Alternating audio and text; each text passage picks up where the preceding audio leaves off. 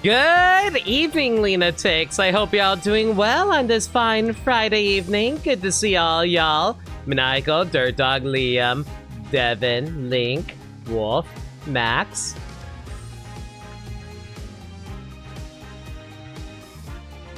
Yo, Flagra.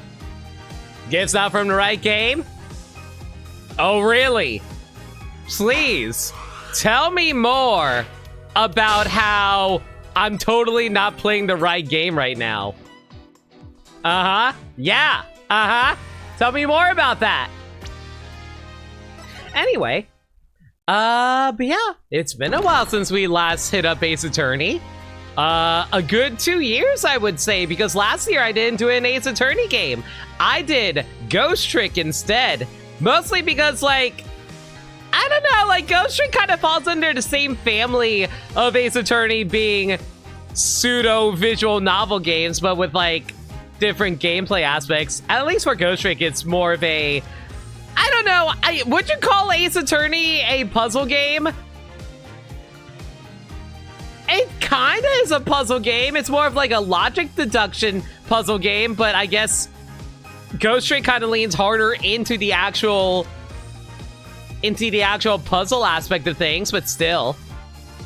It's a logic puzzle for sure, kinda. Yeah, that's what I was feeling like. Who would be the Maya or Phoenix, Natalie or Bachan? Natalie in this sense. I feel like Natalie would kind of be like Maya, but she would be like with the body of Mia Fey, if you know what I mean.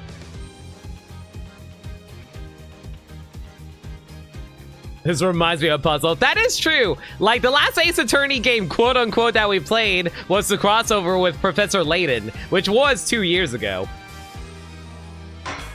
You could make the argument it's a graphic adventure game. Oh, so true. You know what's really cool? You can actually select each individual episode for the games. And I kind of find that super interesting that you can do that. And I'm also noticing that in Apollo Justice, there's only 4 cases, it looks like. So, I'm wondering if does that mean this is going to be a shorter game compared to the previous games that we did? Because I'm pretty sure, like, in the first game, it technically was also only 4 cases, but it was made into 5 cases when it got remade into a DS game. I forget how many cases there were for 2 and 3, though. I admittedly haven't played it in a long time, so I can't quite remember how many cases there were, but I think there were 5 as well. And then literally got whipped by Frenzy for saying that. 3 is technically 5 cases, but case 4 is basically a prologue for 5. Yeah. So, that's really cool. So you can also, like, set individual music tracks here. I'm not gonna listen to it because, like, there's just, like, so many different songs that probably are spoilers. I don't think I need to mess with the settings too much. I did mess with the settings a little bit while I was setting up, like, audio balancing and stuff like that, which, by the way, I think the... Thank you! Objection. Andrew, thank you so much for 35 months! Objection overruled. Much appreciated, dude. Hope you're doing well. But yeah, like, let me know if the game audio is a little too loud or too quiet. I will adjust where necessary. But yeah, how about we get started? Why does Apollo's theme sound so much like a Mega Man song? Composer of this game also did Mega Man X4. Cool. All right. Apollo Justice.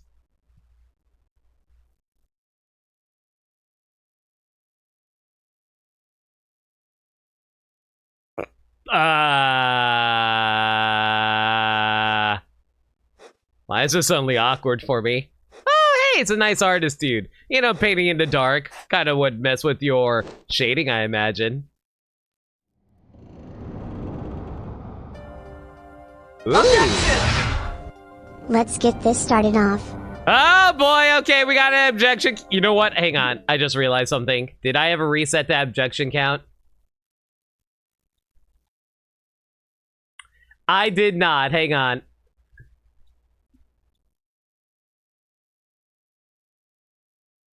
Oh wait, no, that was reset objection.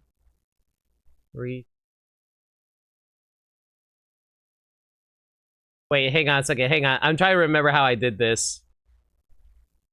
Hang on a second. Give me a sec. I need to reset this really quick because admittedly it's been a few years since we've done Ace Attorney games, so that's why I need to try to remember what the reset commands were. Hang on. Right, it was reset objection to 0. That's what it was. Yo, K-Roll, how's it going? Let me just double check to make sure this is working. Okay, we're at 0, and because we got a cheer bit, objection! So we officially have our first objection. Thank you so much for the 69 bits, Flagra. You ordered sushi for dinner, or was it actually burgers? You tell me.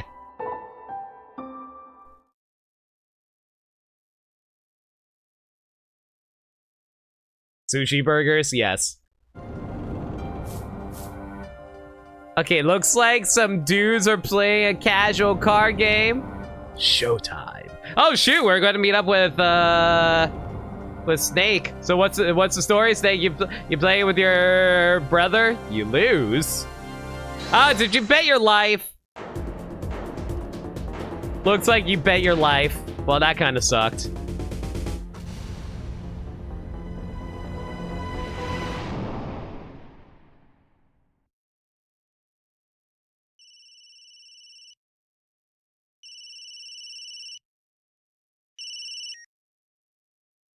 I seem to be in a bit of trouble. Something like that. Dead. Someone hit him. Hard. Me? Please. The cops should be here any minute. I'm in your hands. Should it come to that.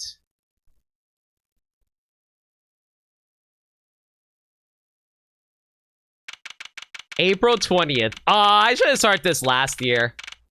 9:37 a.m. District Court, Defendant Lobby number 3.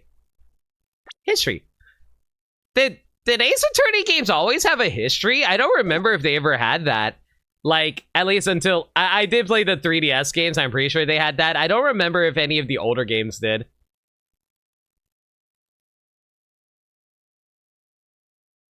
It's our in Dual Destinies? Okay, so I guess they must have added this in the trilogy port of this game then.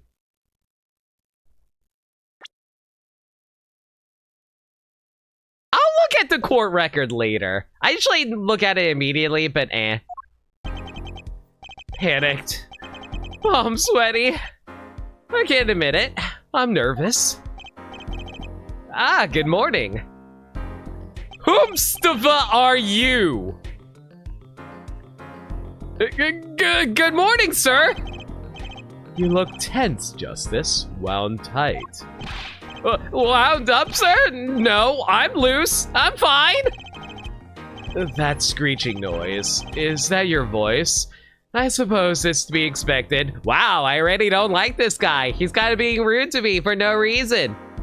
I'm guessing he's supposed to be like the Mia Fey for us, but nah, you're just gonna be mean.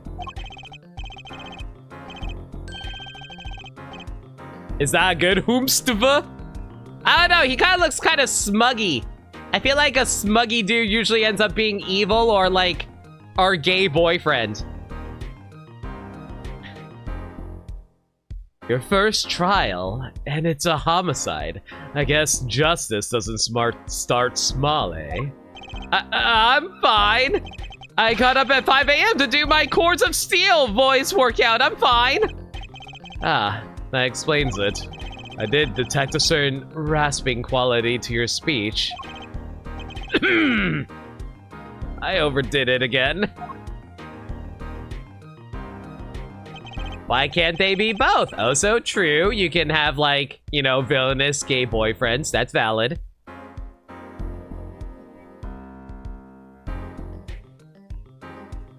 As you know, your client today is a good friend of mine. I wouldn't want to let him down, if you get my drift. Yeah, okay, listen. Now I know for a fact that something's gone weird. Okay.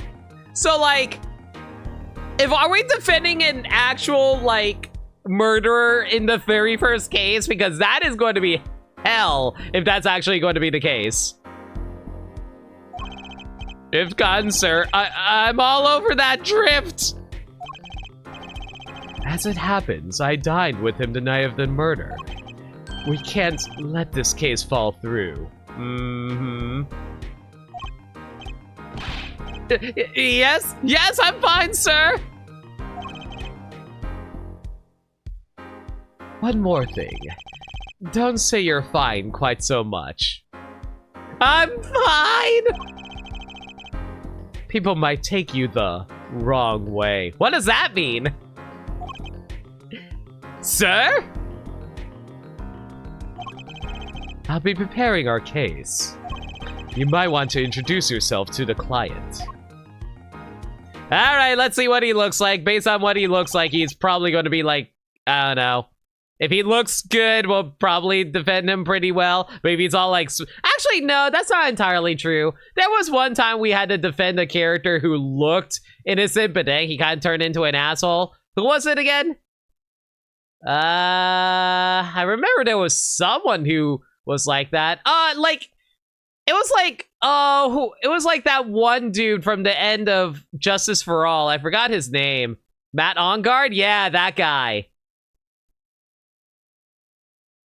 I forgot about Matt Ongard, yeah. He used to look, he was like, oh, hey, I'm totally innocent. And I kind of bought into him because he didn't look like an asshole. And then he transformed into an asshole. But, you know, I don't know. I don't think they're going to do that in the first case. My name is Apollo Justice. If it isn't clear already, I'm a new attorney. And today is my first trial. Not that I'm worried or anything. The defendant has been accused of... murder. My boss wants to help him out. Of course, and so do I. I mean, there's no way he did it. Not him. No way. Oh. Hi, Phoenix. So, okay, I know about one thing about this game. You like his cat, is at least. So, I don't, okay. I want to say this about Apollo Justice. I don't know anything about this game aside from bum Phoenix Wright. I don't know anything else about this game. Like, in the original trilogy, I knew details. Like, I knew almost the entire plot of the first Ace Attorney game. I didn't know much about Ace Attorney 2 aside from Franziska. For Trials and Tribulations, I knew about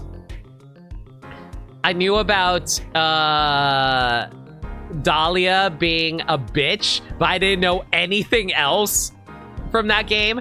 Well, no, I also knew there was something going on with Godot and stuff like that, but I didn't really know much else besides that. I knew he had a history with Mia, but that was the only thing I knew before that game. For this game, literally the only thing I know about this is bum Phoenix Wright. So you know about this look, but not the context. I don't know what happened to Phoenix. I do know some production history in this game, being that originally the Ace Attorney games weren't going to follow Phoenix the entire time. It was going to swap protagonists all the time, but I think Capcom enforced...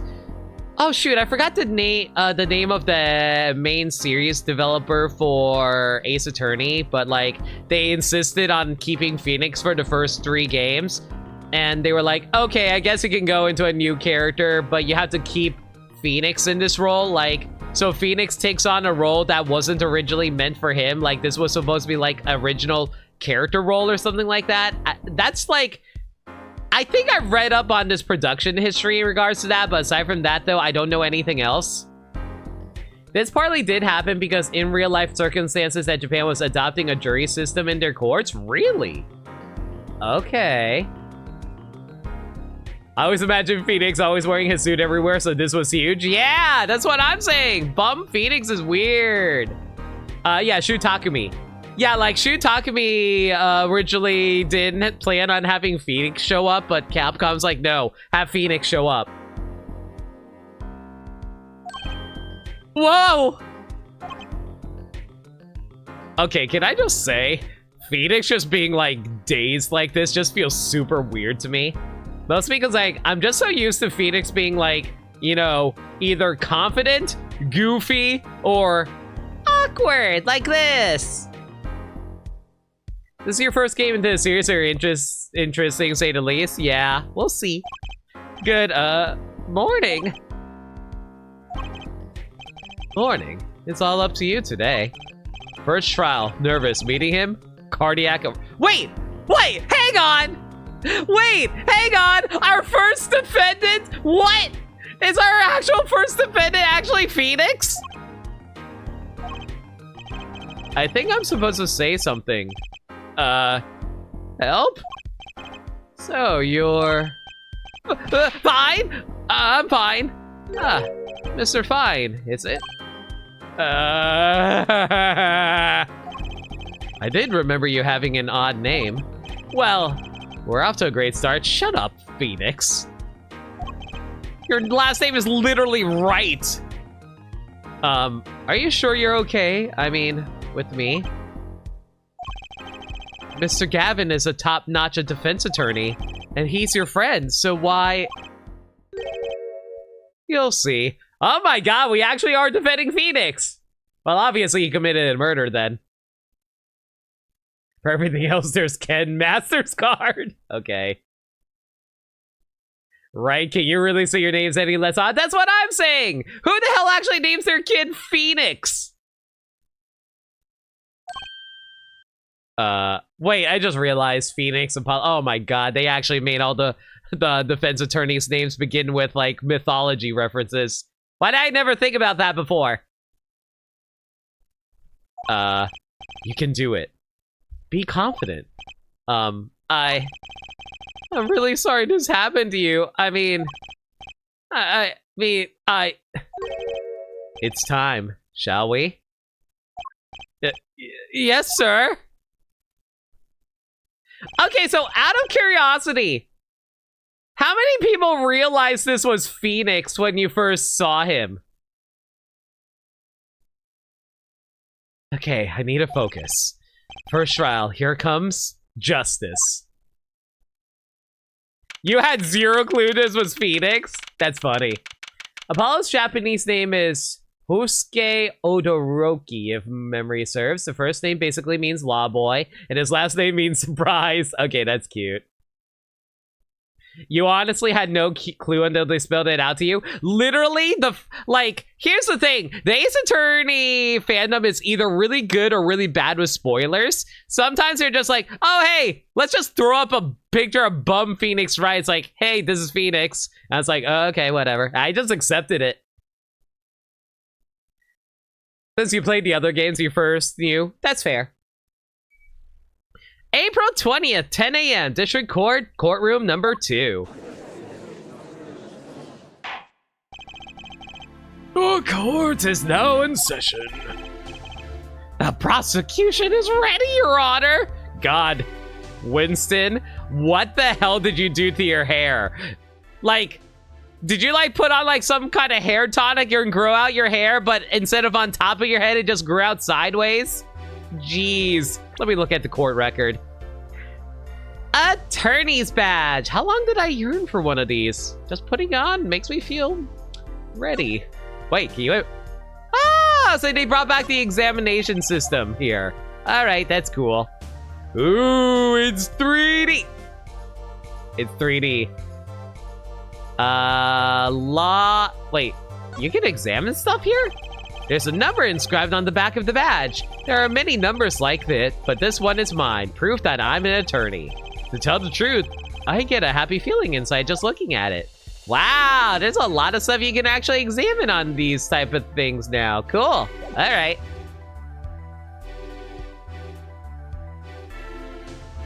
You forgot about Payne's comb over. Is it really a comb over when it's like growing out the sides? Payne having a different hairstyle in each game is great. It's pretty good. Smith's autopsy report. The time of death was around 2 a.m. April 17th. Death caused by a single blow to the forehead. Victim's name, Shady Smith. Or Shoddy Smith, either or. Age, male. Estimated time of death, April 17th, between 1:45 a.m. and 2:15 a.m. Cause of death, cerebral hemorrhaging resulting from blunt trauma to the forehead. Ugh. Okay. Crime photo 1, the sub-basement at the Borscht Bowl Club. I can't tell if that's supposed to be like a bowling club or if that's supposed to be like a restaurant.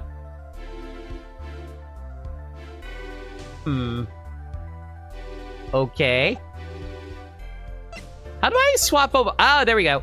Christoph Gavin, age there.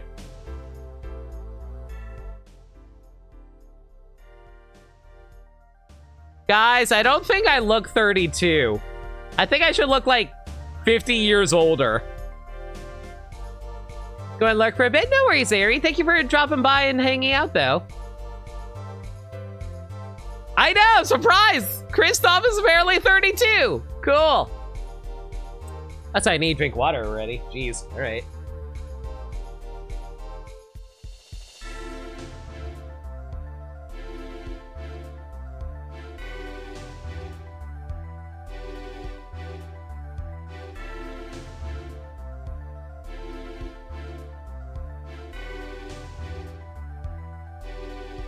Okay, boss at Gavin Law Offices, a first-rate defense attorney, and my trusted mentor. I've learned not to trust anyone unless it's like in the Faye family. But anyway, well, even then, I shouldn't trust anyone in the Faye family considering like Pearl's mom. Meh. This weird dude, my first client, just standing in front of this guy makes me nervous. Do we actually not know how... Wait. Do we actually not know how old Phoenix is? I feel like we know this by now, right? Isn't he like 30-something or something like that? Shady Smith. Yeah, I get the pun. Age, question marks. The victim in this case, a traveler only recently back in country. Apollo doesn't know his age. That's fair. But yeah, I feel like we should know how old Phoenix is, right? Morgan's like the main antagonist of OG trilogy. Oh, so true, yeah. Winston Payne, the prosecuting attorney. He's Jesus Christ, Winston is 61? Good lord. The prosecuting attorney, for all his experience, he lacks a certain presence. The defense, is, fine. I mean, ready, Your Honor. Mind's going blank. Don't panic. Too late. Your name was Mr. Justice. And this is your first trial? Yes, Your Honor, but I'm fine. Really? Are you quite sure? Your voice sounds a bit strained. Apollo looks like the human version of Pitch from Kirby. Phoenix is around 33 years old here. How long is... You know what? I'll probably figure it out myself, but I am wondering how long this game takes place after the original trilogy. Mr. Gavin? Yes, Your Honor. I was under the impression that you would be heading up this case. That was my intention, yes. However, a defense attorney must always cede to his client's wishes. And my client specifically requested Mr. Justice. Well, of course he wants justice, but to entrust his case to this greenhorn. Why? I do not exaggerate when I say that you're the best defense attorney in town, Mr. Gavin. Excuse you, what the hell happened to Phoenix? Okay, so Gavin's got trial experience, fine, but does he have cords of steel? Then let us begin. The defendant may enter the courtroom.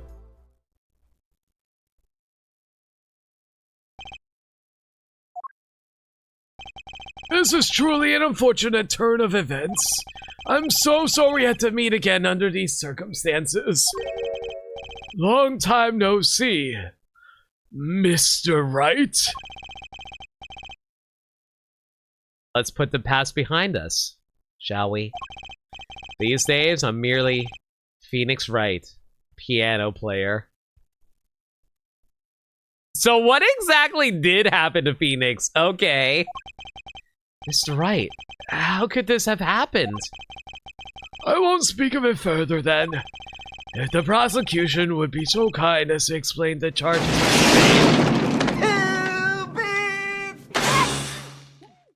Judge, damn.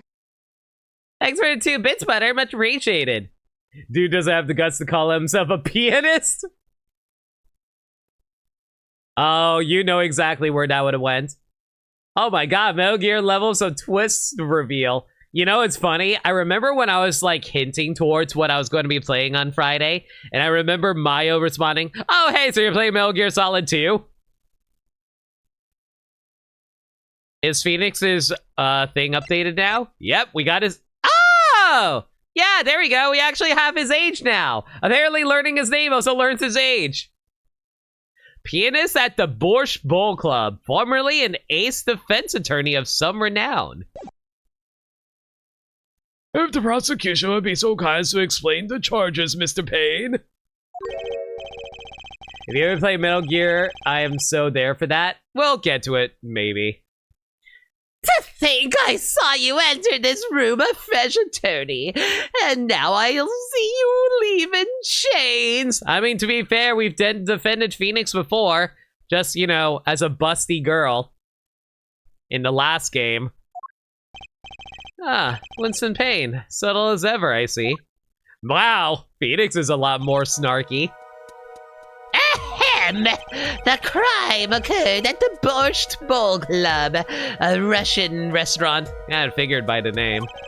The defendant, Phoenix Wright, took their victim, a customer, and he hit him. Wham! On the forehead. Smack! Killed him cold.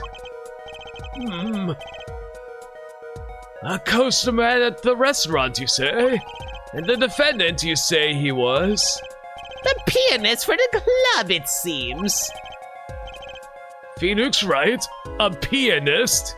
I mean, he is a dude. Phoenix Wright age, dandy. This is actually like the 3rd time we tried on court. I know about the one time that he was tried because like Mia had to defend him during Dahlia, but I don't remember what the second one was. This is the weapon that took the victim's life.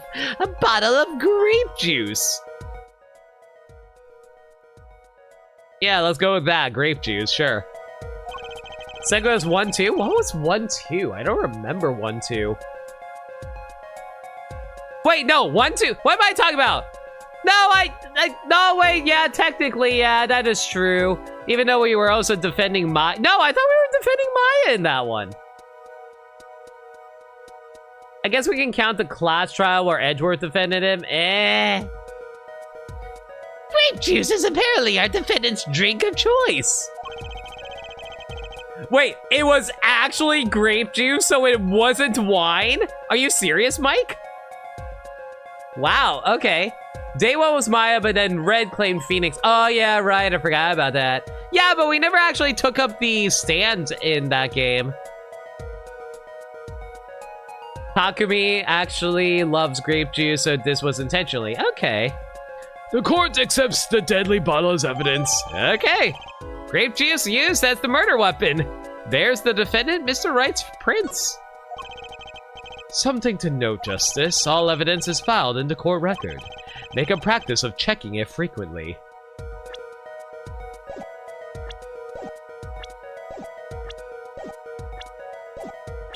You can stop now.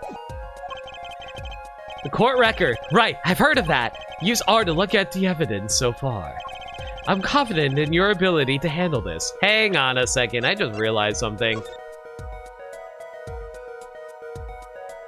If he got murdered by blood trauma to the point that there was actually blood, There should be, like, blood splatters everywhere, right? We'll see. Right. Just use R. Sounds like it's time for some hands-on action. So the victim was a customer at this restaurant. But just who was this, Shady Smith fellow? You know, it'd be really funny if his last name actually was Guy. Shady Guy.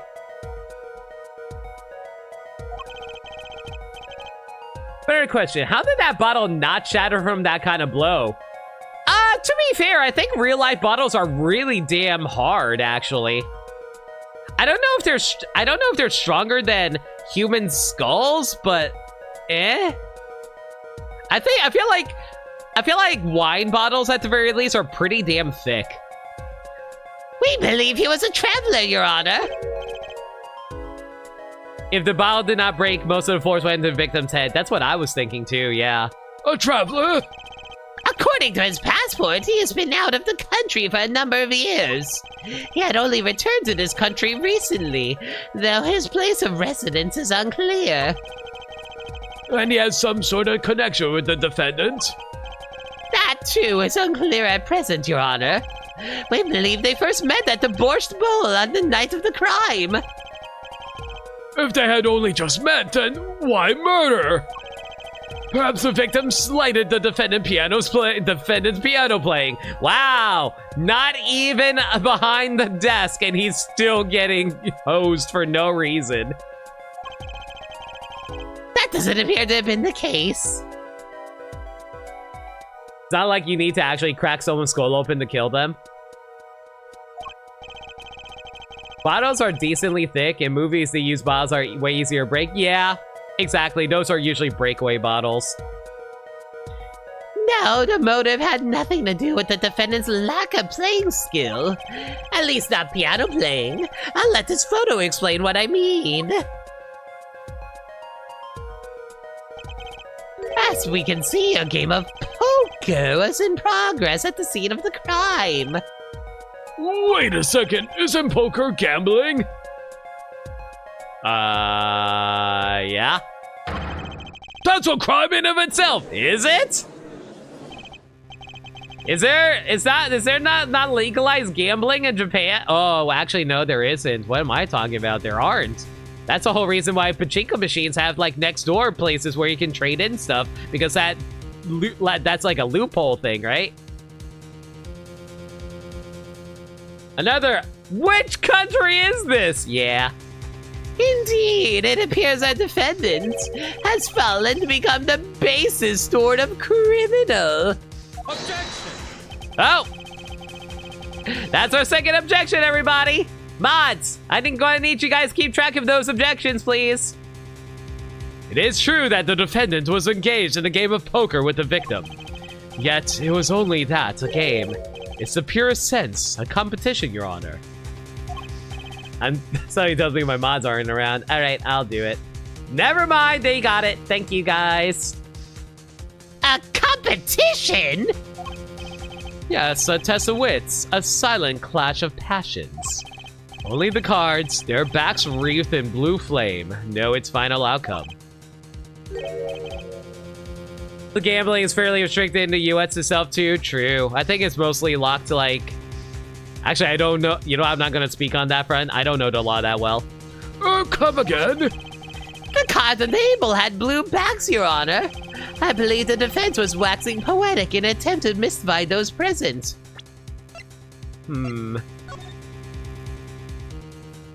I wish this was a colored photo so we can actually see more, but oh well. You know, considering how this takes place in, like, what, 2010 or something like that? I feel like that's something you probably would have by now instead of just black and white photos. I mean, sure, you can take a photo that's black and white, but you might as well take one that's also in color just in case. And impress women. That will be our first order of business here, then. To find out more about this fatal game of cards.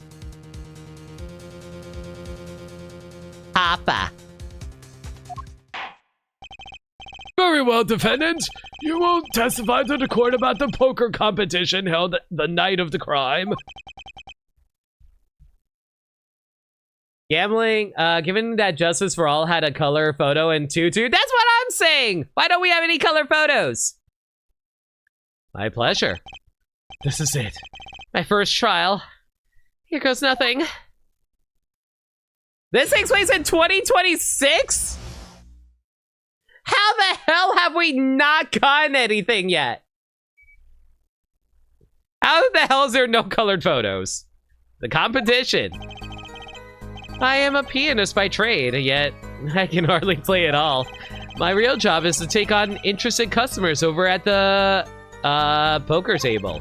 The room where we play and the competition there are the club's main attractions. Wait, so does that mean Phoenix is just naturally really gifted at card games? Color photography will magically stop working next year. Calling it now. Rules are simple. We play a game of poker using 2 decks of cards. That's all it is, a game, and our customers are happy. Wait, 2 decks of cards? A pianist who can't play piano. Shout out to Yu-Gi-Oh! I activate Welcome Labyrinth. Better than a defense attorney who can't defend. Very well, the defense may begin the cross-examination. Right, Your Honor. My first cross-examination. Don't blow it. Are you alright? You're sweating bullets. But bullets? Where? It's a figure of speech, Justice. Your voice sounds strained and raspy, too. My brain feels strained and raspy, sir. You've watched me perform cross-examinations many times.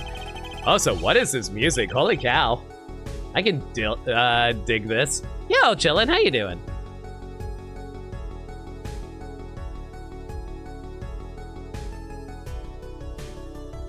So you've never done one yourself, have you? Care for a refresher? What to do? Should I ask Mr. Gavin for a refresher course in cross-examination? Yo, shout out to them actually making sure you actually know this. Okay, actual question though. Do you guys want me to go over the refresher course? I don't need it, but like maybe there's some funny dialogue or whatever you want me to see. You're just recovering? Oh, dude, I hope you feel better, chillin'. We can just skip it. It's content, I guess. I would personally.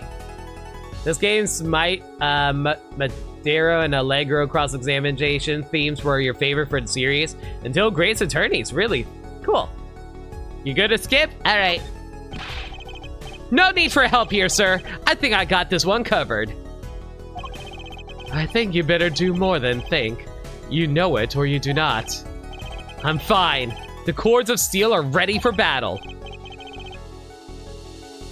My weapons, press and present. Find any inconsistencies and lies in the testimony and reveal them in court. What's the point of asking me if I want a tutorial if you're going to tutorialize me anyway?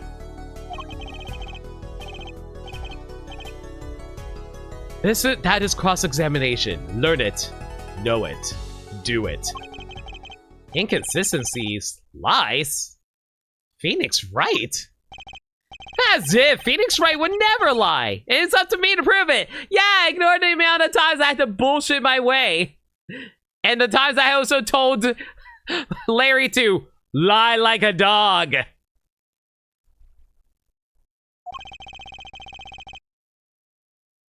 No, or no not. There is no think. The defense may begin the cross-examination.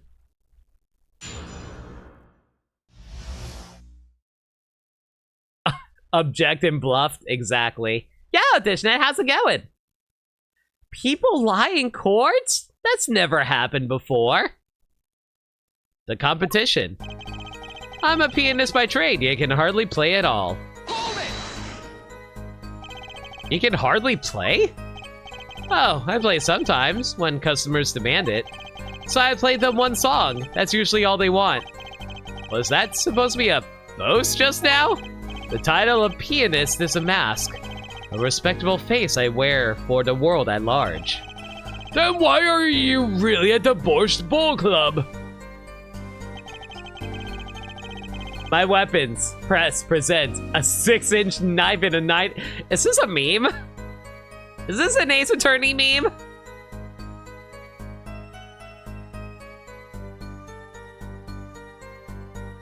1,000-year stare. Is that a butterfly? Well, why would a butterfly be in the courtroom? Yes.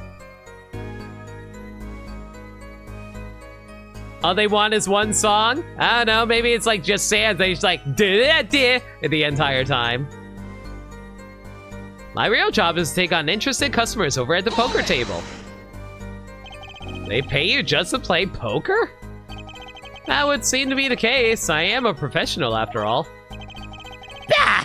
Do I detect pride in that statement? Yeah, since when did Phoenix become an ace poker player? It's just hard for an honest, hardworking member of society like me to imagine.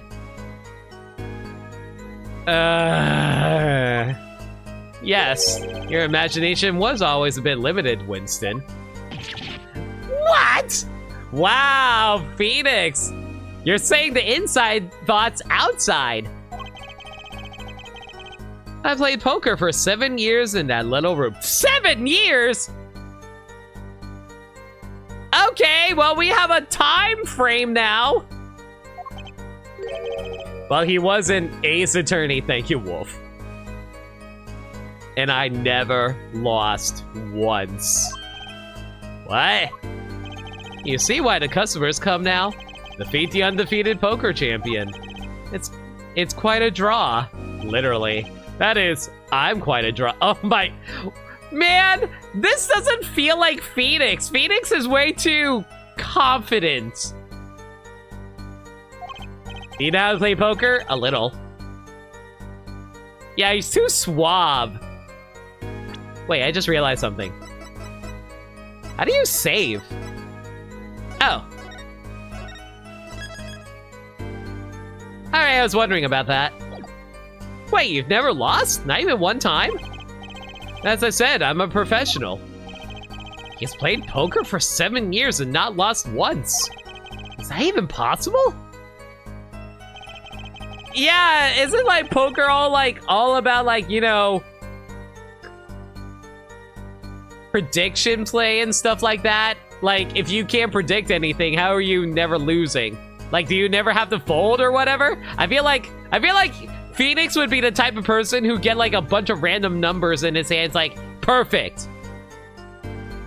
I got a good road like to learn poker. It's called Balatro. Never heard of it before. Sounds fun. A lot of playing poker is playing your opponent and bluffing. True. Who also learned how to play poker or TF2 items? Ah, good old poker night in the inventory. The room where we play and the competition there are the club's main attractions. The room in the crime scene photo is an attraction? It's quite a history, actually. The Borch Bowl Club used to be a gathering spot for black market types back in the day. Black market? All in the past. Things like the black market are only on the silver screen nowadays. Uh-huh.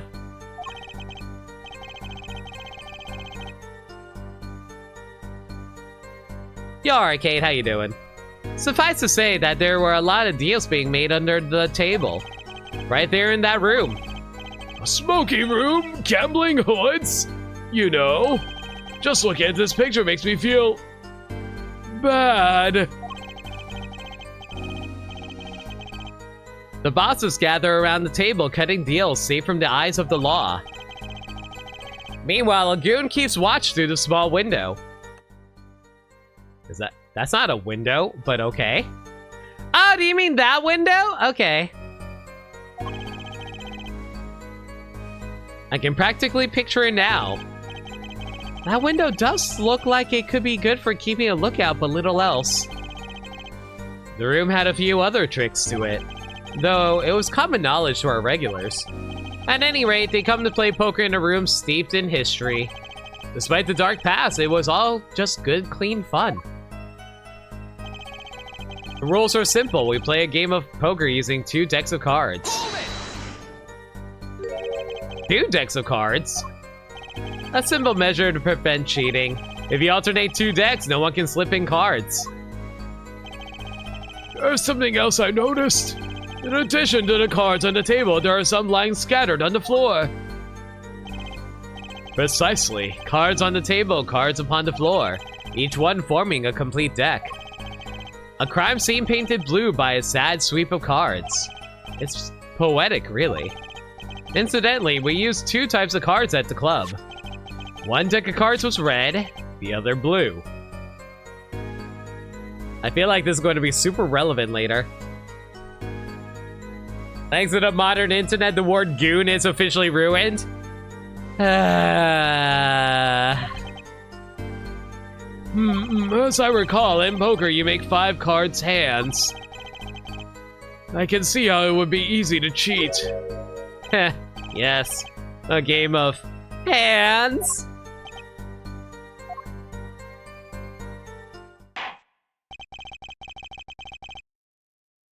This competition you're talking about, I believe the court understands the nature of the game sufficiently. That's right. It was a simple game, after all. Are you sure? Huh? People are not murdered over simple games, Mr. Justice. Defendant, you are in the room the very moment the crime occurred. God, I cannot read. Yet you claim no connection to the crime? Now that's strange. What's strange? I was testifying about the competition that night. Asking me about the crime at this point is against the rules, Your Honor. Of course, I expected to hear a cry of objection from the defense. I completely let that one slip by! Don't despair yet, Justice. Sir? Right, there's something I like made clear, namely your connection to the case at hand, and I'd like to hear it from you. Sure, why not?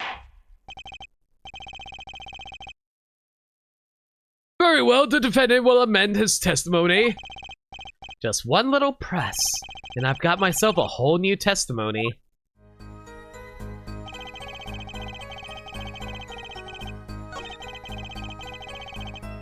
Hang on, let me go press this really quick. That's all it is, a game and our customers are happy. So you claim you weren't gambling.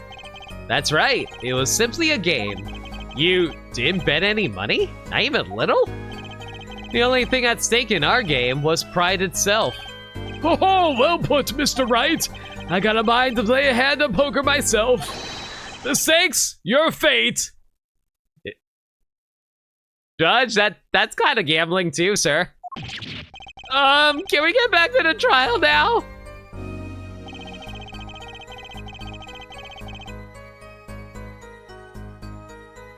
I pleaded silence regarding the murder, but I will say I never touched the murder weapon.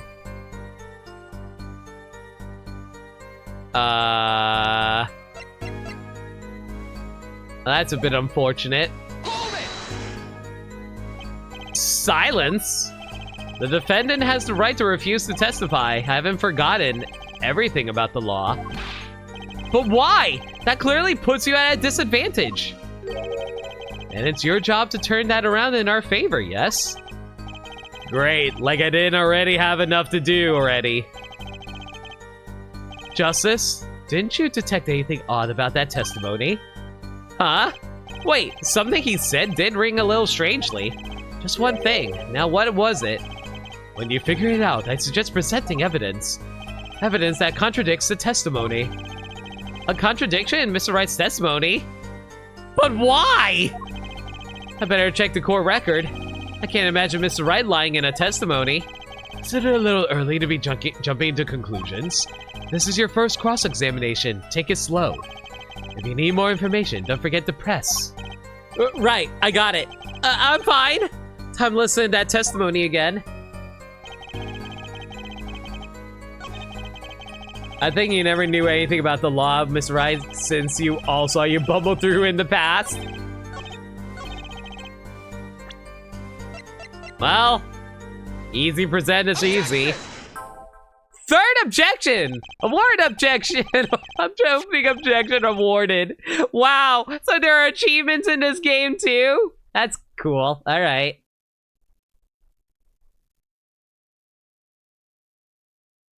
So, you say you didn't touch the murder weapon, this grape juice bottle. Right. So I said. Something the matter, Mr. Justice? Oh god, I do not like seeing Winston Payne, like, blow, like, pull on his hair like a freaking cute girl or whatever. Ah. Too bad our new defense attorney never learned how to play dumb. What's this, Mr. Payne? I examined the bottle in question, you see, and it was covered with the defendant's fingerprints. Do you like grape juice, Libby? It's fine. Objection! Also, damn this music. I can vibe to it. No need to shout, Mr. Justice. I can hear you just fine. Wow! Just as our music starts playing and we're immediately cut off. Jeez. Excess yelling can damage the judge's ears and our case. But what about my cords of steel? When does Ace Attorney not go hard? Oh, so valid, Link. Anyway. What's so strange about fingerprints on a bottle in a restaurant? Well, that's true. Second objection. Oh, they wouldn't prove a thing if they were normal fingerprints. Huh? But the fingerprints on the murder weapon were upside down. Upside down? What does that mean? It means he was holding the bottle inverted, and there can only be one reason for that. It means Libby needs to get a drink.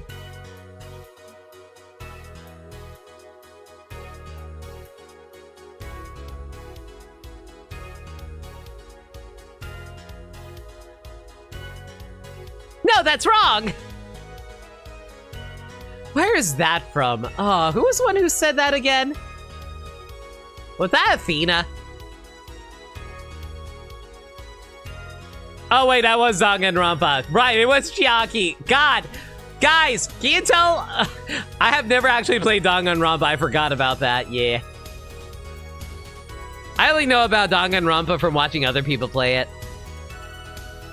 It means he was holding the bottle inverted, and there can only be one reason for that. Knuckle. Yes! To brain someone with the bottle. I really hate that when Winston brushes his hair backwards, it looks like he's doing an uwu face. I never needed to see Winston Payne doing uwu. Ah! Yeah, like, next time you see Winston brushing his hair back, look at his mouth. It looks like he's doing uwu. Mr. Gavin, I think things just took a turn for the worse. Winston will win. Oh my god. Oh, I see no problem, Justice. Huh? The only thing that matters is the truth. There's a good reason for everything. You'll see. I'm gonna save these raid messages for later.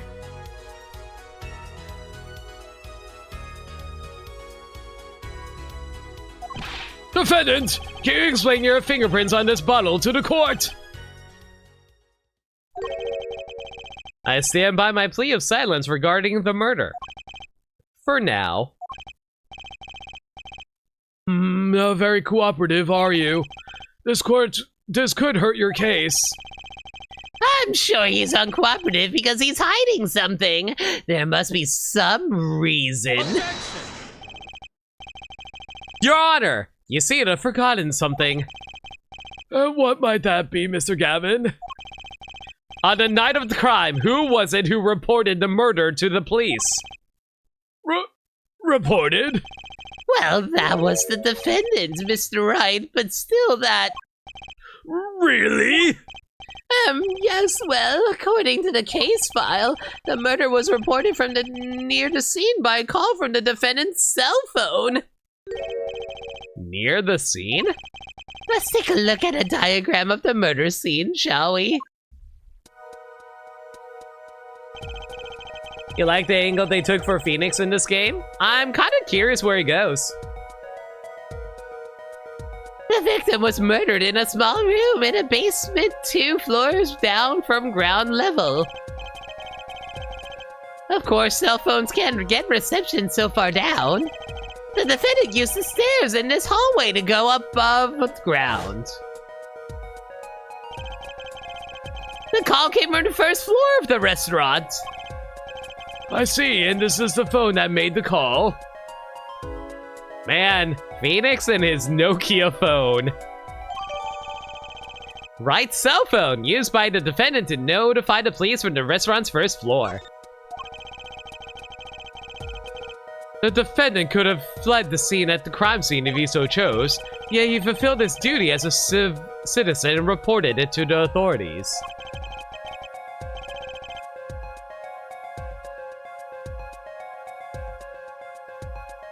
Phoenix would use a Nokia in 2026, true. And you claim he's being uncooperative. Ugh. Nice save, Mr. Gavin. I better not waste this. I think the prosecution has toyed with our client enough for the time being. Toyed? I assure you, no one is more serious about... What was it you said?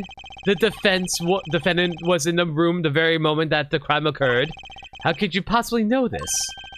That's a good question. How indeed? The answer is simple, Your Honor. The prosecution has a decisive witness. You're as good as they say you are.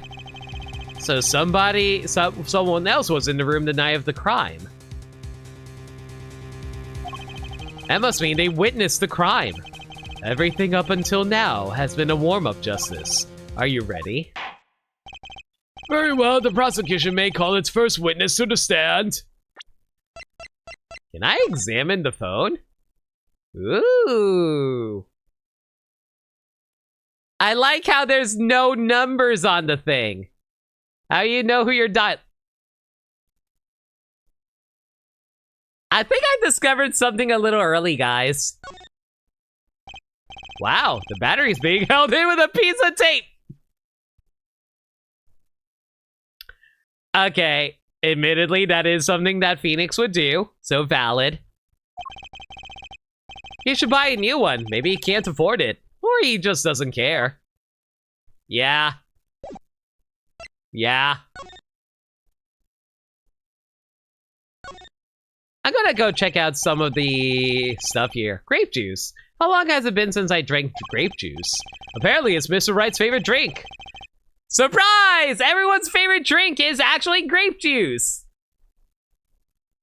You get this though? You fidget with battery covers all the time? True, fair. And then sometimes you accidentally break the mechanism that holds it in place and then you have to tape it? Yeah. That's also probably the same phone Phoenix has had since the first game. Mm-hmm. Bottle is completely empty. I don't think you can examine any of this stuff either, right? No, not really. Oh! Who is this cutie? Hello! Is this Colin from Street Fighter 5? The witness will state her name and profession. Oh, hold on just a moment. Where's the witness? I surmise that she has been frightened by the defense's demonic-looking horns. Listen, we just have weird hairstyles.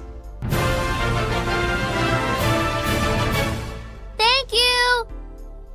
Wow, I missed the first hour of this LOL. How's the game? LOL. Well, we didn't really get much done so far, but thanks for the resub with Prime Gaming, Burmsai. So I use a little hair gel. Relax, people. He had trouble paying rent even when practicing law. Now he doesn't have money for anything else. Yeah. And I imagine being a professional poker player doesn't pay well. Have no fear. If any horns point in your direction, this court will cut them off. You are sure? I swear it on my gavel, please come out. Is it violence against hair crime, Your Honor? Well, if you're sure it is, okay. Aw, she's a cute! Well, wait a minute. Would the prosecution care to explain to witnesses, paraphernalia? Yes! She is a professional, Your Honor. Those are merely tools of her trade. And that would be? My name is Olga Orel... Oh.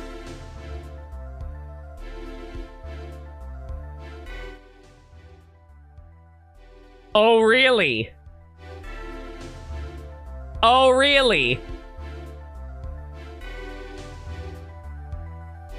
Yes, that's an oh, really. Orly? Uh-huh. Uh-huh. Uh-huh. I am employed as waitress in Borscht Bowl Club restaurant. Then why the camera? Of course, it is my pride to serve borscht, that is naming restaurant. But I also perform, how it is said, other service. Oh my, hang on, before I say anything else, how old are you? 21! We're all good, everybody!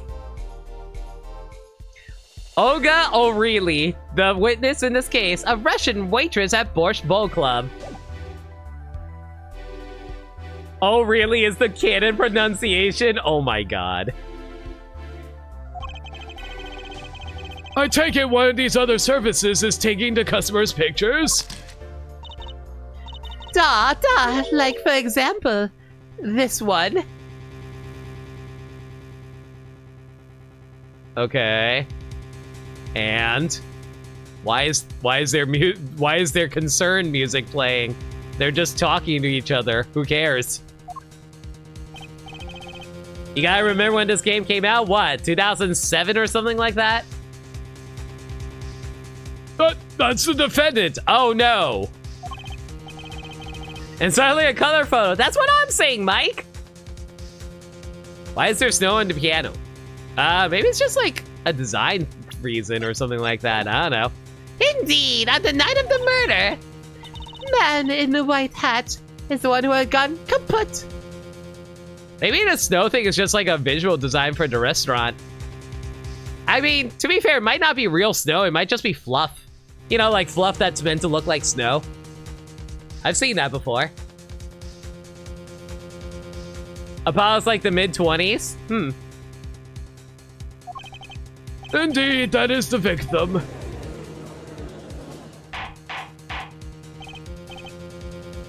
Order! Order! This is quite a piece of evidence to casually drop onto our laps. It is same way as I drop cold bowls of borscht on laps of customers. Casually. Then the court will casually accept this new evidence. Now, witness, where were you at the time of the murder? I was in room, the hideout, we call it. Excuse me, the hideout?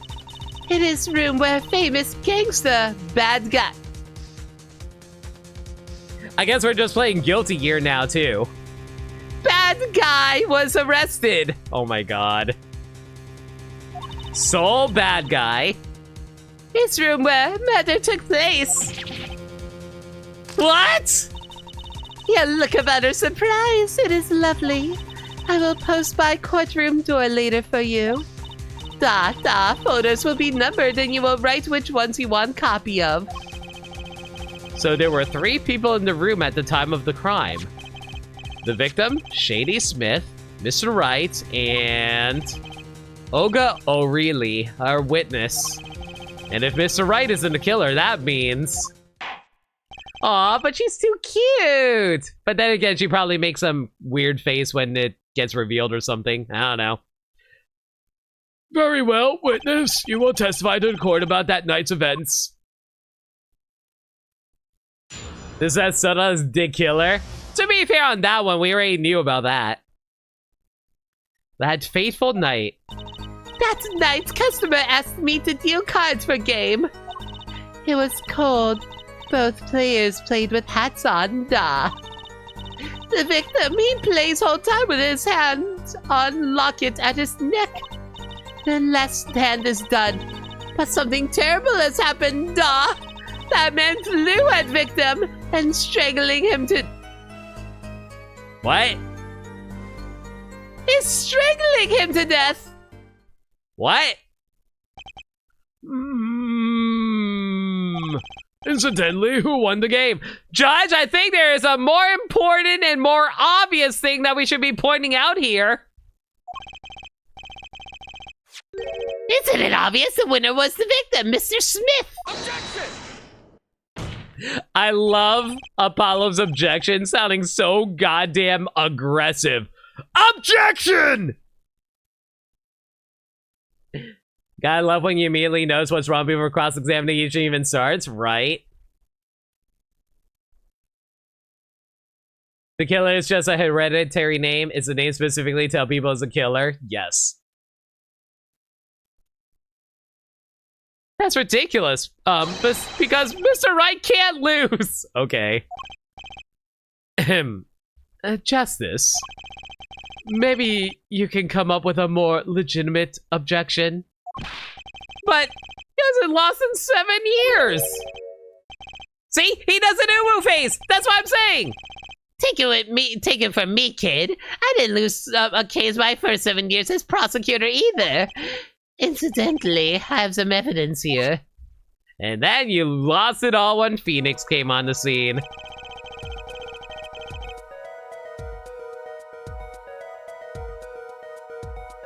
Huh. These are the poker chips as they lay the very moment of the crime. The hand and chips on this side belong to the defendant, Mr. Wright. Those on the far side belong to the victim, Smith. That's a hell of a full house, okay.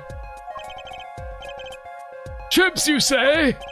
Duh. I mean, yes, imagine that... Wait a second.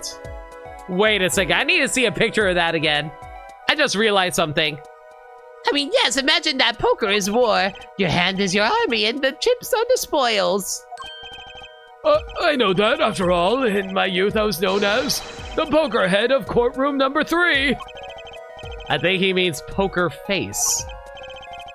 Looking at this picture, it does seem most of the chips are on the victim side of the table. I wonder if this thing is relevant. No, that looks like a 2, not an ace.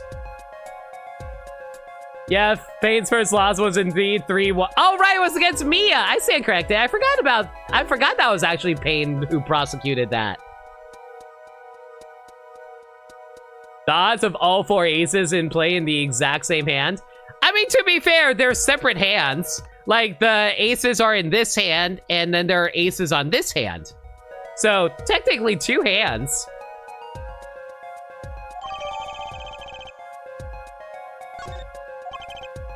Very well, the defense may cross-examine the witness.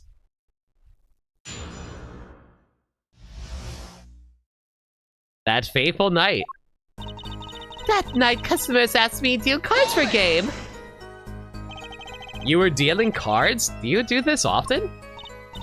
Da, I am doing this. If customers wished it, I serve anything. Borscht, cards, more borscht, my body on a plate.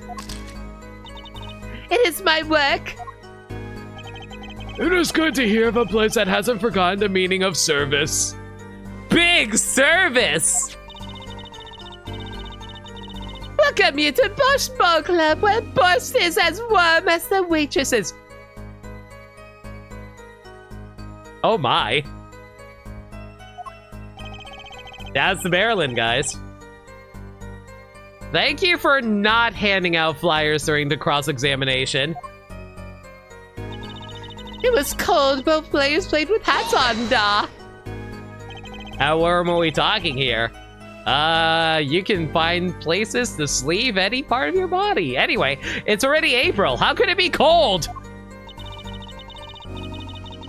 At Borscht Bowl Club, we have pride at authentic rustic Russian restaurant theme. Outside, it is city in spring, but inside is always as cold as Mother Russia. I like how they write this as if Olga is from, like, the Soviet Union. Did the Soviet Union just never fall? No way am I going there. When it comes to hot borscht, cold is best seasoning, da. The victim, he plays whole time with his hand on his locket at his neck. His locket? Hang on a second. I need to double check something. Huh, okay. Okay. Okay.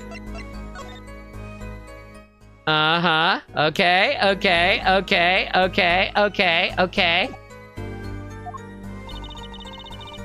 I believe it was good luck charm, da.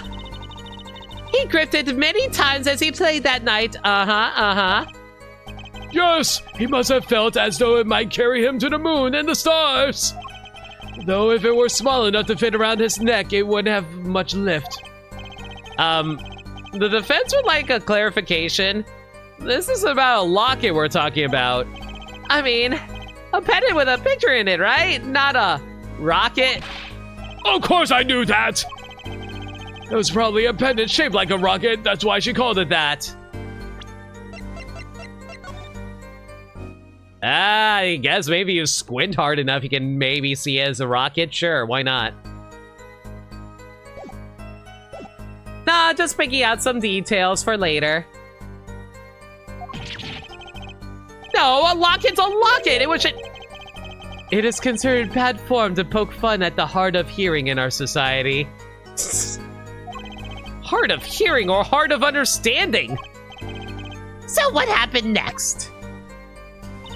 Then last hand is done, but something terrible has happened, da.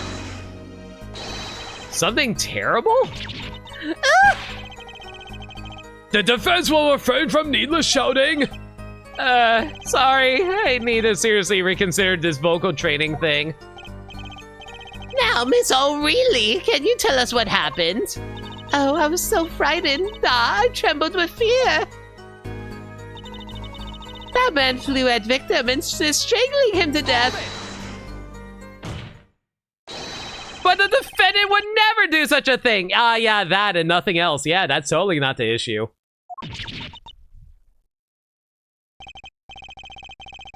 Well, now I can't say I've ever heard the defense tried this tactic. If possible, please refrain from embarrassing me. Oh my god, Kristoff is so passive-aggressive at us right now. He's so mad. Still, by the way, guys, friendly reminder again, if you guys want to bloat the objection count, y'all can drop 69 bits. That would force us to have to increase the objection count.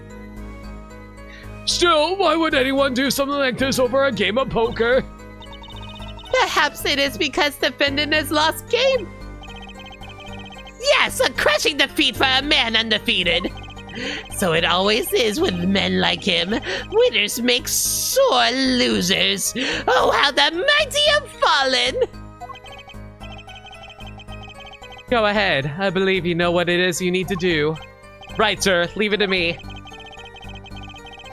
When Phoenix is put on trial, Apollo will take the stand. Leave it to me. There was only 3 people in the room at the time of the murder. The victim, Shady Smith, Mr. Wright, and if Mr. Wright isn't the killer, I've got you now, O'Reilly. Well, gee, I wonder what I'm supposed to present here, everyone. Objection! That's another one for the objection count. Yeah, this game's not subtle at all with its puns, is it?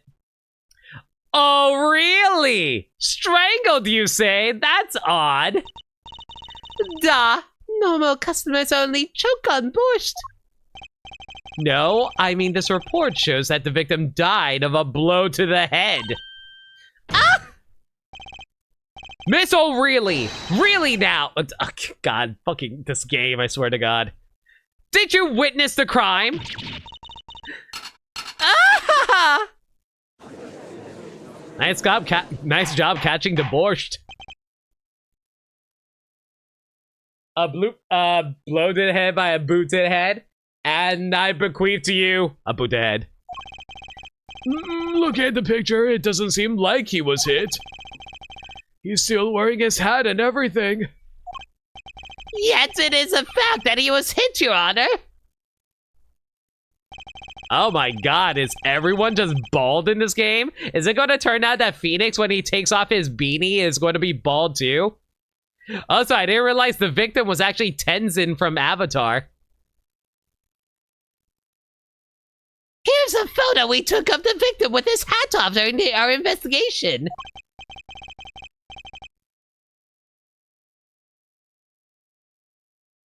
Well, that's quite shocking, isn't it? His head certainly was hit.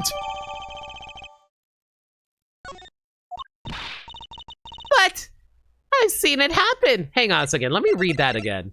Photo of forehead, hat removed during investigation. Okay, just want to make sure on that. But I have seen it happen. The defendant, he lunged at victim, his neck. Oh, really, Miss oh my God. They're just going to be running this entire time, aren't they? I think I've caught you in your own lie this time. Justice, I admire your enthusiasm, but perhaps you should think this through once more. What do you mean? I found a contradiction.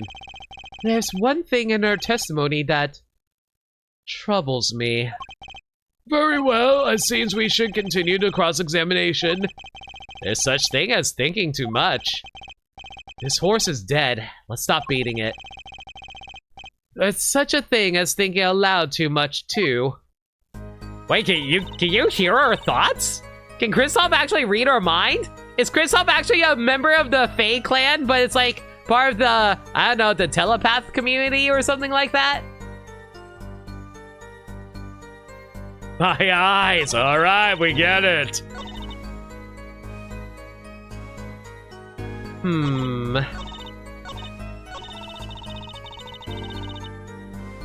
After defendant tried to strangle victim, he hit him with bottle.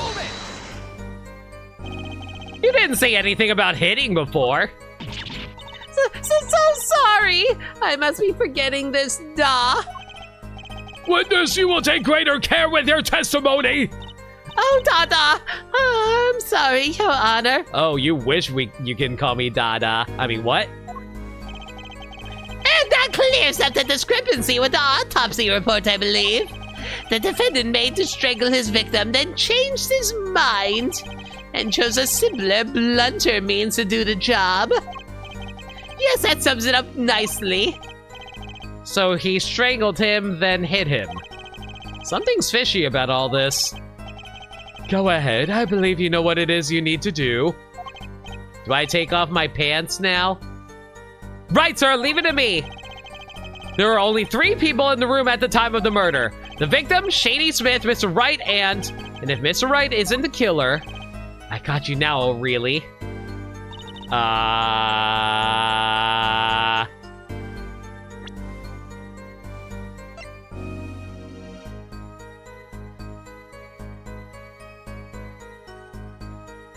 That night. Wait, night?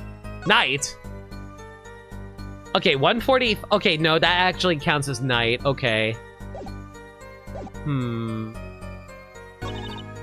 It was Coldplay's place with hats on. Wait. Okay. With his hands on locket at his neck. Okay, I'm seeing 2 contradictions here, potentially. 1, both players played with the hats on, but how were you able to smack him in the head if his hat was covering his face? And without his hat taking damage.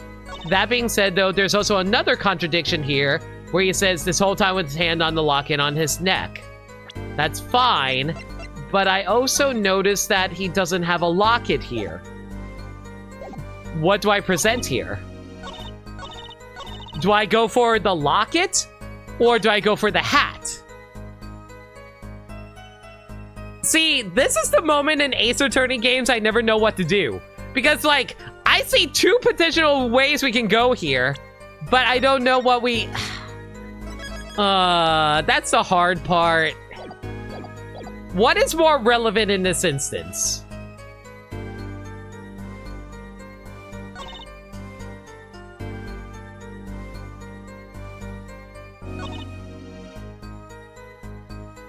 I feel like our train of thought is currently focused on the attack. So I think we should go for the hat on thing.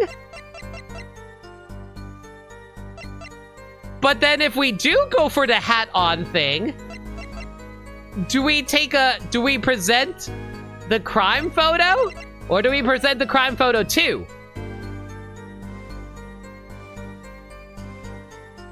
Because, like...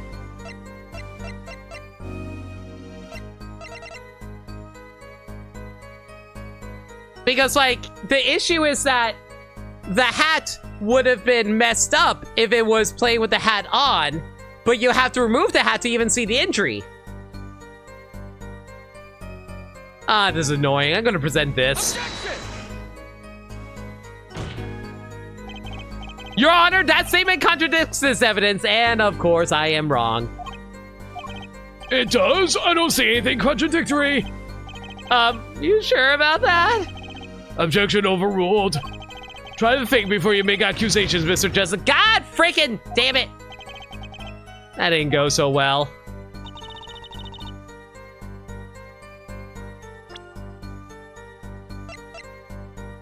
I'll try to continue pursuing this line of thought, but... Okay, this is not working.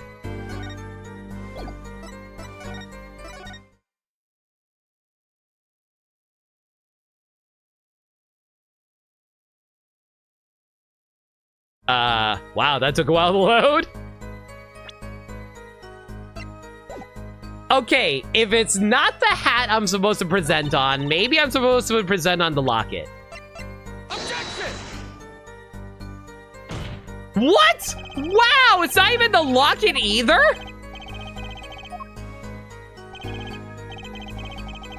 What am I missing here?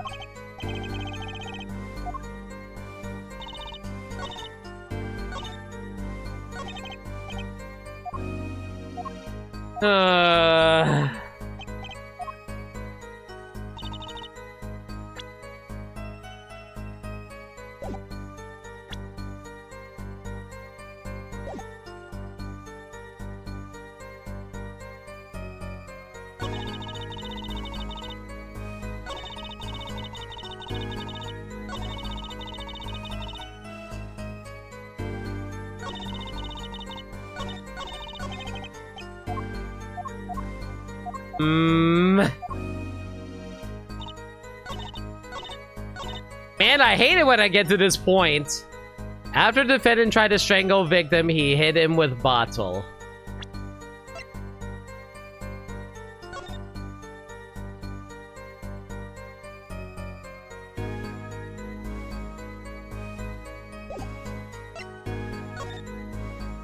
Is there anything that I'm missing here that we have evidence of? Wait, can I check, like, the time of the phone call? I don't think there's a way to check out the time of phone call, is there? Nope.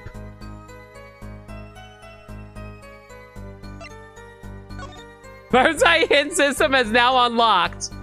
Okay, Burmsai, let me ask this, and I want to be clear on this. Just give me a yes or no answer.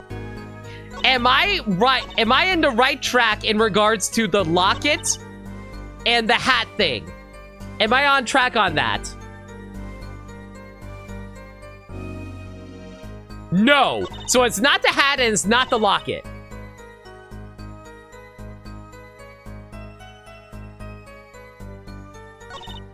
After the defendant tried to strangle him, he hit him with bottle.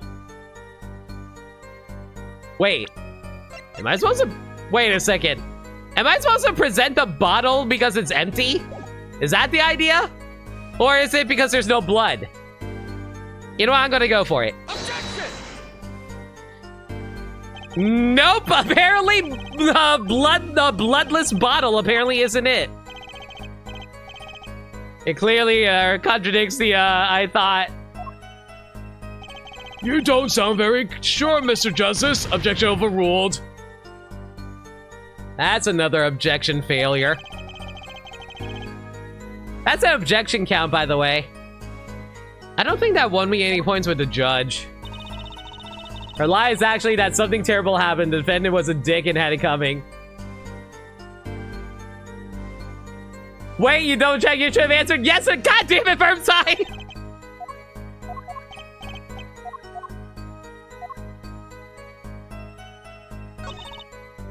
Okay, so it involves either the hats or the locket.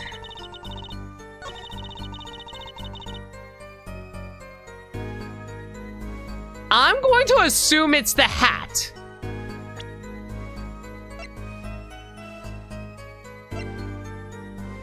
It's not the crime photo 1. It's not crime photo 2. I'm going to assume it's this.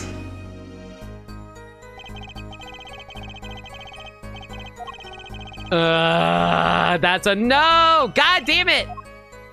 They aren't, are they? Not at all. Mr. Justice, please think your facts over before making accusations. My God! I feel like I have the right idea. I just don't know what evidence I'm supposed to present on this.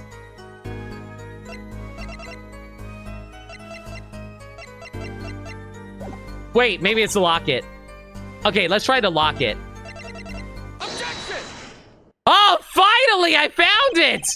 It was actually the locket. Okay, so I did have the right idea. I just didn't know which picture to present. You wonder how many lawyers got disbarred after their first trial? Bermsai, you're a lawyer. Did you ever get disbarred? You know, there was one curious part in her testimony, just like Mr. Gavin said. But what does it mean? Mr. Justice, would you care to explain what it is you're thinking so intensely about? Recall the testimony, Your Honor. The victim played with his locket on hand. His hand on locket at his neck, I believe she said. I hope you aren't about to raise an objection to the witness's grammar.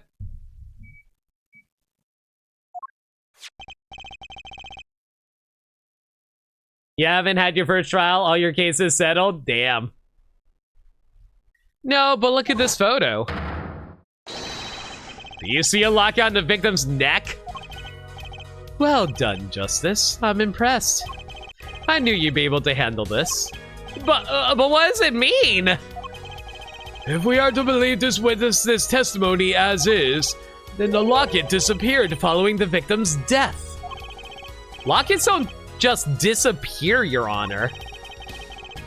It's quite simple when you think about it. If the locket is gone, someone must have taken it off. No.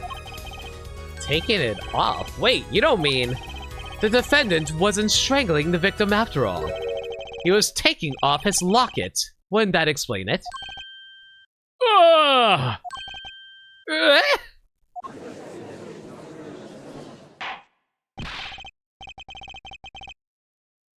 Defendant, what do you have to say to this? Say. Yes? I just noticed this, but... You have something hanging around your... Mother trucker, I didn't even notice that. You have something hanging around your neck, don't you? Oh? You mean this? Yes, it's a locket with a photograph inside.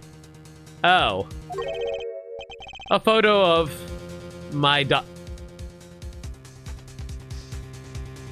Okay, so I will say I know about one thing about this game in regards to his daughter, but that's only because I played Spirit of Justice.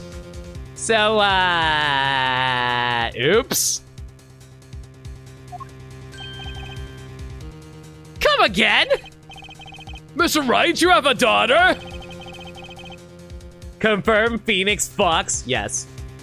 You skipped it. No, I did Dual Destinies. I played Dual Destinies, and then I did Spirit of Justice. So, first Ace Attorney game I played was Dual Destinies. I didn't think there would be that much continuity. We confirmed it at the time of the arrest.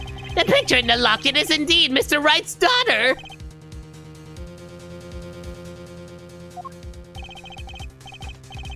You just play it because of Athena? Athena be cute, what can I say? I haven't played 4 Investigations, Investigations 2, Great Ace Attorney, and Great Ace Attorney 2, correct. So Mr. Wright has a locket too. Why didn't I buy that? This was just a coincidence. Well, now, if the results of this poker game led to the murder, perhaps we should hear a bit more about the outcome of the game. Further testimony won't really be necessary. It's clear the defendant lost badly.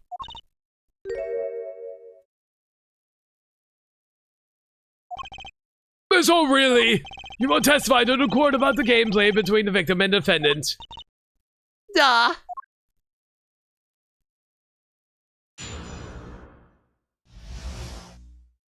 Fierce competition. The game began with 3,500 points in chips for each man. House chips come in 2 sizes, small and large. The one who was winning died, who was victim. For last stand, defendant played with all chips on table and lose. The moment loss was decided, defendant grabs bottle from table and... Indeed, looking at this picture, it does seem to be a one-sided game. As the court knows, the poker was the defendant's life. Failure must have been a bitter pill to swallow. Oh, how many times have I heard these words? I done it in a fit of rage, Your Honor, and now I regret what I've done. A common tale, but true. Methinks the judge watches too many old court movies. Mr. Wright said he hasn't lost in 7 years, so this testimony must be wrong.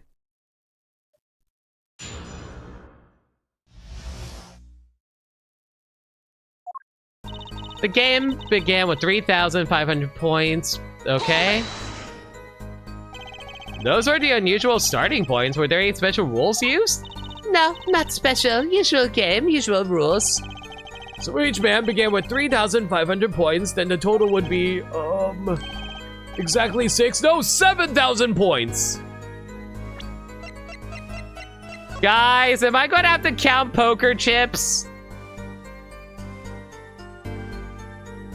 Okay, if the black ones are supposed to be big, and the small ones are red... 1, 2, 3, 4, 5, 6, 7, 8, 9, 10. Oh my god, I'm gonna have to math this, aren't I? Okay, so there are 10 black chips and there are 6 red chips. How much is that? Ugh. I'll worry about this later. Please, this isn't calculus. It's not even long division. House chips come in 2 sizes, small and large. Are the chips in this photo all the chips that were used? Duh. Duh, of course. Something's fishy with these chips. Should I press harder? Maybe you could explain a bit about these chips. Explain? What is there to be explained? That's an objection. Yeah, see? Oh, shoot. Look at that! Winston Payne Uwu! Winston Uwu! Winston Uwu!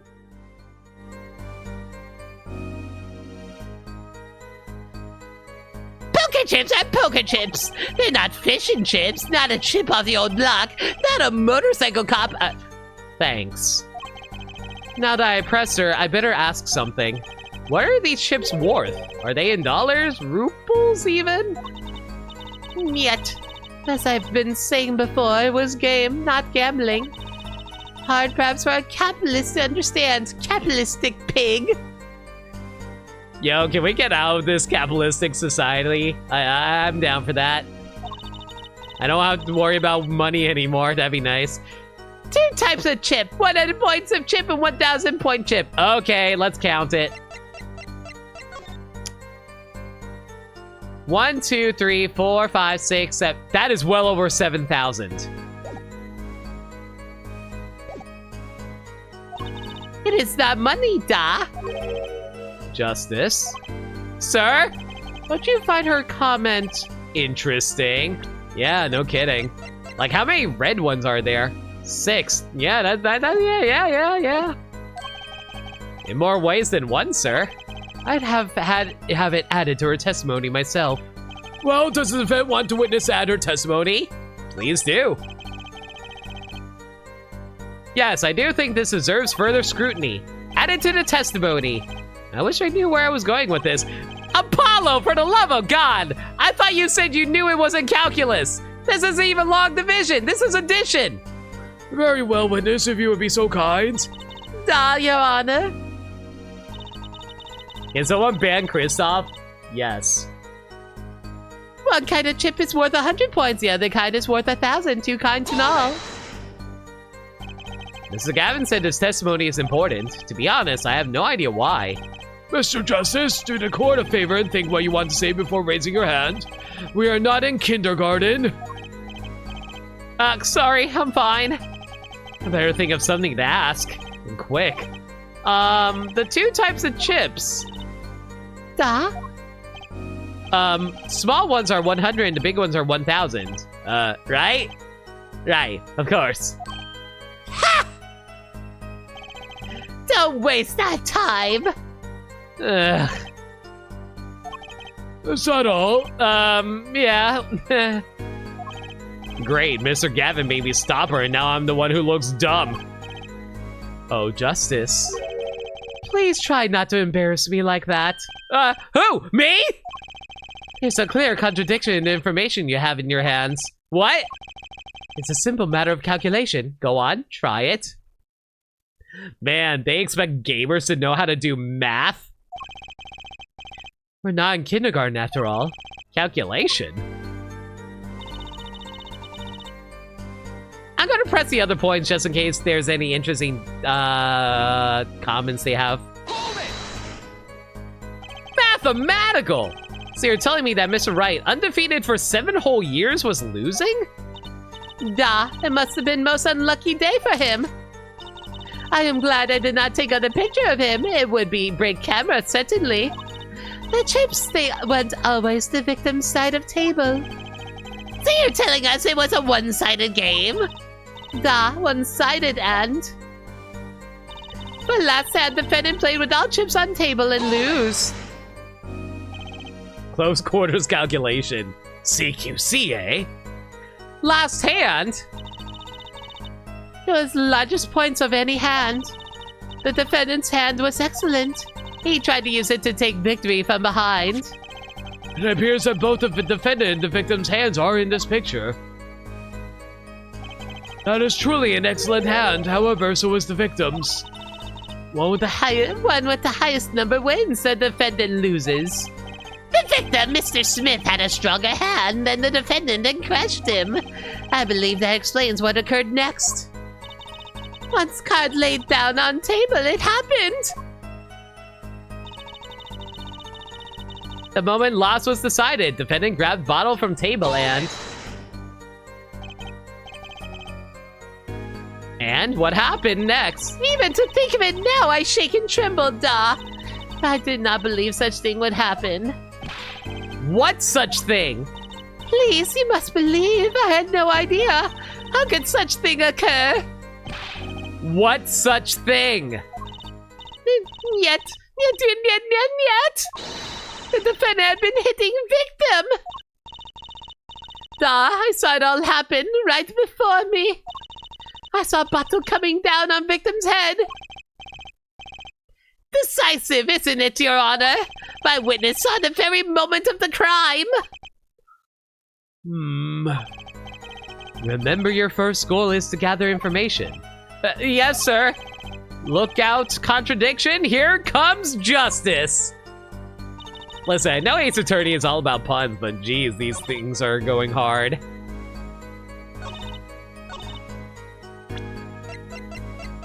Objection! You sure it was the victim who won? You're absolutely sure? That's a double objection. It seems our new Ace attorney. attorney is a bit confused. A glance at the picture is enough to tell you who won, if you're not in kindergarten.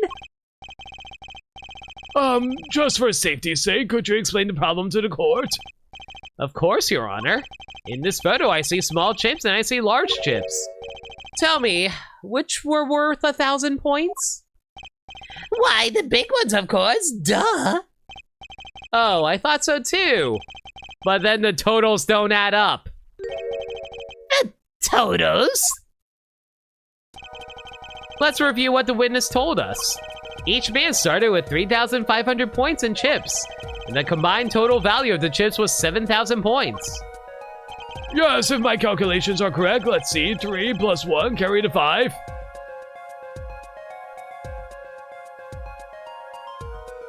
Sure. They are, Your Honor. Now, look at this photo that allegedly shows all the chips. No one knows how to do basic math in this universe, confirmed. If the chips are worth 1,000 points and the small chips are worth 100, and you add them up. How much is it? Pain? Do it yourself? You aren't in kindergarten, are you? 10,600 points. The chips don't add up. This clearly contradicts the witness's last testimony. But why? How could this be? Exactly, Justice. Now that you know the what, you must determine the why. Right, there's only one possible explanation to explain this contradiction.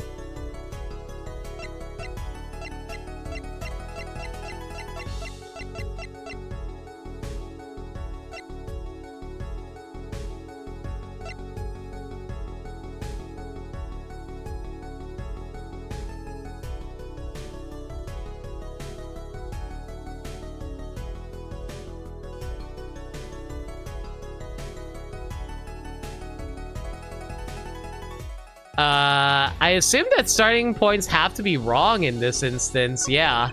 This calculation makes the answer clear. If the total combined points on the table is 10,600, then each man started the night with 5,300 points. 5,300? That's a rather half-baked score at which to start a game. Justice, would different starting points really change anything? Yeah, that's what I thought. I felt like that didn't make sense either. I was like, what does this have to do with anything? It seems the defense's objection was even more half-baked than the score.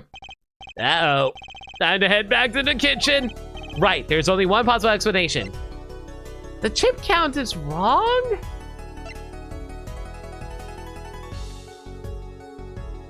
But if it's wrong, then some of them must be missing? The odd thing here is the number of chips, yeah?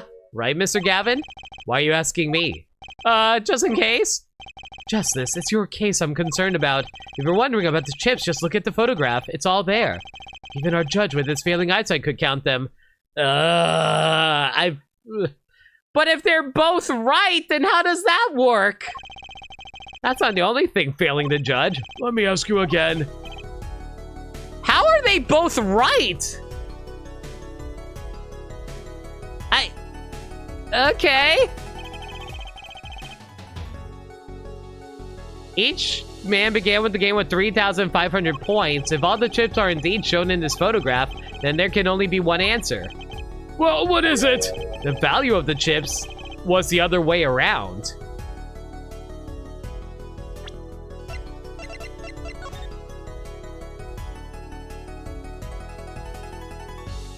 Shit, it does.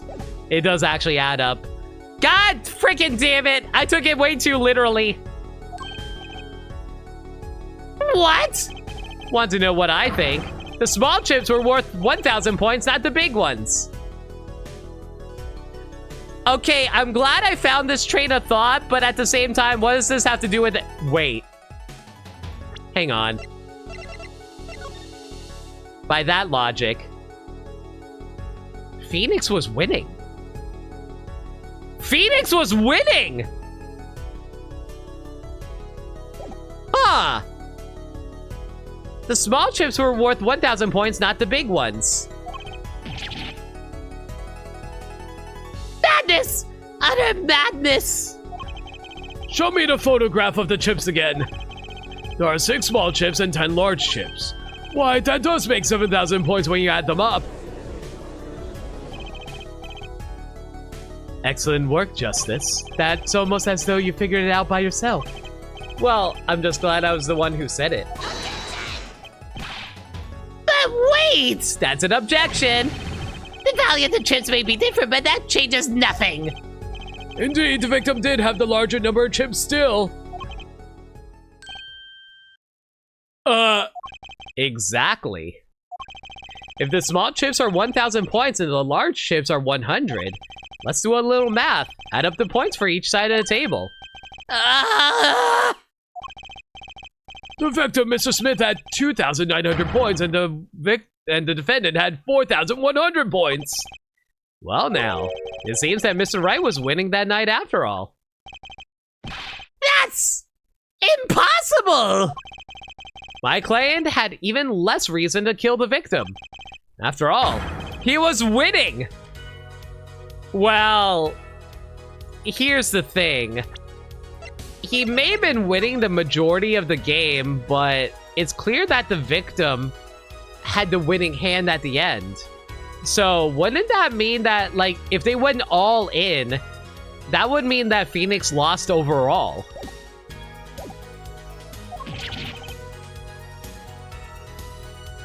You love the different prosecutor objections, like Manfred von Karma sounding like a demon. It's so good, Nameless. Yeah! Now, Miss O'Reilly, you must have known the true value of the chips, since you were there at the scene of the crime. Weren't you? Ah!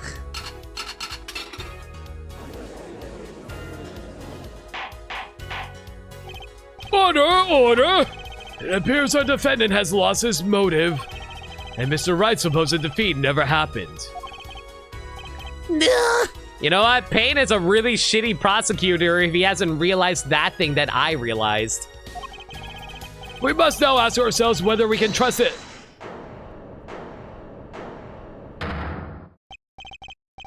Excuse me? What is it, Miss O'Reilly?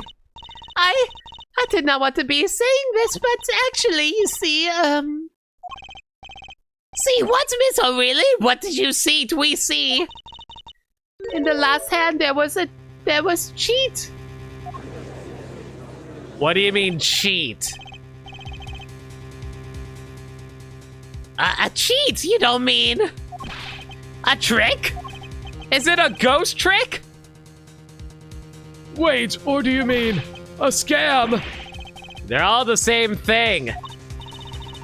Yes, there was a cheat in last hand. That is why game ends with chips as they are. Great, just great. First we have lying, now cheating.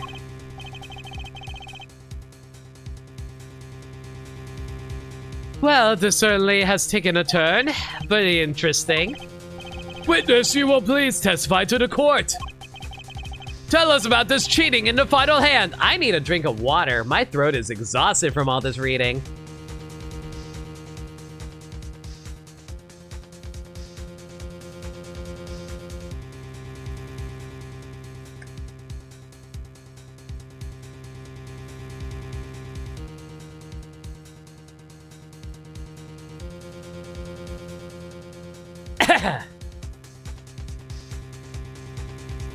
Tell us about this cheating in the final hand.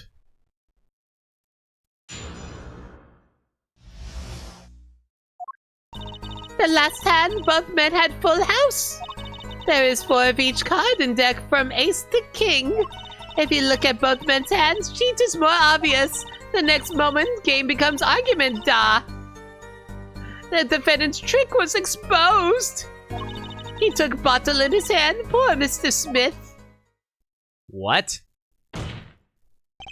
Miss O'Reilly, why did you not tell the court about this from the very beginning?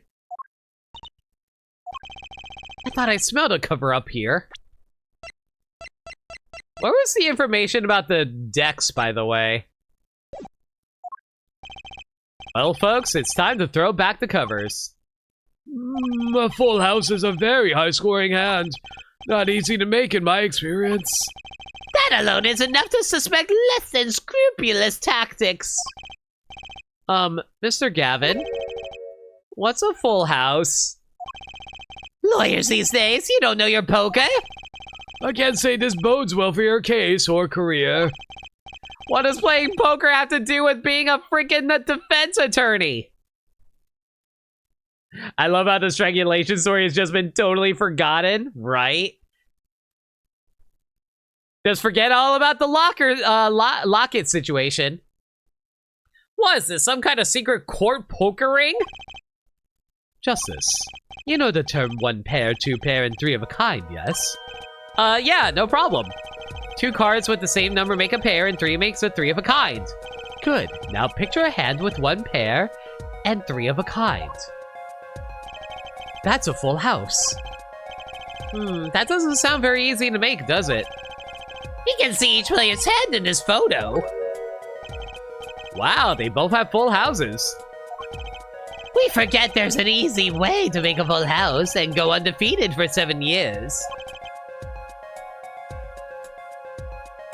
You cheat! Just to catch up the player under rules? Yeah. The defense may cross-examine the witness.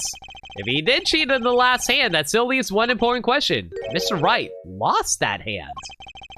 Who's ever heard of a professional con man losing when they cheat?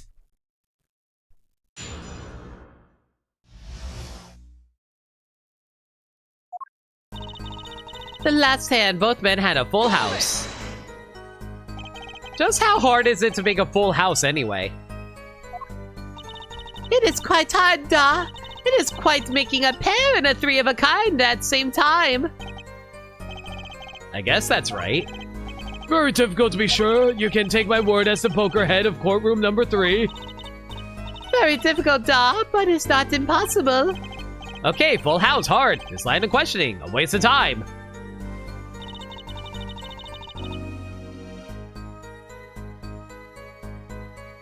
There's 4 of each kind in deck from ace to king. 4 of each card, you say? Da, there's 1 spade, 1 diamond, 1 heart, and 1 club for each card. It is interesting fact that his number 4 comes from the number of seasons. Huh, you don't say. Did you know that cards are numbered 1 through 13? Add all the cards in a deck and you get 364 a year. Wow, I never thought about that before, but hey, fun facts for you guys. Huh, you don't say. Isn't that 1 day short? That's why each deck has 2 jokers. They say the second joker stands for the leap year. Thus, you have a perfect representation of the year, all in a deck of cards. Ooh, fun facts. Poker attorney, story of seasons. Surprise everyone, we're actually playing a farm simulator. Huh, you don't say. We're going to be in this court for a year if it keeps going like this. If you look at both man's hands, cheat is more obvious. How was it clear? Da, well, the defendant. He played a 5th ace. What?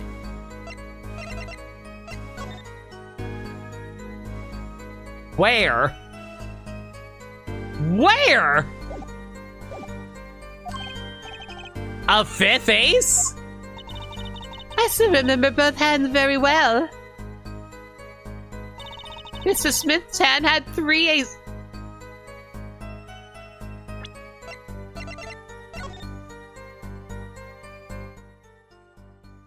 Uh-huh. Uh-huh. And Mr. Wright's 2. Obviously, cheating was afoot, or perhaps I should say a hand. Your Honor, perhaps this can be added to the testimony without Mr. Payne's jokes. Very well, the witness will add this detail to her testimony, please. Mr. Smith's hand had 3 aces and Mr. Wright's 2. It was 5 aces in all. Hold it! I'm gonna keep pressing just for more dialogue. A fifth ace? I should not exist, no. I still remember both hands very well. Mr. Smith's hand had 3 aces. And Mr. Wright's 2. Well, where did this card come from then? Perhaps we should ask the defendant that very question. Adding cards to a deck is no less serious a taboo than forging evidence in a court of law. Ugh.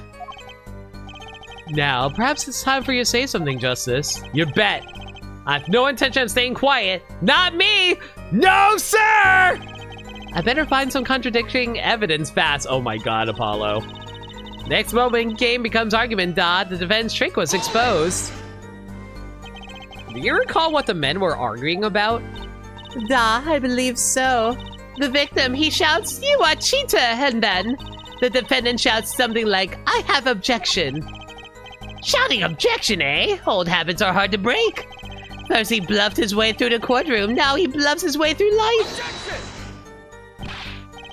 However, Mr. Wright lost the hand. That seems to cast a shadow of doubt on Mr. Smith. Humiliation from losing even when cheating. That is what set fire to the defendant's heart. So what did the flaming defendant do?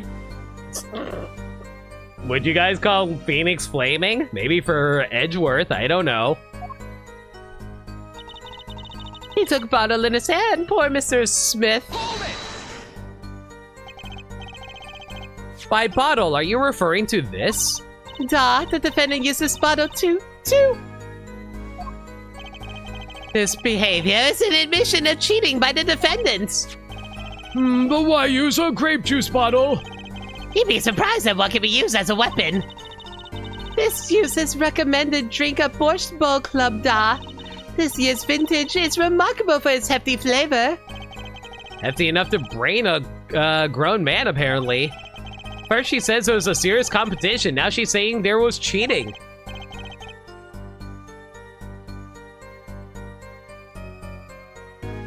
Sorry guys, I'm just doing a quick stretch. I haven't stretched in a while.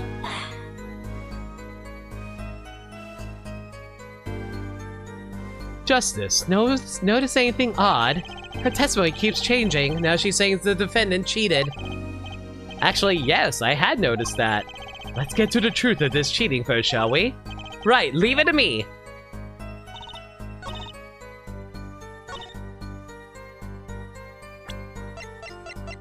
Objection! It appears the witness is mistaken. Mistaken? But my name... Look, this piece of evidence clearly contradicts what you said in your testimony. That's the photo of the chips, is it not?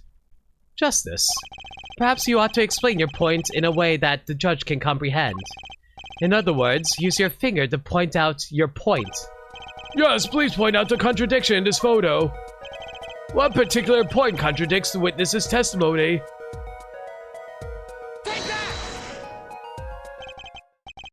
Miss O'Reilly, in your testimony, you claimed the following claim. You made the following claim. Miss Smith's hand had 3 aces. But as you can clearly see, the victim only held 2 aces. Well, maybe the witness was simply confused. Perhaps it was the defendant's hand that held the 3rd ace in question. Oh boy, here comes the objection train, everybody. Take another look at the evidence. As you can see, the defendant also had 2 aces in his hand. Where's this 5th ace? I see cheating all right, and it's going on right here in this courtroom. 2 aces in each player's hand does make 4 aces in total. Hardly proof of cheating. You love a new chapter of Trials as an objection theme so much? It's pretty good. Please, wait. It is true, I have seen it at the 5th ace.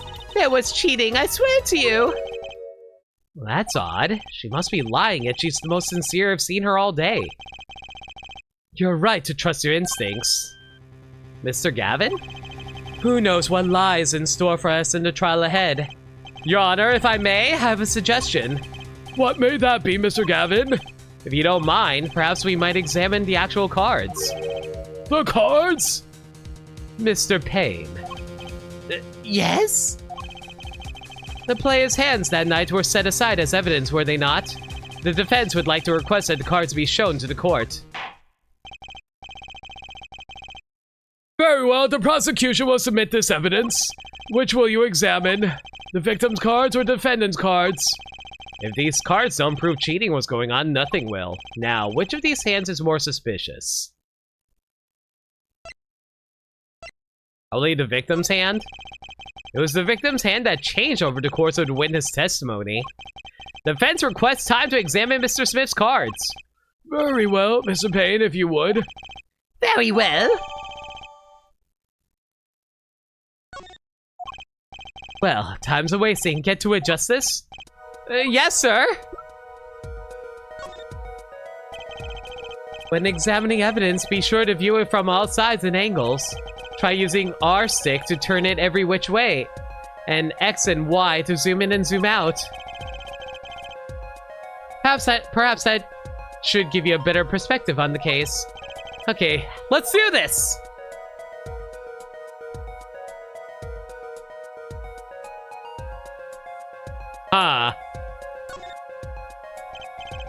What? Your Honor, look at this! One of the victim's cards, the back is a different color. Eh? That's impossible! Why put that card in Wright's hand? Ah! What was that, Miss O'Reilly? No, yet. No, I mean, I said, I have eek. Your Honor. Mr. Gavin, yes? Tell me, what is the easiest way to cheat at poker? To cheat? I'll tell you. One merely needs a friend, a comrade, shall we say. The dealer. Wait, so you mean this witness, Miss O'Reilly? She's the cheater. A professional, I'd wager. Yeah!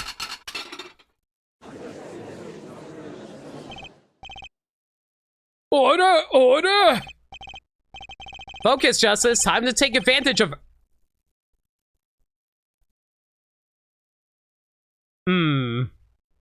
Time to take advantage of her. I mean, of her mistake. Am I playing Puyo Puyo again? Your Honor, please recall the testimony we just heard. That's impossible. I put that card in Wright's hand. Ergo, Miss O'Reilly, Ogo O'Reilly conspired to cheat, not with my client, but with the victim, Mr. Shady Smith. Not only did she cheat, she cheated poorly. Therefore, it's not hard to imagine an altercation between her and the victim. What? What, you don't mean the defense isn't accusing the witness, Miss O'Reilly? Ogo O'Reilly, are you? Time for justice. There were 3 people in the room at the time of the incident. And if Mr. Wright isn't guilty, that means I am. The defense accuses the witness, Miss Olga O'Reilly, of murder.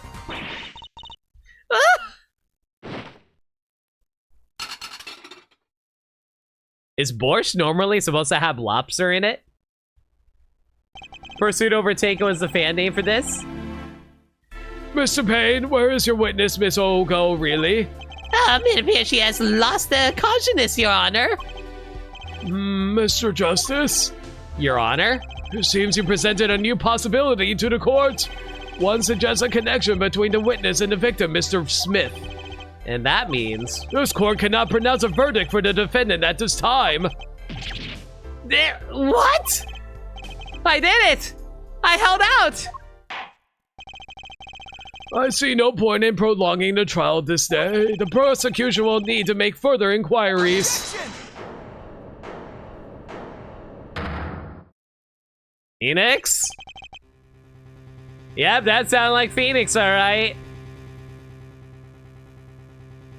Mr. Wright? You can't end the trial here, Your Honor. Not yet. What nonsense is the defendant spewing now? Think. One of the cards had a different colored back. Don't you wonder what it means? What are you doing, Mr. Wright? Raising objections right when you're about to get off the hook? Ridiculous! Mr. Payne, you of all people should know, Mr. Wright has a talent for the ridiculous.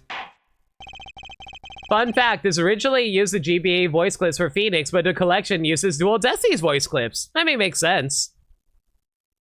It matches up with the rest of the games in the collection.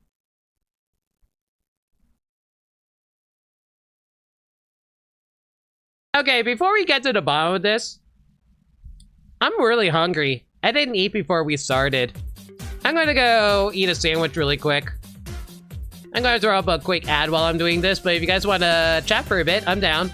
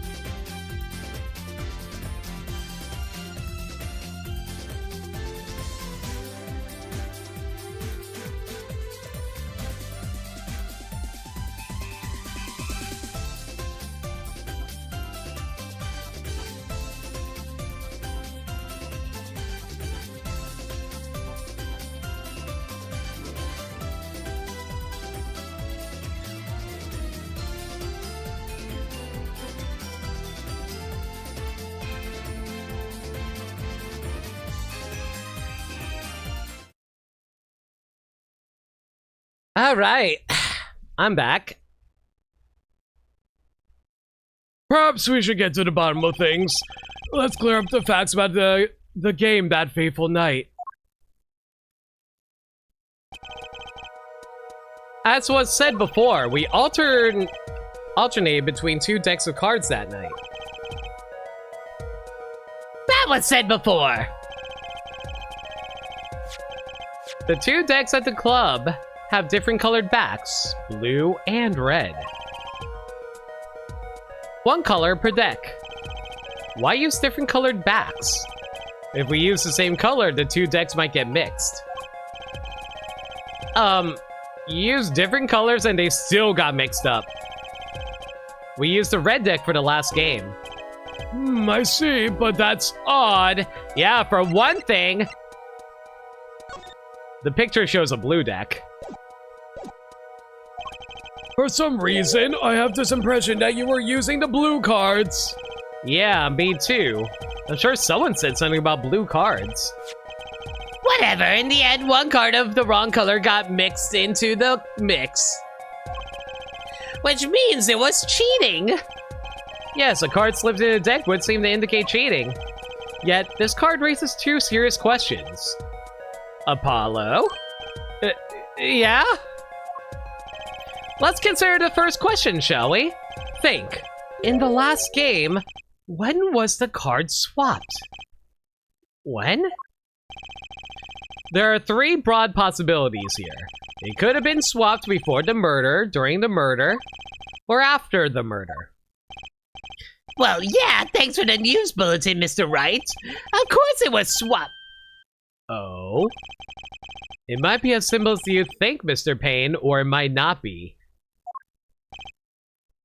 Okay, well, it's kind of weird seeing Phoenix actually trying to be savvy during this.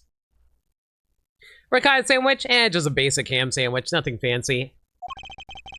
I'd like to hear what Apollo thinks first. When do you think the cards were swapped?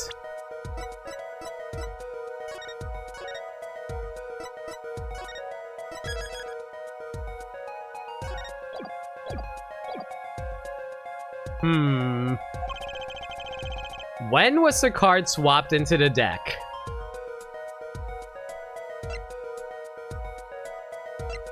I want to say after the murder. Perhaps it happened after the murder. What's that? Ridiculous!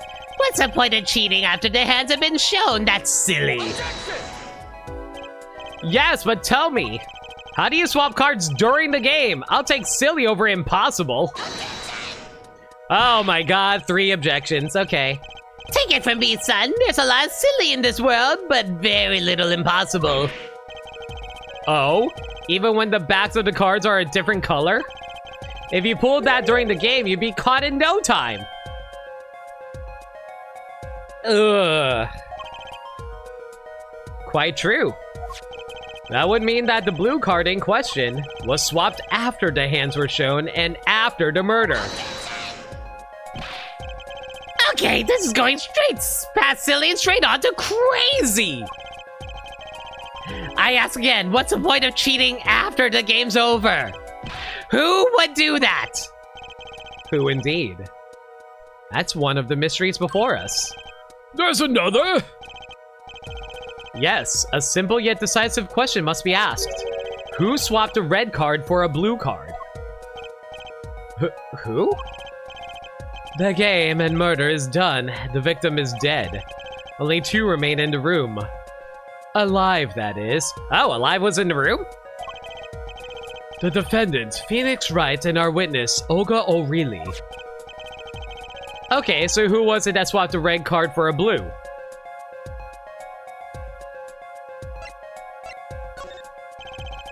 The person who swapped the cards wasn't Mr. Wright, of course. And, well, it doesn't seem like it could have been Olga O'Reilly either. What are you suggesting? That's hardly a logical conclusion, I'll admit. As a defense, I think it only makes sense for you to name Miss O'Reilly at this point. Yes, I know. Really? I would have assumed that, like, you know, Shady was the one who did it. But she was the one who dealt the cards, right? I just can't believe she would make the mistake of swapping the wrong color card. And if the card was swapped during the game, it'd be obvious. Something you'd like to share with the court, Mr. Wright? Oh, my apologies, Your Honor. I was just thinking how much fun all this is. Fun? How about confusing? I have no idea what the defense is claiming, Your Honor. If the one who swapped the card wasn't the defendant, it wasn't Miss O'Reilly, then who was it? Yeah, well, this is the question, isn't it? Precisely. Huh? I believe we're about to see this case take a new direction. So we gotta turn the case upside down? Phoenix, were you the one who swapped the card? A new direction? We'll find that, indeed, after the murder, someone swapped one of the cards in the victim's hand. And that someone made 2 critical mistakes. I'm sure you're going to tell us that the first was swapping the wrong color card. Because the one who did the swap didn't know that 2 colors of cards were being used. The other mistake was the number on the card. Right, the person replaced the 5th ace with a king. I'm sure whoever swapped it wasn't expecting there to be a 5th ace after all. All they knew was that the game had been won with a full house, so they picked up a king from the table and swapped it in.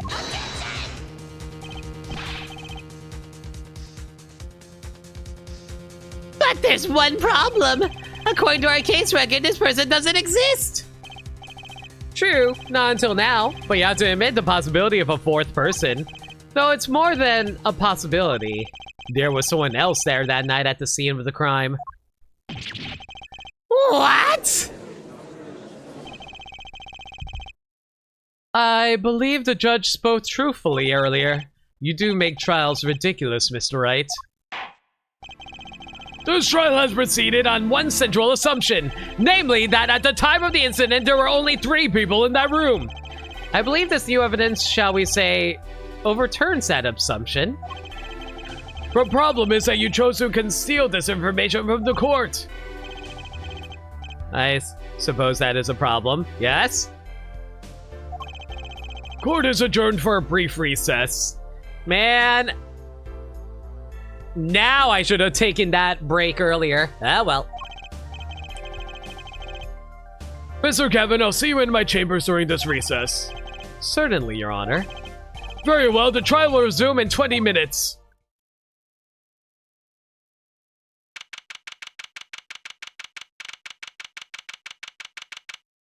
Chat, correct me if I'm wrong, but does the painting out in the outside of a courtroom always change? I feel like that's a new picture I've never seen before.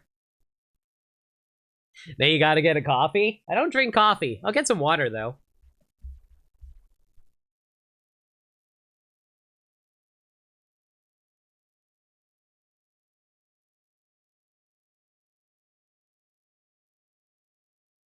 April 20th, 11:52 a.m.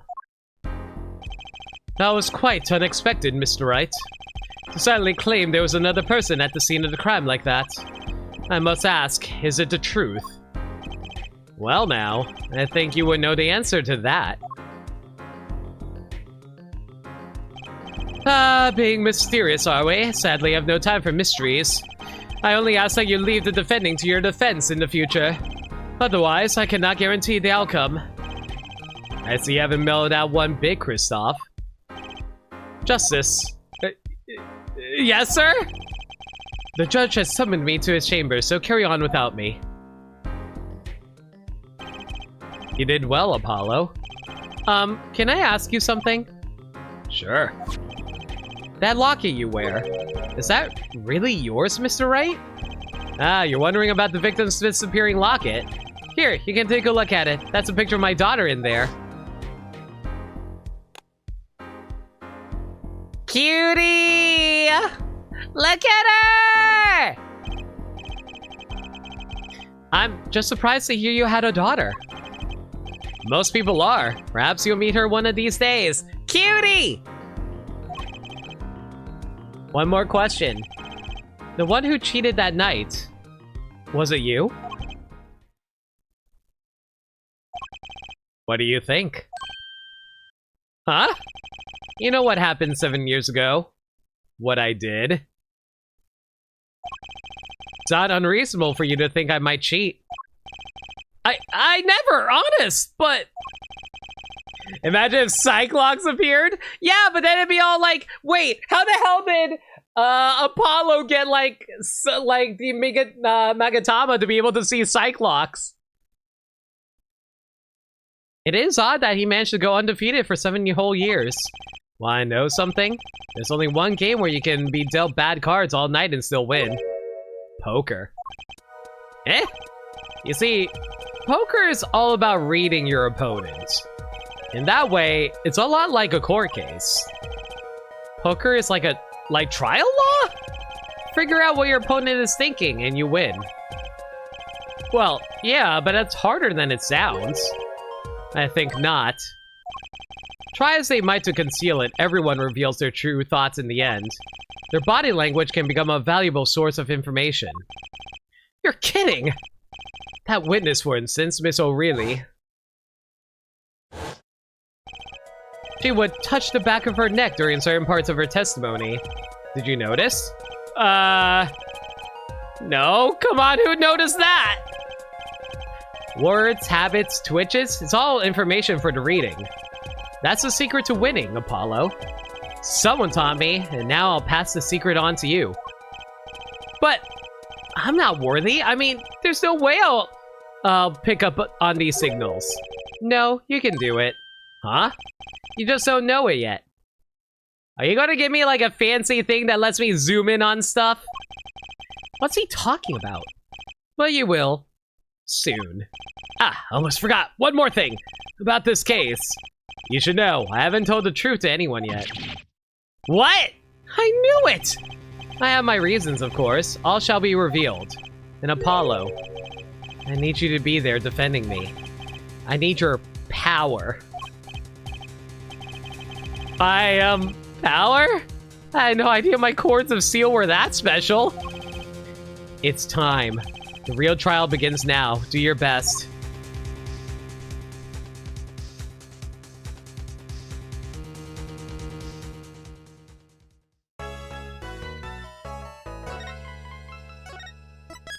Am I even going to be able to finish the first episode at this rate?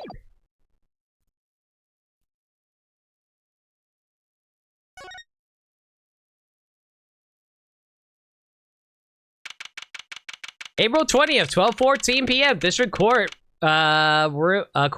courtroom number 2. I think only GAA and AA4 had such involved first cases. Court will... Well, no, like, I think Spirit of Justice had a really involved first case, too. Court will now reconvene. Has our witness, Miss Olga O'Reilly, recovered?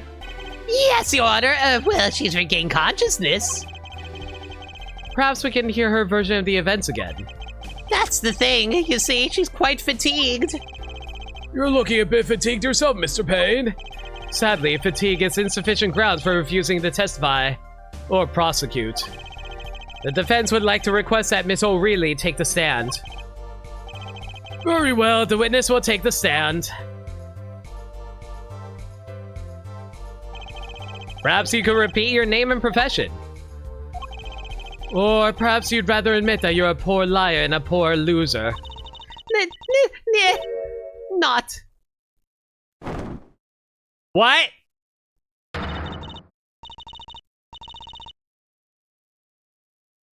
What? Are you still Russian? Nice bandana though. I like it, it's cute. But okay. Name's Olga O'Reilly. That's the truth. I'm a pro dealer. People call me Olga Quick Fingers O'Reilly. Oh, really? Want to know something else? I'm not really Russian. And my last name sounds like O'Reilly.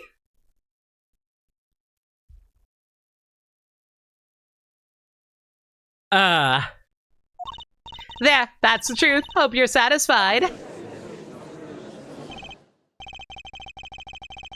Witness, you will tell the court what you were really up to that night. Fine, I'll talk. We had a plan, see? Let me remind you that you are currently under oath. Any further fabrications will have serious consequences. Fine. Now she's confident hot. Whatever shall we do? Like I said, I'm a pro. That guy Smith hired me to do what I do best. I was playing at the Borscht Bowl Club several days prior to the night of the game. As a waitress. So you were in cahoots with the victim? Not that he needed my help. Smith is a well-known poker player in some circles. But winning wasn't the main purpose of this game. It was about destroying a legend. The unbeatable Phoenix Wright. The plan was simple. Elegant, really. You see, we set up a trap of sorts. I was to plant a card in Wright's pocket beforehand, and then deal 5 aces during one of their games. When their hands were revealed, Smith would call him out and search Wright. He would then pull out the planted card and the trap would snap shut. You swapped the cards! Exposed as a cheater and losing on top of it, it would have made a great double play. Just like that, the legend would be dashed to pieces. Indeed, getting caught red-handed at cheating would cast doubt on all his prior wins. A 7-year legend destroyed by one little card. That was the plan.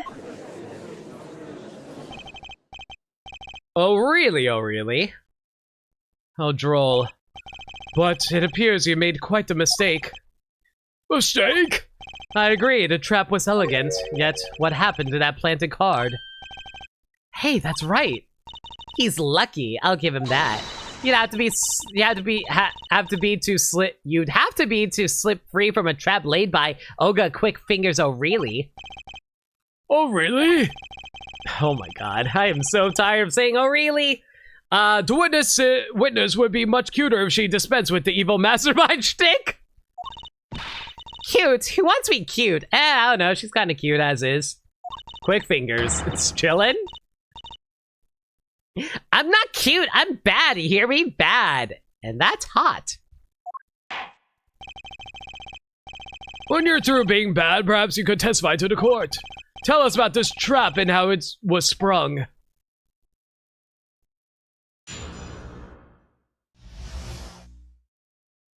Best laid traps. That night, I planted a card like I was supposed to, and Wright lost the last hand just like he was supposed to. Then Smith searched him. But the planted card was gone. The trap failed. The next moment, Wright picked up a bottle and swung it. It wasn't me who hit Smith. It was that no-good cheating defendant. Most surprisingly, frank testimony that still leaves us mostly in the dark. The trap was perfect, I tell you. Perfect! If that Ron cheater hadn't messed it up. Look who's talking. Well, the testimony, for what it's worth, is all yours, Mr. Justice. With witnesses like her, who needs criminals? And with defendants like Mr. Wright, who needs prosecutors?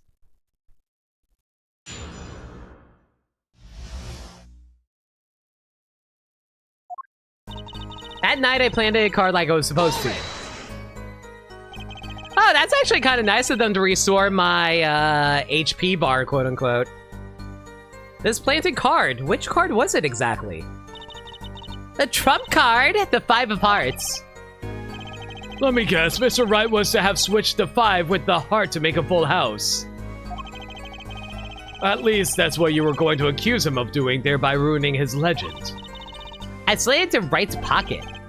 When was this? Why, before the match, of course. While he was eating. At the Borscht Bowl Club, we serve borscht. And suckers. Remind me never to go there. Of course, the card was to make its grand debut during the game. Like a good borscht, a good plot must be cooked up early and allowed to thicken. And Wright lost the hand, just like he was supposed to. Then Smith searched him. So everything went according to plan? Exactly. The 5th ace came up, so it's obvious the switch went off without a hitch. Once the extra card was found in his pocket, Wright would be forever known as a cheat and a fraud. Wait. Okay. There are worse things to be known as, I suppose. Tell us what happened with the search. But the planted card was gone. The trap failed. The card disappeared? Yeah, my trump card, the 5 of hearts. Gone without a trace. Poof, Zippo.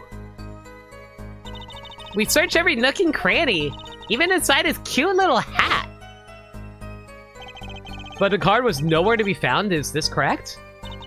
Never in my long storied career, never has Quick Fingers O'Reilly been so readily duped. Oh, really? Oh my god. So what did happen to that 5 of hearts? Don't look at me. Why don't you ask that cheating, lying, two-faced defendant? So the 5 of hearts is still missing in action. The next moment, Bright picked up a bottle and swung it. Wait, is that a little odd? What's odd? You searched Mr. Wright thoroughly and found nothing?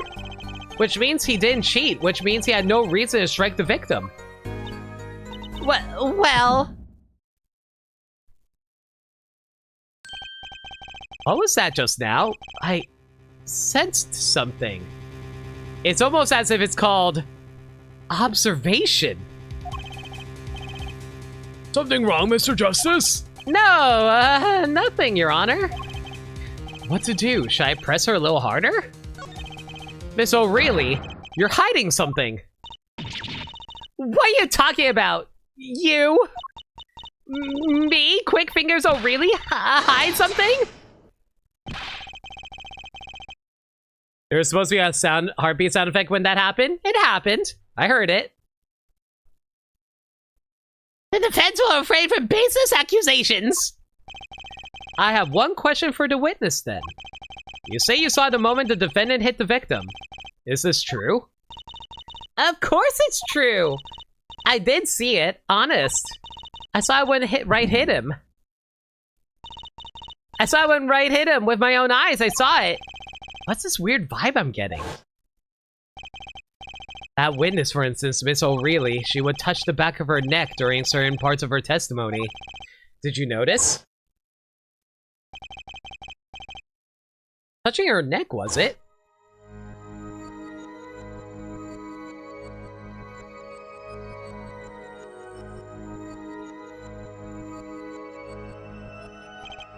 Whoa! What's going on? The sensation is coming into focus. There, that twitch, it's so clear. It's like I could perceive her habit like I couldn't before.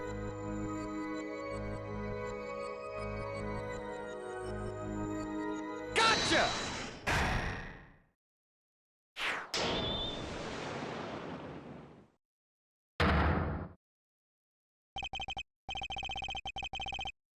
Miss O'Reilly, perhaps you are unaware of this yourself. Unaware of what? Whenever you get to a certain part of your testimony, you touch the back of your neck with your left hand. My neck? So what? What indeed, Justice? I hadn't noticed anything of the sort. When she says that part of the testimony, she's subconsciously recalling something. Her body reacts to the memory and she touches her neck. I'm sure of it. Memory? Would someone care to explain what he's babbling about? This is highly unusual, but let's ask the defense. You claim the witness is remembering something. Maybe you have evidence of this memory to show us. Her habit is scratching her neck whenever she talks about the moment of the crime. So what will remind her most of the moment of the crime? Miss O'Reilly, when you recall the crime that night, you scratch your neck. I notice it happens when you think about the moment of the crime. There must be some reason behind this habit of yours. I believe the weapon that left an erasable impression on your neck is...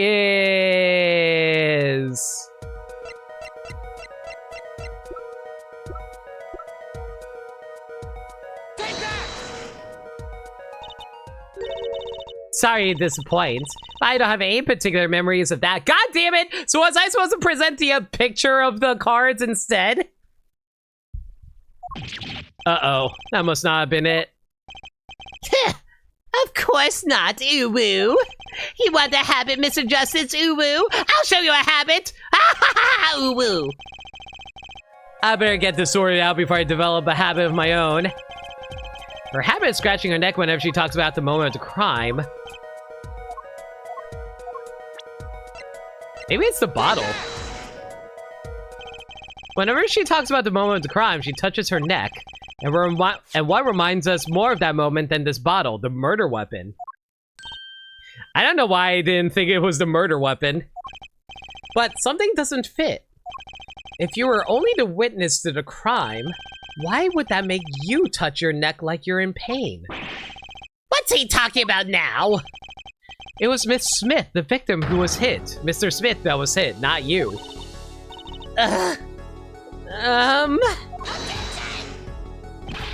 This is a cross-examination, not a cross-wild conjecture.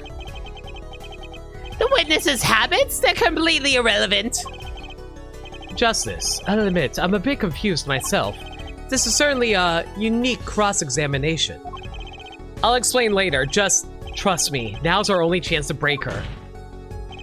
Miss O'Reilly, please testify in detail about the moment of the crime. The very moment.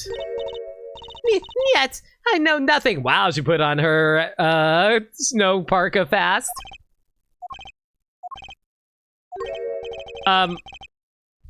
We know you're not Russian. Witness will now testify, please. I wonder where she puts the borscht to. Bah, fine. He's the one who did it. I didn't let him out of my sight until the cops got there. Hold it! You seem uneasy. You try standing up here. Her eyes are darting all over the place. I must be getting warm. Tell me, after the crime, what was the defendant like? Well, he must have been stunned by the weight of his crime. He sat in the daze at the table until the cops came. Intriguing. I believe you got in all the testimony you're going to get out of this witness. So, what do you think about her testimony? I'll tell you what I think. Her testimony is flawed. It's basically bogus. It contradicts the evidence. what's that? Well, show us this evidence, Mr. Justice.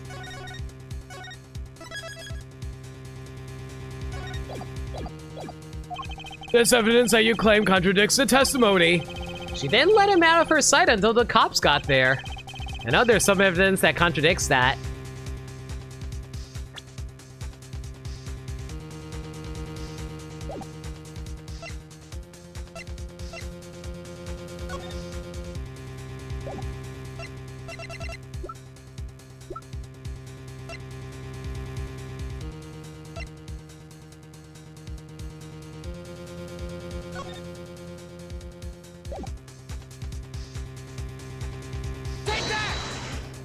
I think it has to be the phone call because Phoenix was the one who called.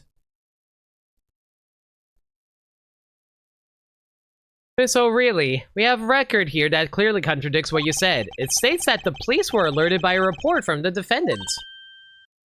And we know that the defendant left the room, climbed the stairs, and made the phone call from the first floor of the Borscht Bowl Club. So explain how you kept your eyes on the defendant when he left the room entirely.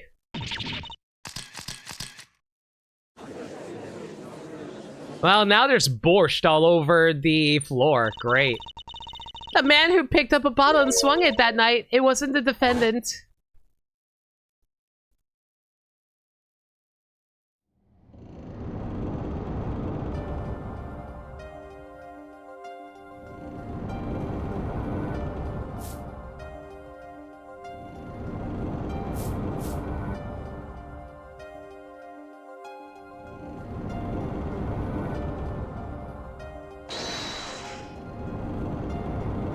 Check his pockets, now. It's gone. The card's gone. You lose. Ugh. Just then, Smith grabbed the bottle from next to right, and he hit Me. You, some master of cheating you turn out to be. Oh. Wow, this guy's abusive too. When I came to, The victim was already dead, is that it? that's why I couldn't reveal who I really was. If it came out that I was in league with Smith, I'd be a suspect for sure. Well, where does this leave us? Madness! This is madness! I'm dreaming! It must have been me who was hit with a bottle and I'm imagining all of this. It appears our prosecution is at his wit's end, and frankly, I don't blame him. Mr. Gavin, what do you think about this turn of events? Mr. Gavin, sir? I believe that, as the defense in this case, we are compelled to call Miss O'Reilly a big fat liar. Well, I mean, she's not necessarily fat. What? Three were in the room the night of the murder, the defendant, the victim, and her. And she has a motive. A motive? Her plot foiled, the witness got into an argument with her client, Mr. Smith. And the denouement of that argument was murder. What? I didn't. I'm no killer. It's a trap. Someone's trying to frame me.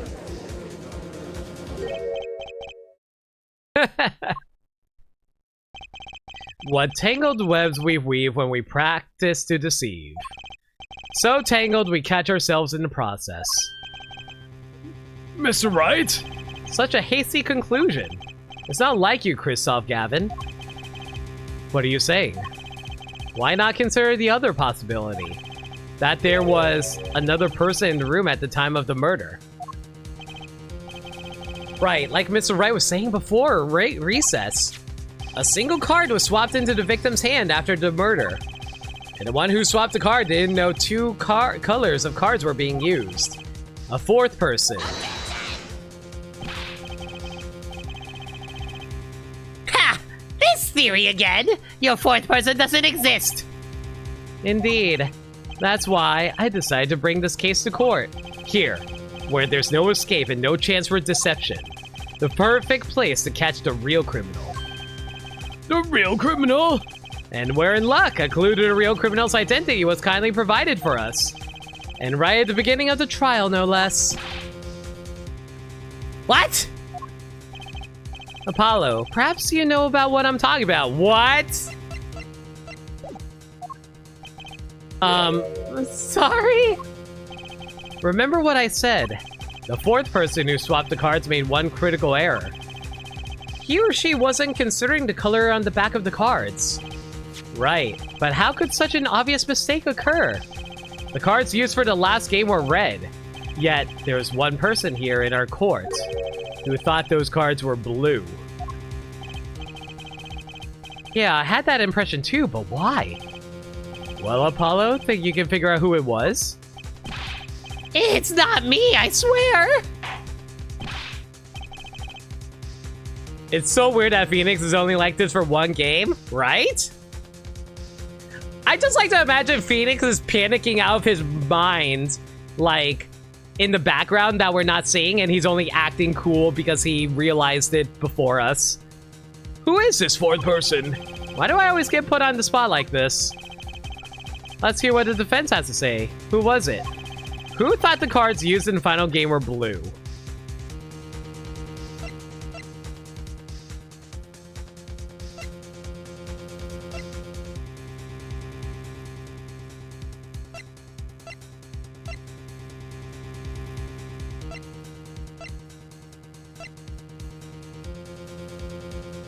Shady? Apollo, do you seriously think that? I mean, maybe the victim swapped it. I think I'm seriously confused. I'm seriously sorry. That didn't go well. Well, it can't be helped. I almost missed it myself. But it doesn't do anyone any good to turn their eyes away from the truth. Does it, Christoph? What?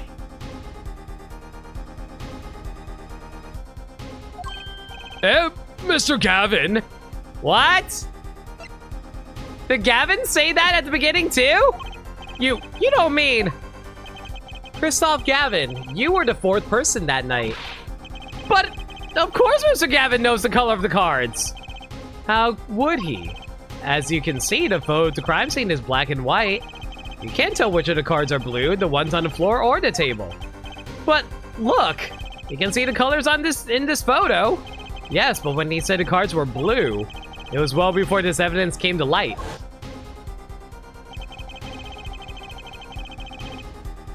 It is true that the defendant was engaged in a game of poker with the victim, yet it was only that, a game in the purest sense. A competition, Your Honor. A competition? Yes, a test of wits, a silent clash of passions. Only the cards, their backs wreathed in blue flame, know its final outcome. How did I miss that? How did I miss that? Well, Christoph? What? Mr. Gavin? Mr. Gavin, is something the matter? Hmm? No, nothing. Excuse me, it was just so sudden. Mr. Wright, you aren't seriously accusing me, are you? Oh, Christoph, you know what? Even I'd never take a joke this far. This has gone beyond ridiculous, beyond dumb! This is insanity! The defendant accusing his own defense attorney of murder? I assure you, I'm quite sane. But what possible connection can Mr. Gavin have to the victim? I wasn't aware that I had a connection to Mr. Smith either.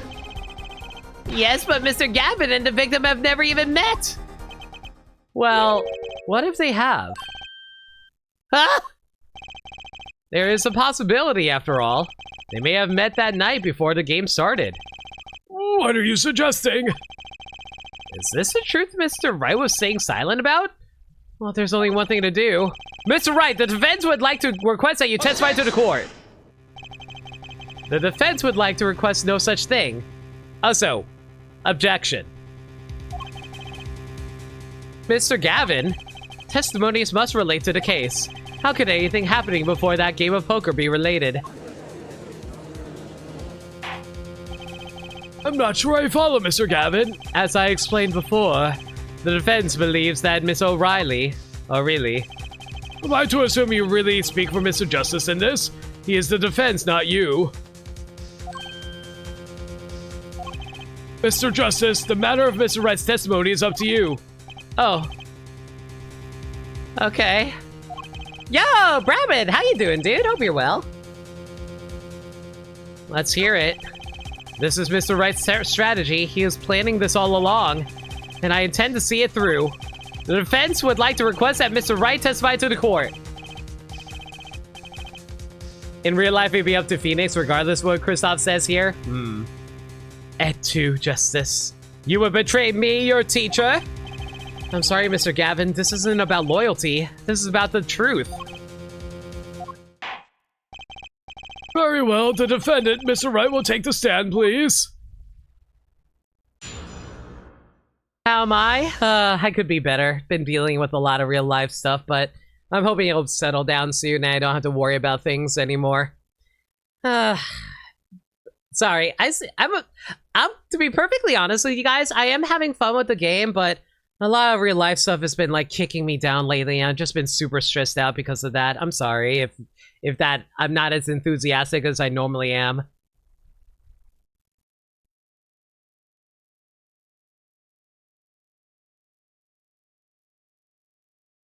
Appetite before murder.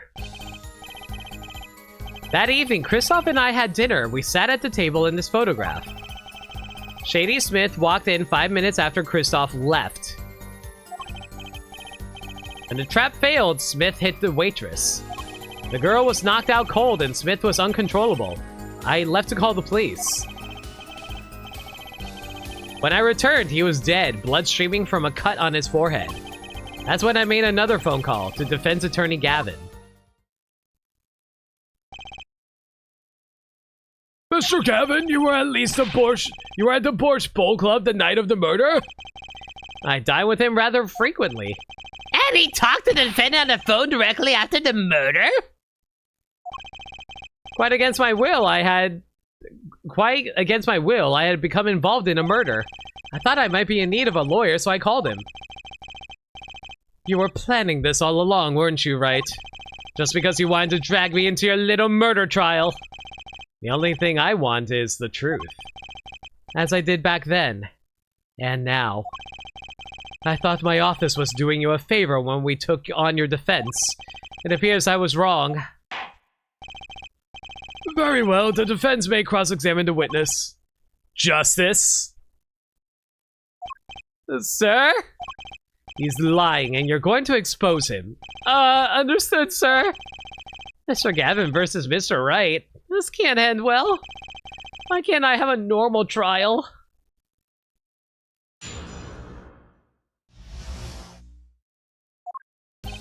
That evening, Kristoff and I had dinner. We sat at the table in this photograph. You had dinner with Mr. Gavin? Yes, he dines with me at the Borscht Bowl Club quite frequently. We were enjoying a usual dinner at our usual spot, as usual. I always eat at the table closest to the piano. I see. Where Mr. Smith was sitting. So the plates and such on the table were from your dinner. Indeed, the remnants of my meal with Mr. Kristoff. We dined for 2 hours and then Kristoff left. After that, Shady Smith walked in 5 minutes after Kristoff left. 5 minutes? So the two of them could have passed in the restaurant during that time. That would have been a fateful encounter, to be sure.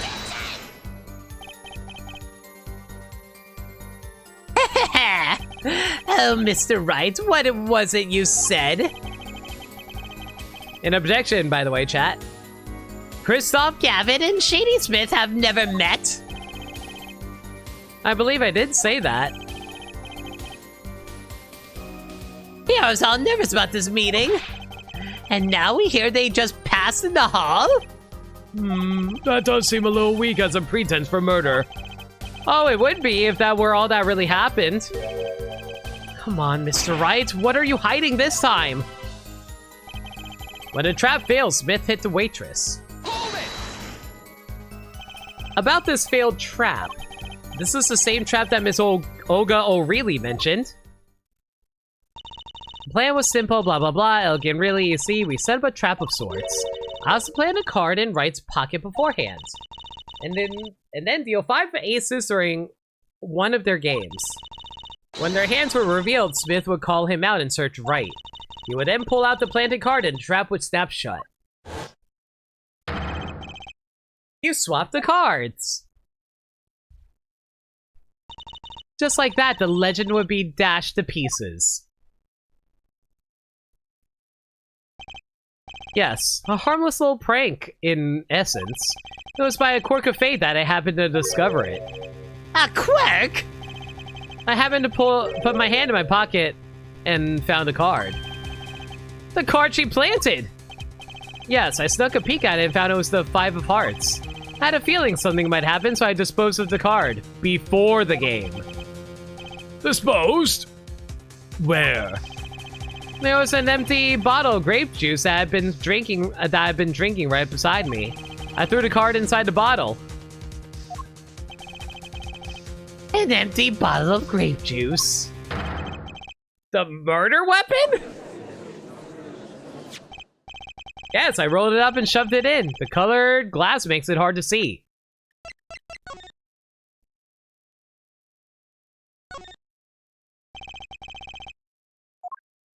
A battle of wits between the deceiver and the would-be deceived. That sounds like terrific drama. A card inside the murder weapon? That's strange. Did the police miss it in their investigation? Maybe I'll take a look. There's nothing there! Mr. Wright, the pokerhead of Courtroom 3 approves of this battle of wits. Please revise your testimony with this new information. I discovered a trap during the game and disposed of the card in the bottle. Why in the bottle? I perceived my opponent's intent immediately. I'm used to entrapment, you see. I knew what was coming. Ho ho, so you struck first. I like that.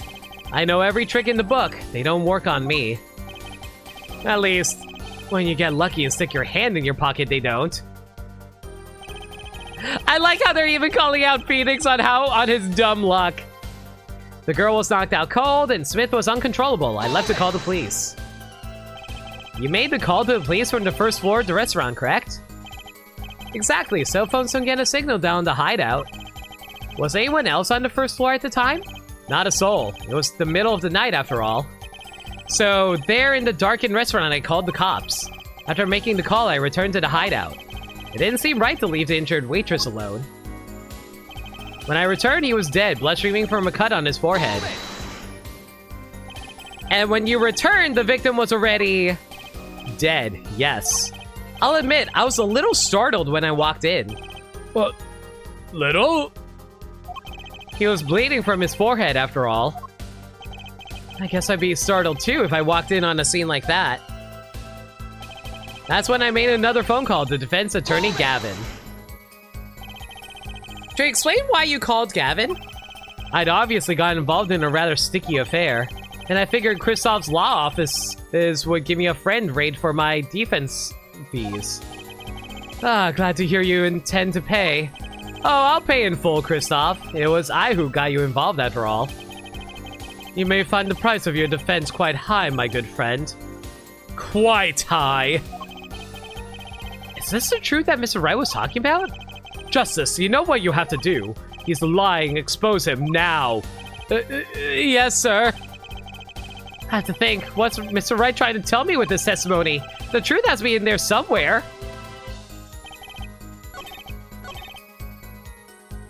Well, I mean, the bottle's empty.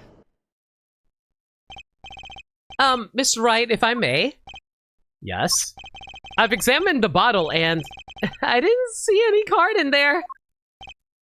No. What, Mr. Wright? Surely ellipses isn't all you have to say for yourself. I can't say I know what happened to the card. You know, I was hoping for a more panicked Phoenix reaction because that would be very classic Phoenix. I did put in that bottle, however. Huh? Perhaps a fifth person came and took it out. Oh, and a sixth person could have helped. Mr. Gavin, Mr. Wright is your client. My apologies, Your Honor. I won't have you disparaging our investigation either. We looked inside that bottle. There was nothing. So what's going on? Is Mr. Wright is Mr. Wright hoodwinking us again? Or did the card just disappear? In any case, please continue the cross-examination. I'm afraid decisive contradictions call for decisive evidence. How many people does it take to commit a murder and stuff a card in a bottle? Push him harder, Justice. Break him. It's just you and the witness in the ring. Go for the KO. Ugh. Why did I get a feeling we're not on our client's side anymore?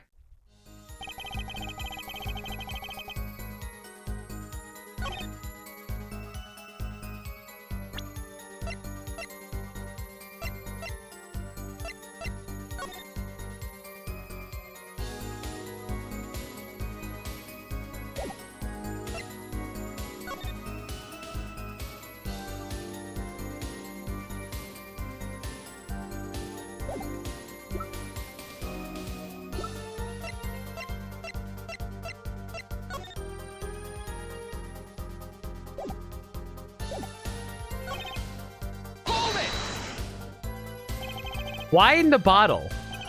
I perceive my opponent's intent immediately. I'm used to entrapment, you see, blah, blah, blah. So there's nothing new here.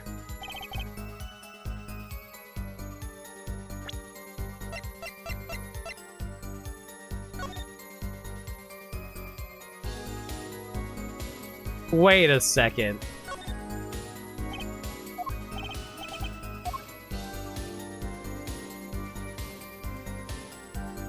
Is there a way to check this?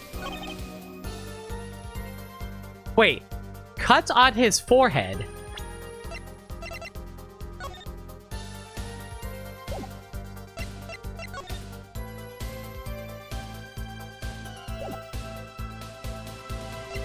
Wait, he had his hat on. You wouldn't be able to see it. Objection! Mr. Wright, if I may. Yes? Take a look at this photograph of the crime scene. You see the victim here? He's wearing a hat. I wouldn't think you'd be able to see blood on his forehead. Good point.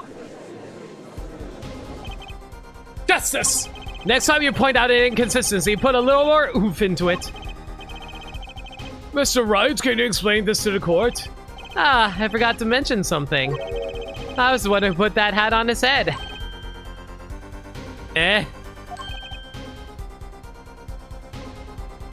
You Put the hat on the dead man's head? He wore it through our entire poker game. After calling the police when I returned to the crime scene, his head was in full view, shining bright, just like in this photograph. And? I picked up his hat off the floor and put it on its head. What? Why'd you do something like that? All I can say is, I'm sorry. That's the only thing I touched at the crime scene.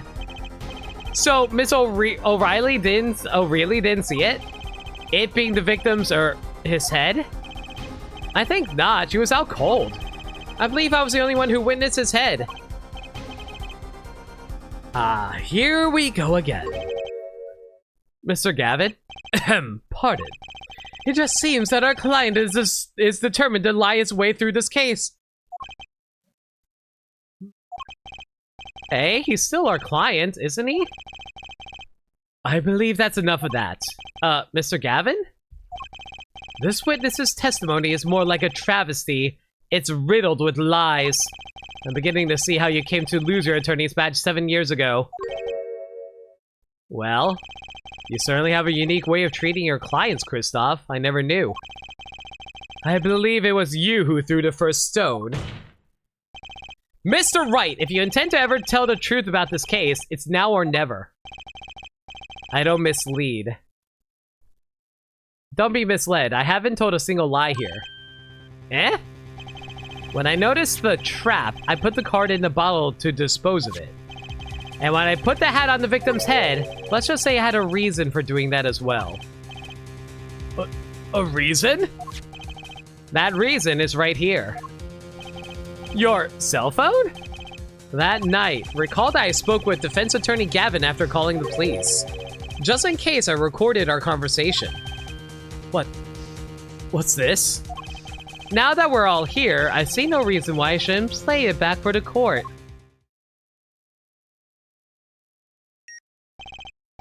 Kristoff, I seem to be in a bit of trouble.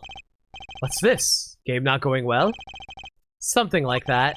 That gentleman who challenged you, he turned out to be good? He turned out to be dead. Someone hit him. Hard. You mean someone cracked the flawless bone china plate? It wasn't you, was it? Me? Please, the cops should be here any minute. I'm in your hands, should it come to that. Own china plate? A kind of porcelain, very smooth and shiny, and not plate, but pate. I believe he was referring to a certain gentleman's balding forehead. The court appreciates the defense discretion in indicating my forehead. Can I point out how Kristoff is really bad at hiding information? Jesus Christ.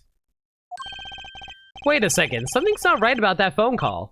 So after Mr. Gavin ate dinner with you, he left the Borscht Bowl Club? Most certainly. Then how did he know? When did he see this bone china plate? Oh, that's right. Yes. Yes, that was when I began to see my good friend in a different light.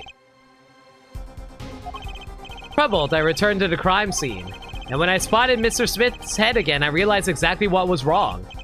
Well, Mr. Gavin, the stage has been set. Perhaps you would like to explain this to the court. Exactly how did you come by your privileged knowledge of the victim's head? How do we know it's not just a metaphor? So, this is your reason. The reason why you put the victim's hat back on. Your point, Mr. Gavin?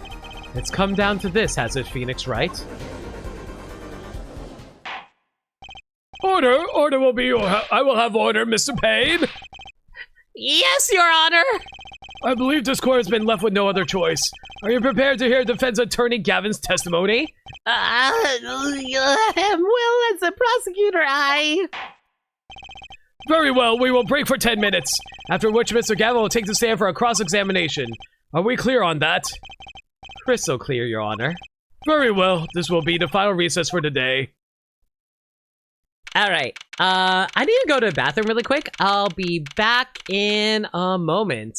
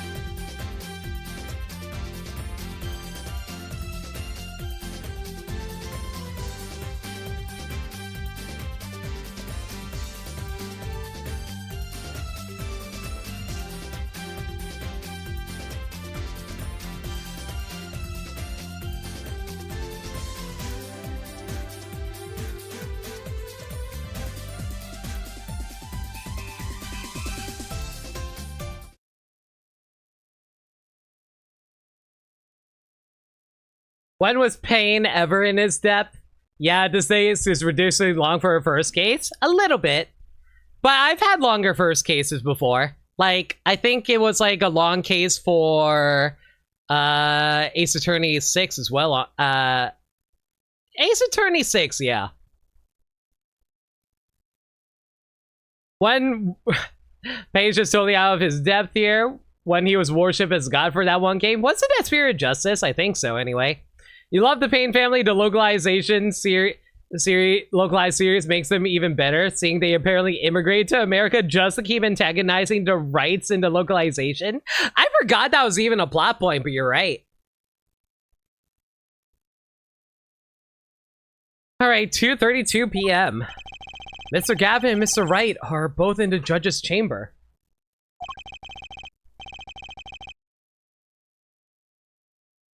Give me a quick sec, guys.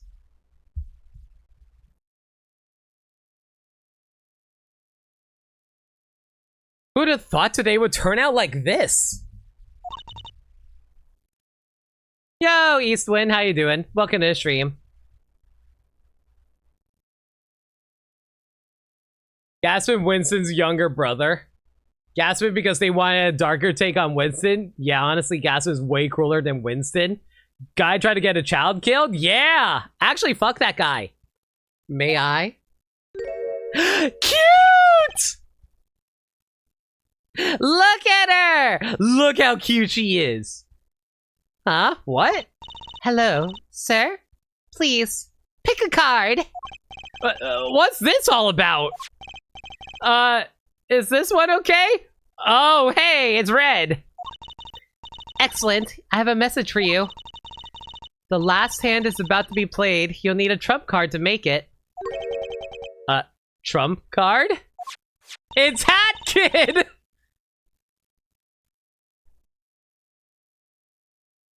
Fuck that guy. May I? Trucy, no!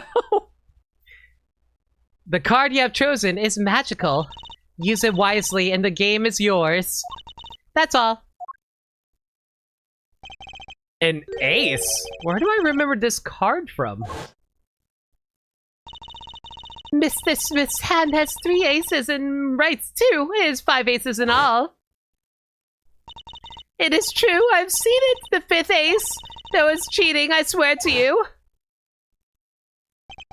The missing 5th ace. Wait, this blotch of red. Is this blood? No, it's borscht. You have your trump card. Now it's up to you to cut the deck and draw. The truth. My father's fate is in your hands. I know you can do it. Oh my god. Can we talk about how amazing Trucy's design is? Fun thing. Top hat. Dapper as fuck. Blue. Y'all know how much I love blue. The scarf? Look at this cute ass scarf. I wonder why I like scarves so much, guys. The little like gem as like a thing that holds her cape up, it's cute. And then like it's that like fashionable dress design and a nice little side thing for her to keep her like magical stuff in. And the gloves, it's cute. It's so cute. 9 out of 10 design.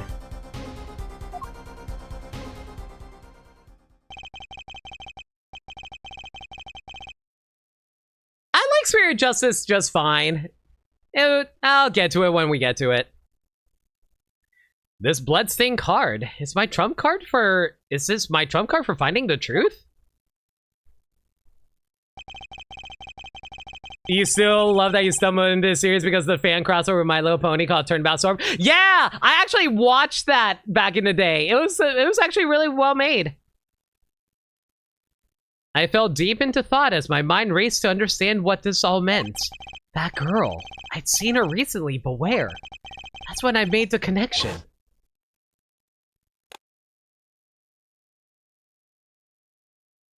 You look better in blue. Bloody ace, received from a mysterious girl. Could this be the missing 5th ace? Oh, by the way, for people who are new to my chat, I want to give a little bit of context for blind. I've played Ace Attorney 1, 2, 3. I played Dual Destinies and Spirit of Justice. I don't know anything about this game, so no spoilers for this game, please. And I don't know anything about the investigation games. So, yeah, don't spoil any of those. Court will now reconvene. Defense Attorney Christoph Gavin, will you please take the stand? Oh, right. I also haven't played Great Ace Attorney. That too. No, then, if you would, Mr. Payne. Yes, Your Honor. The witness, state his name and occupation. Is this farce necessary, Your Honor? Believe me, far stranger things have gone on in this courtroom. Phoenix at being competent was too much for you, so you had to skip it? Yes. Fine, I'll play along. First, there's one thing we need to have made clear. How did you know about the secret beneath the victim's hat? By secret, I'm guessing he means the fact that Mr. Smith was bald. Forgive my curiosity, but what's this about this fellow's head?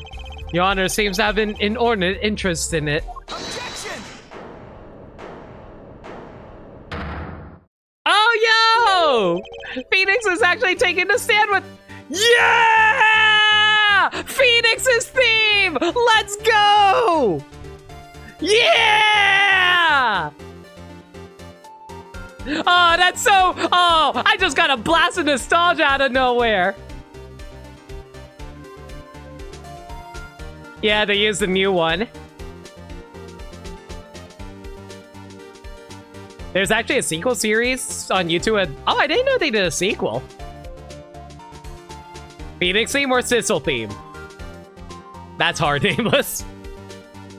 I wouldn't call it inordinate, Mr. Gavin. Mr. Right? What do you think you're doing, Mr. Right?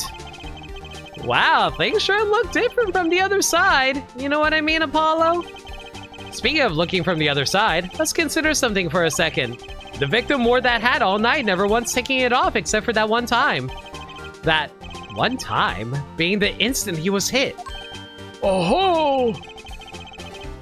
When Mr. Wright returned from reporting the crime, the hat was lying on the floor. Mr. Wright picked it up and placed it on the victim's head. In other words, in order to have seen Mr. Smith's bald head, you wouldn't have had been there in the hideout at the time of the crime.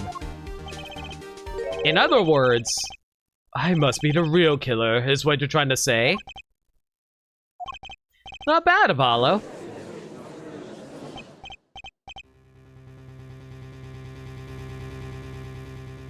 Talk about dissonance, hearing the DD Dual Destinies voice clip, but with this theme, right?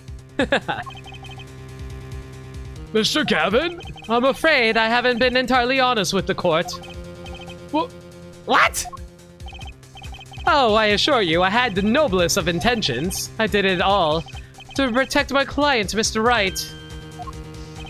Yet, I'm afraid in the current situation, I see little reason to hide anything. Very well, allow me to tell you the truth of what happened that night. Finally, you may begin your testimony. Tell us, how were you involved in the events of that fateful night?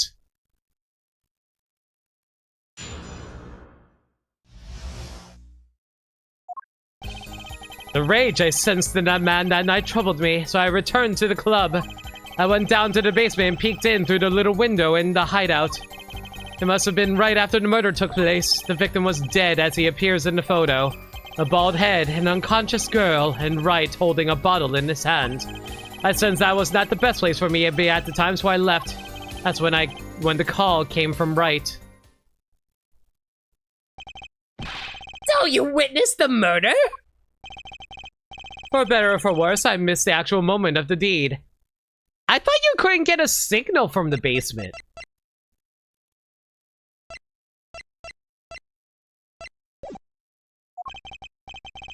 Mr. Gavin, may I remind you that you are our Mr. Wright's defense team. Your testimony is clearly disadvantage to your client. What else could I say? I'm standing on the witness stand after all.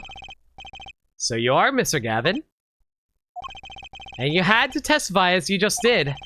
You had to tell them you saw the scene of the whole crime through that little window. Mr. Wright? You had to say that. Because that was the only probable window of opportunity, right, Apollo? Oh!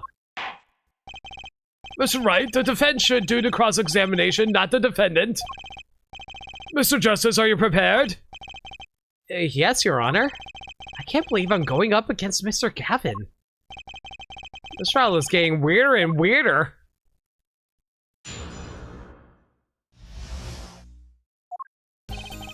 Rage I sensed that man that night troubled me, so I returned to the club. That man? You mean Mr. Smith? He was different from the other customers, his aura, shall we say. I knew he was a serious poker player, but was more than that. So then, you knew the true nature of your client's job? Of course, but I also knew he wasn't engaging in gambling, which would be illegal. Well, it makes sense he'd know. They were friends after all. Worried for my friend, I returned to the club. You see, I feared this Mr. Smith be someone coming to settle an old score. I see. What happened then? Went down to the basement and peeked in through the little window to the hideout. The little window? You mean the one used to keep watch up the stairs? Yes, a relic of the ancient past. The black marketers used it, I believed. Why did you go through the trouble of peeking in through the window? Would it have been easier to just open the door and go into the room? I didn't want to upset Wright, you see. Upset Mr. Wright? Yes, but if my fears have been unfounded, I'll be walking in on their match. Bad form, to say the least. So far, everything he's saying makes sense.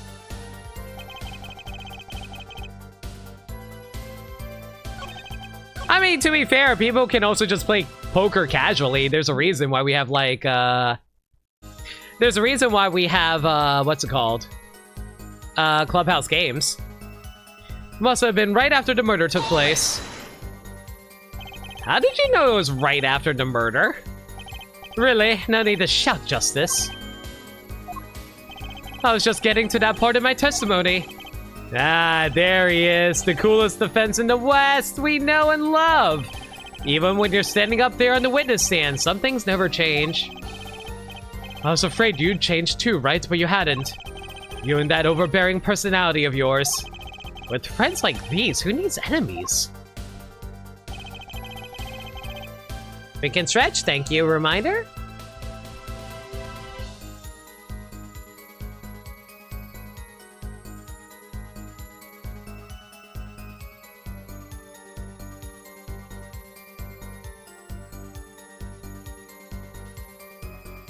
The victim was dead as he appeared in the photo. By photo, you mean the second photograph of the crime scene? Precisely. You see, he wasn't wearing his hat then. I saw his head when he was dead, and then Mr. Wright came along and replaced his hat. Can you describe the scene of the crime for us? A bald head, an unconscious girl, and Mr. Wright holding a bottle in his hand. Those were the only three at the scene of the crime? Yes, as far as I saw, at least. Then we're back where we started. The killer was the defendant, Phoenix Wright. Who else would have been? But why didn't you talk to the police? 2 reasons. First, I didn't actually witness the very moment of the crime. Second, my office was asked to defend Wright. Even after seeing what I had seen, I hadn't abandoned my friend. Man, I feel bad I keep on using my Edgeworth voice for this guy. He's kind of an asshole. There must have been someone else there at the moment of the crime. Objection, by the way. Justice, I just said I saw no one, not a soul. But that goes against what Mr. Wright said. Ah, yes, this mysterious 4th person. To be honest, Edgeworth was an asshole when we first met him. True. Who would conveniently be the real killer, I suppose. Glad to see we agree, Mr. Gavin. Let me pose a question then. Tell me, what possible reason did the real killer have to swap cards in the victim's hand? Perhaps you can show us a reason why such a thing would be necessary. How can I show something I can't find myself? Remember, Apollo, the card that was swapped out was her 5th ace. The 5th ace, right. Well, Mr. Justice, the question of why the killers would swap out the card has been raised. Can you point to a reason why?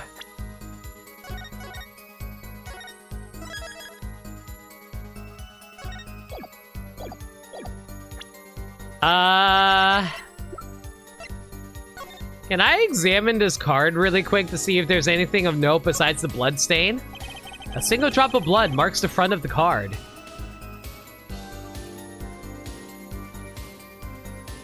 Wait. Does that say Capcom? Capcom Osaka, Japan! Cute. Very cute.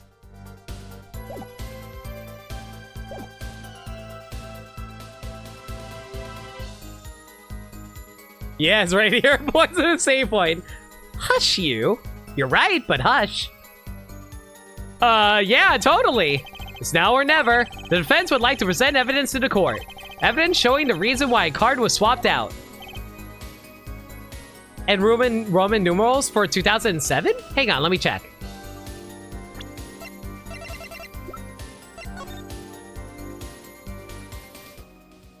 MMV... that is 7. I don't know what M is, but I assume that's 20? Yeah, so it must... Yeah, I think that's correct. Then go ahead and point out your reason, Mr. Justice. Why did killer take the 5th ace?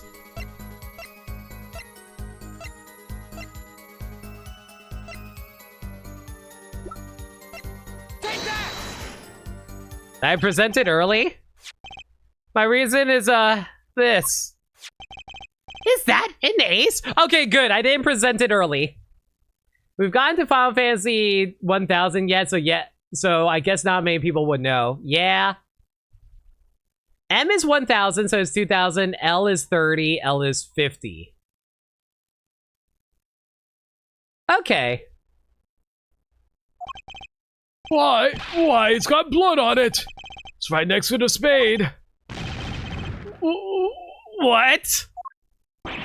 This is insane! Why wasn't I told about this? Why? Could this be? Could this be the missing fifth ace? Inconceivable! How could you?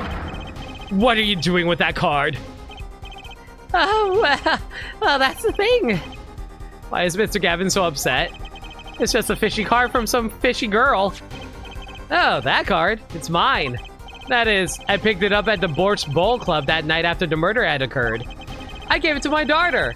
Cards are her stock in trade, after all. No! No! Impossible! Unacceptable! The court can't accept this evidence. It's a fraud! A fraud? How can you be so sure? What? I would think that the only person who could claim it was a fraud would be the one who took the real card from the crime scene. The real killer. Allow me to elaborate. What if this trace of blood was the reason? The reason for? For the killer to take the card from the scene of the crime. Where are you going with this? Take another look at the photo and at the victim's head. At the moment of the crime, his hat fell to the floor, and a trickle of blood ran from his forehead down to the back of his head. Could a drop of that blood have fallen on one of the cards? I suppose. The killer then took the card to hide the blood. But regardless, that evidence is non-permissible. Oh? That's another objection. Right, regardless of how you wasted the last 7 years, you used to be a lawyer. You know what a serious crime it is to conceal evidence. We can discuss the finer points of our legal system later. What's important now is that I've answered your question. What are you talking about? You want to know why the killer would have taken a card from the crime? Is it just me, or is Phoenix the one who's actually doing the backseating this time? It feels like Phoenix is doing the majority of the work for us. And now I've told you. That one drop of blood would have been decisive evidence, you see. This is baseless conjecture! Baseless! Can someone ban Phoenix too? You love Phoenix and just how much of a casual badass he's here? Yeah, but he's also not really letting us do anything. Show Phoenix no backseating tag? Oh, Phoenix, don't you know? Don't make me tap the sign.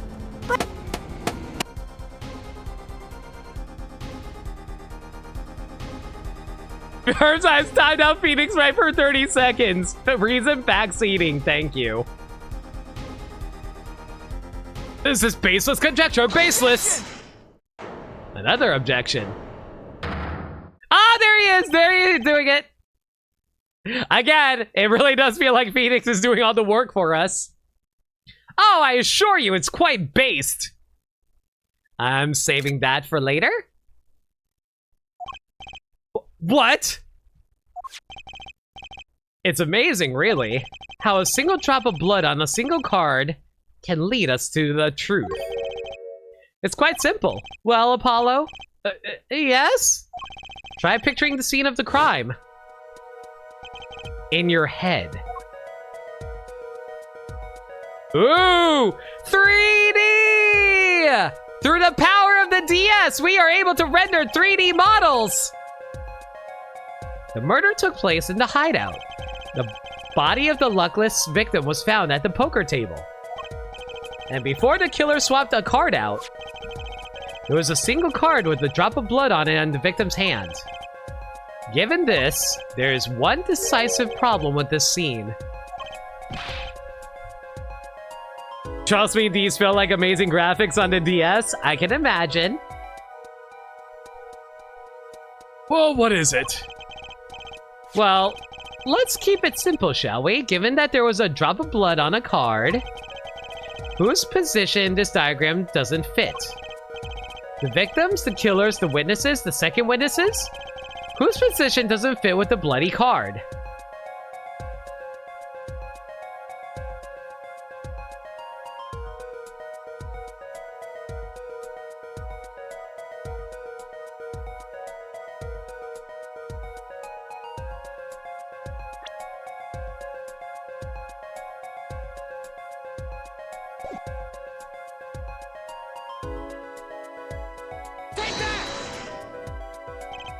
Well, isn't it the victim's position that's the problem? I don't follow your logic here, Mr. Wright. I mean, Justice. Well, look, the victim was struck on the head, sending him back in his chair. You'd think any blood would fall behind the body, not onto the table in front of him. Aha! Take a look at the photo again. If he bled in this position, the blood would have fallen on the floor, not on the cards. Why, that's right. So what does this mean? Incidentally, we were sitting in swivel chairs. Swivel chairs? Oh, man. Apollo, try turning the chair around.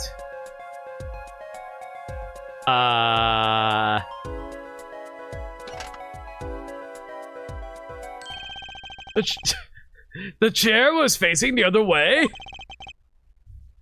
It would have to be. So we have to assume that at the time of the murder, the victim's chair was facing away from the table. But Mr. Wright returned from informing the police. Which way was the chair facing? When I came back to the room, the body was facing as seen in this photo. That would mean the killer turned the chair back around. Let's take the next step. Look at the diagram once more. We know now the victim was facing away from the table at the time of the murder. But this creates another significant contradiction. Again? Let's test your reasoning skills again, shall we? Apollo, whose location on this... Am I your assistant now, Phoenix? Whose location on this diagram contradicts our new understanding of the crime? The victims, the killers, or the witnesses, the second witnesses? Whose location creates a contradiction if the victims was facing away?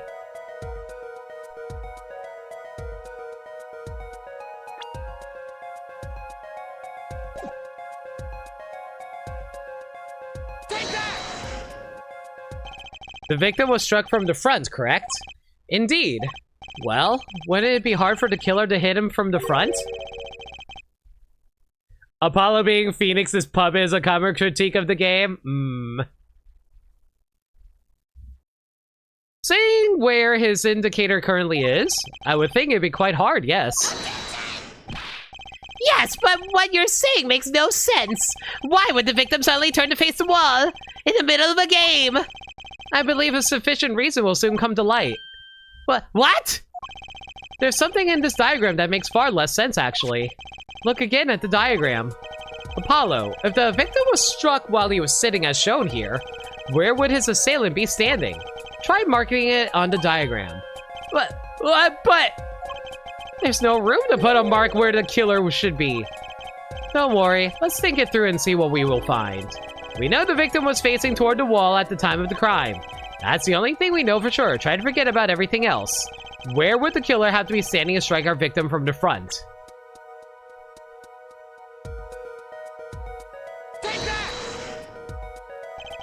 The killer had to be standing, well, here. You get points for flair, but that's all you get. I thought I was onto something there, too. I hardly need to point out that standing there would be impossible. The victim is facing a solid cupboard. Are you claiming the killer climbed the cupboard and hit him from above? Ha! It's simple logic, really. If this was the only place the killer could have been standing, then that means that at the very moment of the crime... Wait, I know. At the moment of the crime, the cupboard wasn't there. What's this now? I mean, that's the only explanation, right, Mr. Gavin? Your Honor, I have a suggestion for the defense. We should arrange to examine the cupboard and hideout immediately. Bailiff, send a team to the crime scene immediately. Have them try to move the cupboard. Ah, Your Honor. What? There's one more thing your men should look for. Please give this to the bailiff.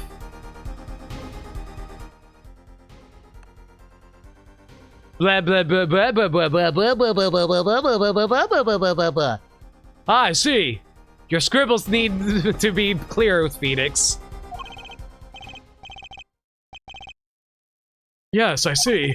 You do belong in the courtroom after all, Mr. Wright. I do my best.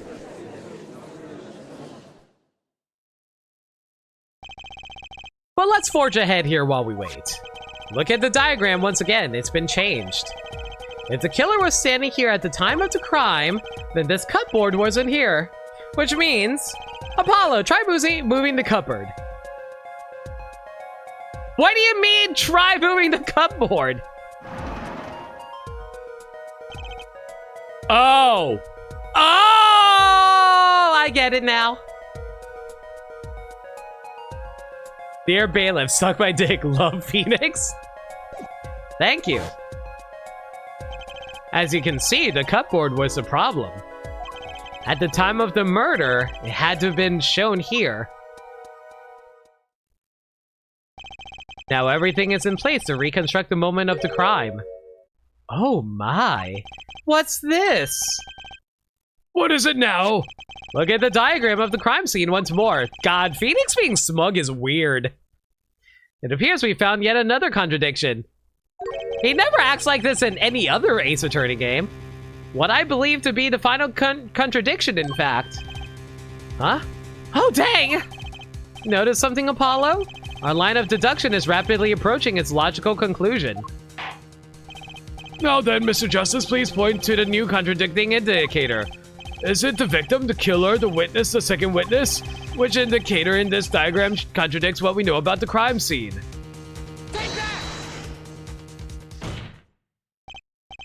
About this cupboard. Are we all okay with assuming it was moved? Don't worry, he's the same as ever, just we can't hear his thoughts. Fair. Maybe he's still bluffing the shit out of everyone we don't realize? Maybe. He has a kid now, his entire game is extended post-nut clarity? Well, if it was, something really doesn't fit. The cupboard would completely cover up the window to the stairs.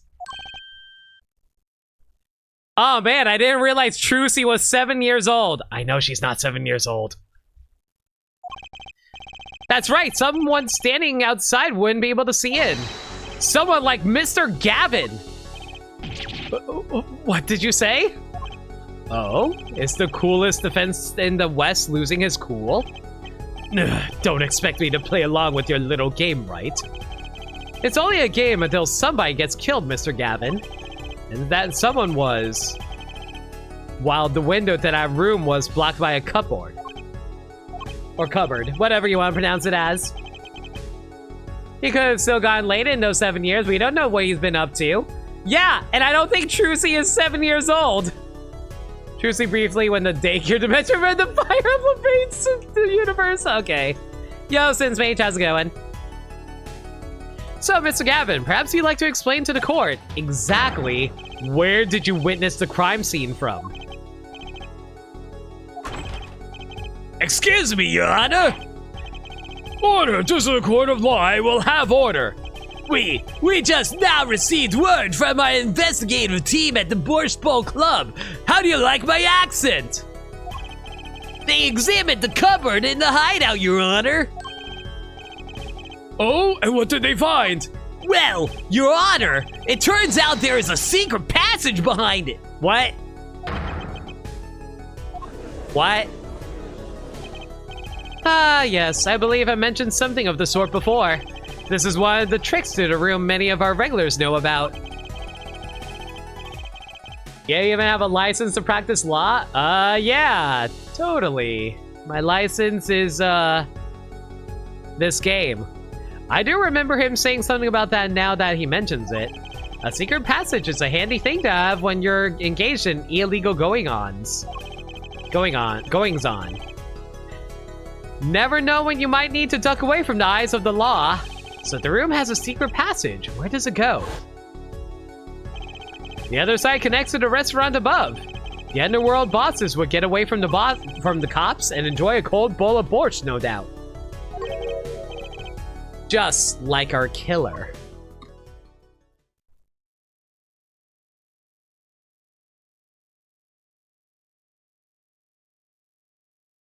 Secret tunnel, secret tunnel.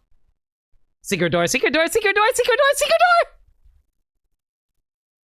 Black room market, a lookout, but how do you escape when the cops are coming down to get you? Secret tunnel. You see where our line of simple deductive reasoning has led us, Apollo. I see it, but I don't believe it.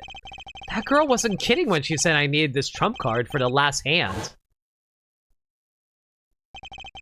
At the time of the murder, the window was blocked and the victim's hat was only off his head for a few minutes between Smith's murder and Mr. Wright's return from calling the cops.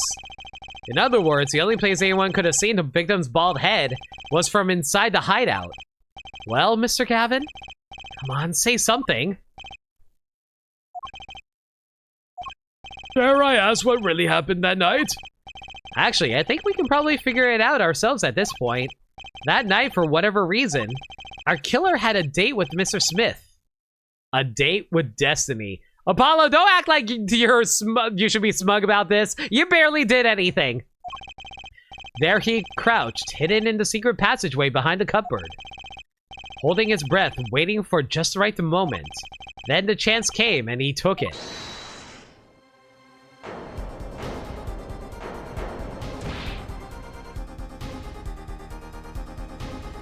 What? Why did you do that? Wait here, I'll go get help.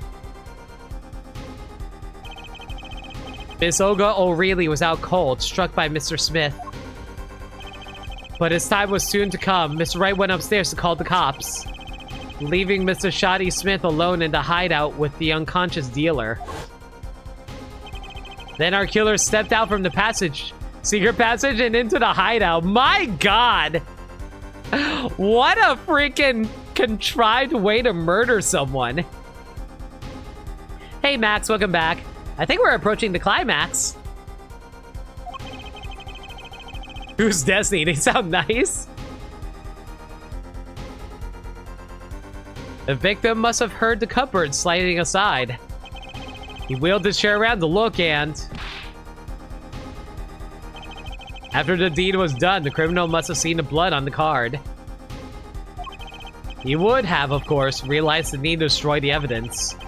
That single spot of blood told the whole story of the crime.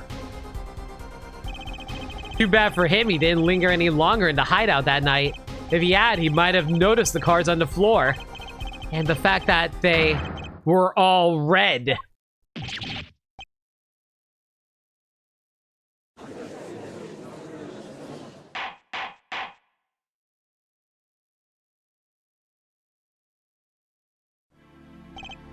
Well, it seems this trial has taken yet another turn. I'm truly, truly sorry I had to see this day come, Mr. Gavin. I mean, this doesn't prove anything. That just proves that Kristoff lied. But we don't know, like, if he actually did it.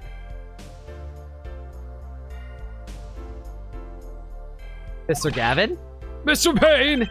Yes, Your Honor! The prosecution will continue its investigation. As for Mr. Phoenix Wright, the defendant, he is hereby cleared of all suspicion. I mean, it clears Phoenix, but it doesn't prove anything about Gavin. Ah! Believe me when I say that I don't believe this is happening, Mr. Gavin. But I'm afraid circumstances call for me to issue a warrant for your arrest immediately.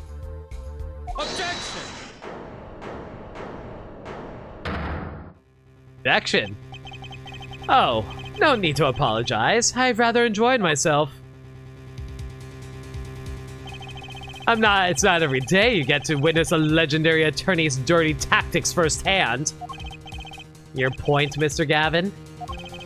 Frankly, Your Honor, I'm shocked that a person of your caliber would be taken in by such a low-grade parlor trick. Excuse me? The defense is cleared of all suspicion? This is hardly the time for jokes, Your Honor. Mr. Wright hasn't proven anyone's guilt or innocence here. What he has done is use illegal evidence to put the blame on someone else. And not just anyone else, but me, his own defense attorney. Illegal evidence? Let me ask you, Mr. Gavin. Is there still any reason at present to suspect me of wrongdoing? Of course, this bottle, for instance. The bottle of grape juice Mr. Wright was drinking. How do you intend to explain away the fingerprints on the murder weapon? And not just any fingerprints, am I right, Mr. Payne? Actually, yes. The fingerprints on the bottle were upside down. I seem to recall this being an issue earlier. The courts in this case demand an explanation. I can think of only one reason why one would hold a bottle upside down, and that is to hit someone with the bottom of the bottle. Well, Your Honor. Ah, I see how the caught fish squirms to the last. Well, Apollo? Yes? Your boss seems awfully concerned about this bottle still, but I'm sure you can come up with a suitable explanation, just like that. Yeah, just like what? I actually have no idea why Phoenix would be holding it upside down. Unless he's holding it upside down to... No, that doesn't make sense either. I was going to say he's holding it upside down to drain it, but even then you would just hold it normally. Why would anyone grab a bottle upside down other than to... Ugh. Don't let him trick you into thinking his explanation is the only legitimate one. Is there really another? Take another look at the court record. I believe you'll find a simple answer there, in plain sight.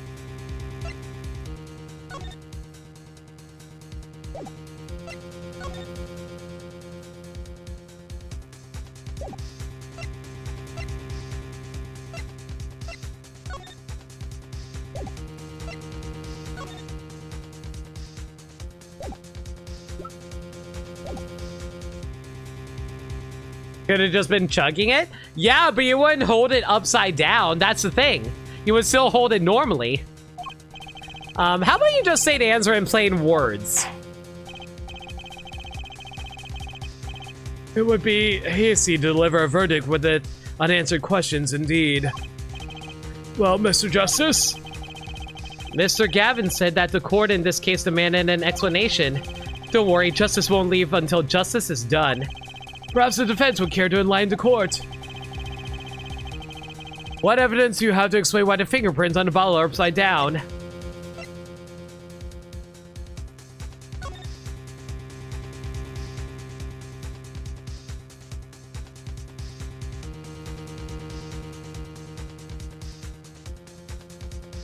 Wait a second. He was trying to get the card?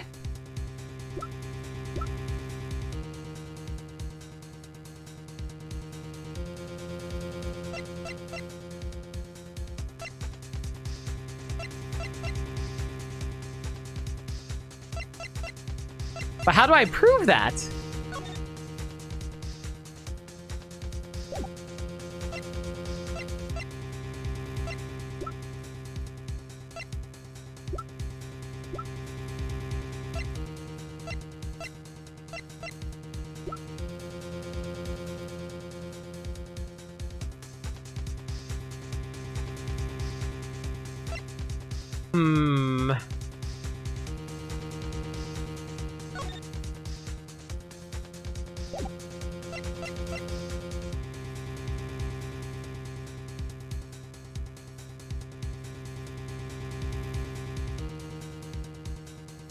Do I just present the bottle? No, there has to be another reason for that, right?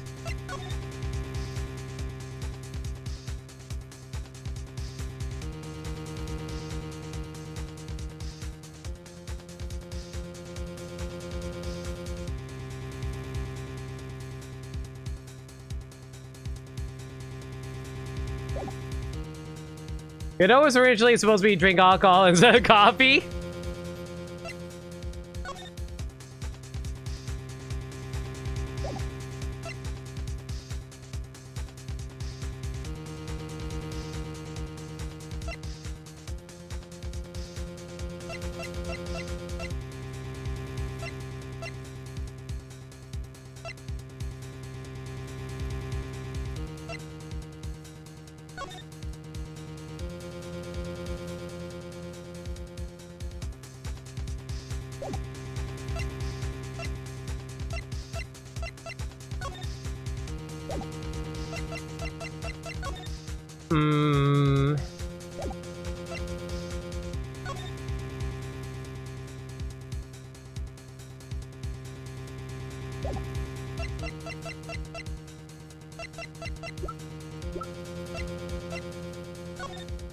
Wait.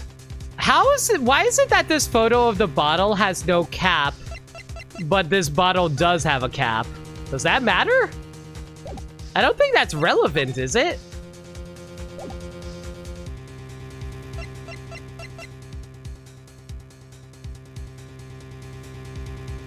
I'm going to take a stab and assume it's that? I'm probably wrong. I'm wrong. Now seems like the perfect time for a penalty. Yeah. What did they expect? I have no idea how to explain it.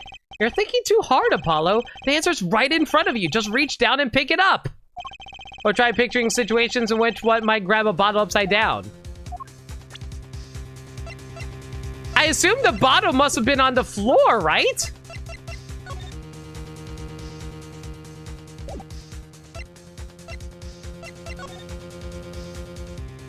Is this it? No fucking way! Really? It's literally, he just picked it up over here? Like he just reached down and grabbed it like that? Really? Okay. I didn't think it was that simple. Drink and stretch, thanks for a reminder. Bachan, drinkies.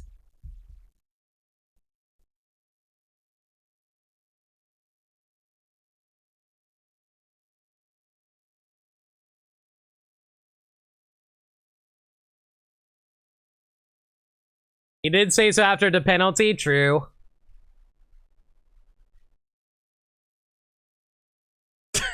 Phoenix even spelled it out there, such a backseater. Ugh. It's actually easier to show you than explain, Your Honor. Place the bottle on the floor next to your chair. Excuse me, on the floor? Yes, now reach down and pick it up without getting out of your chair. See? You naturally go pick up the bottle by its neck. With your fingers upside down. Look at this photograph taken the night of the murder. The defendant, Mr. Wright, sat here, playing piano, bottles of grape juice on the floor to the side of the piano bench. You would have naturally picked up the bottles upside down several times. Wow, I can't believe it was that simple. Recall our dinner that evening, Mr. Kristoff. I was drinking my usual juice then too. Basically, you used the bottle on the table to do the deed. But then you must have remembered. You went and picked up one of the bottles from under the piano. And you switched the bottles. You took one of Mr. Wright's bottles and made it look like a murder weapon.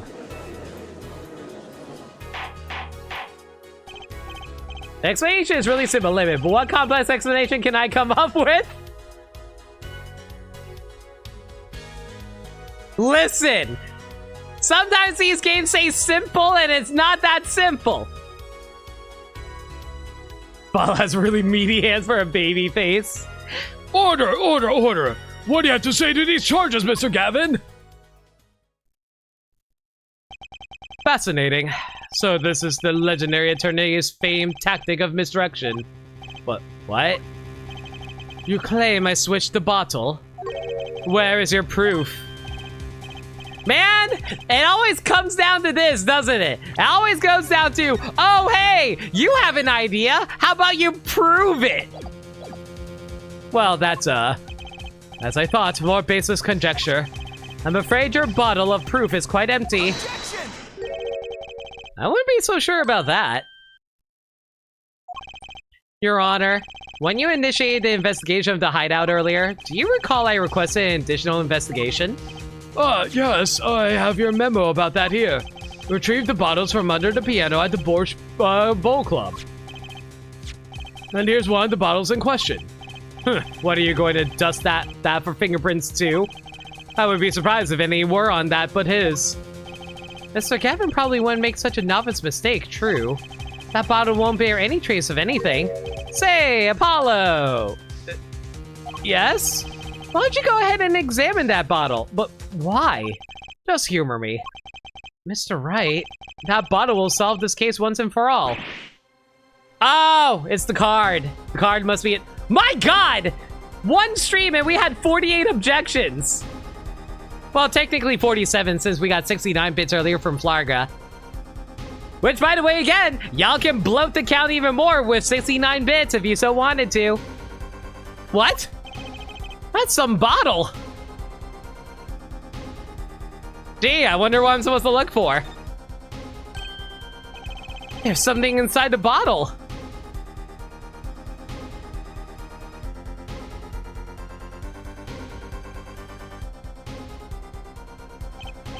What's this? That card, it can't be! Recall that unpleasant woman's testimony for a moment. Miss Olga O'Reilly? Yes, our little swindling Devoshka.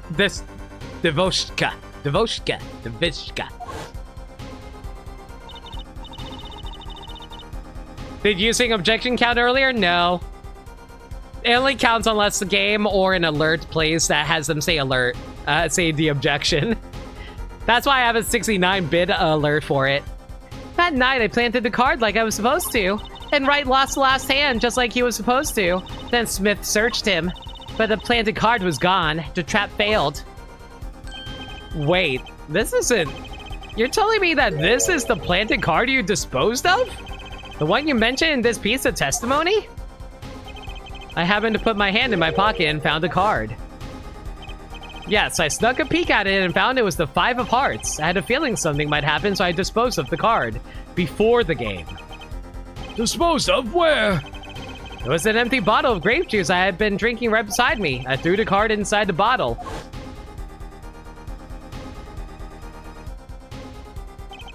The 5 of hearts. This is the card. The bottles were swapped, and the only one who could have done that was the 4th person in the club that night. You, Mr. Christoph Gavin.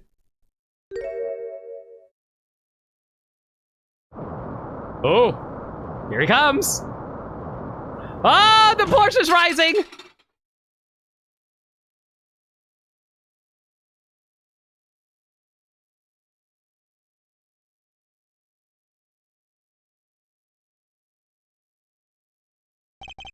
That is all. Wow, Apollo did nothing during this. Is this your idea of revenge, Phoenix Wright? Revenge?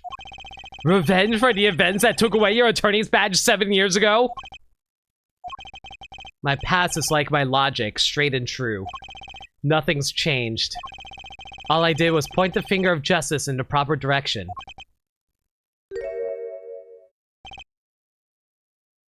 Fine. I'm glad we could have this little...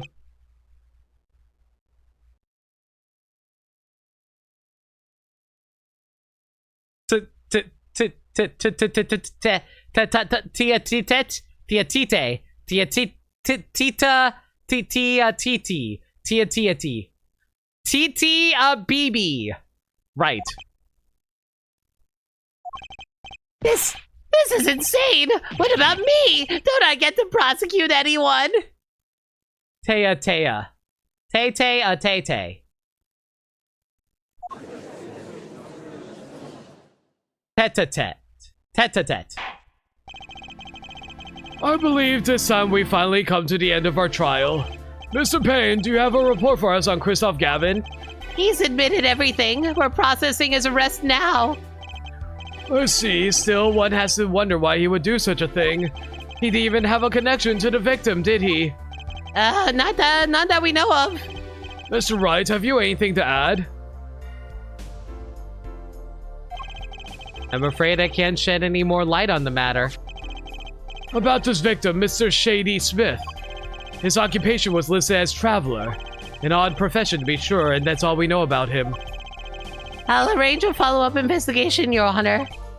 Good, Mr. Wright. Yes? 7 years, and you still haven't lost your touch.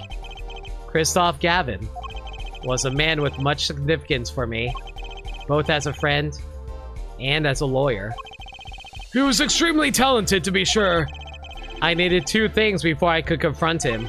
The first was a place where no injustice would be tolerated, this courtroom. The second was a man who would tolerate no injustice. In other words, a defense attorney. You, Apollo. Me? This is a dark time for our legal system. A twisting of justice brought on by our very own initial trial system. We have to set it right. Mr. Right?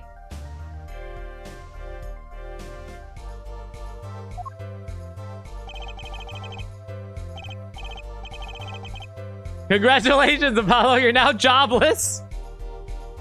Our work lies ahead of us, and I, for one, am looking forward to it. Well, this seems like a good time to announce a verdict. This court finds the defendant, Mr. Phoenix, right. I wonder what Maya's thinking during all this, if she's around. Oh my god, Maya's a grown-ass woman by the time this game happens. 7 goddamn years later. Court is adjourned.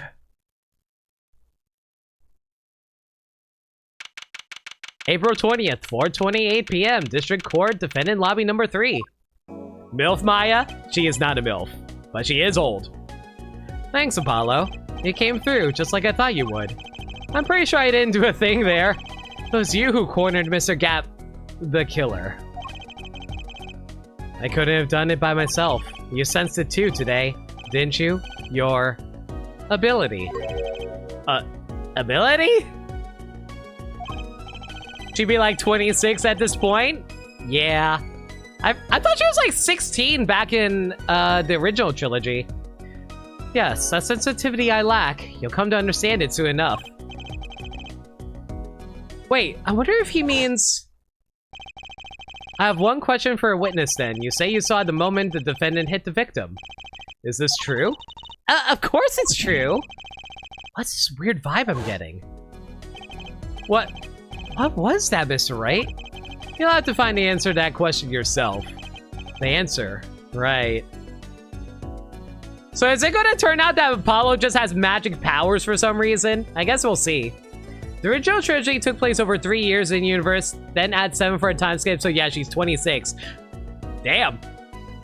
Okay, so she would have been 3, 5, 6, 7. She was 19 at the end of Trials and Tribulations then. You remember this because Maya commented that she and Francisco were the same. Right, I forgot about that! The day was full of questions without answers, most of them about Mr. Gavin. What possible reason could he have had to commit murder? Perhaps you'll learn that in the days to come. Wait, you don't know, do you? This locket is the key. Huh? Oh, that reminds me. I met the girl whose picture is in your locket.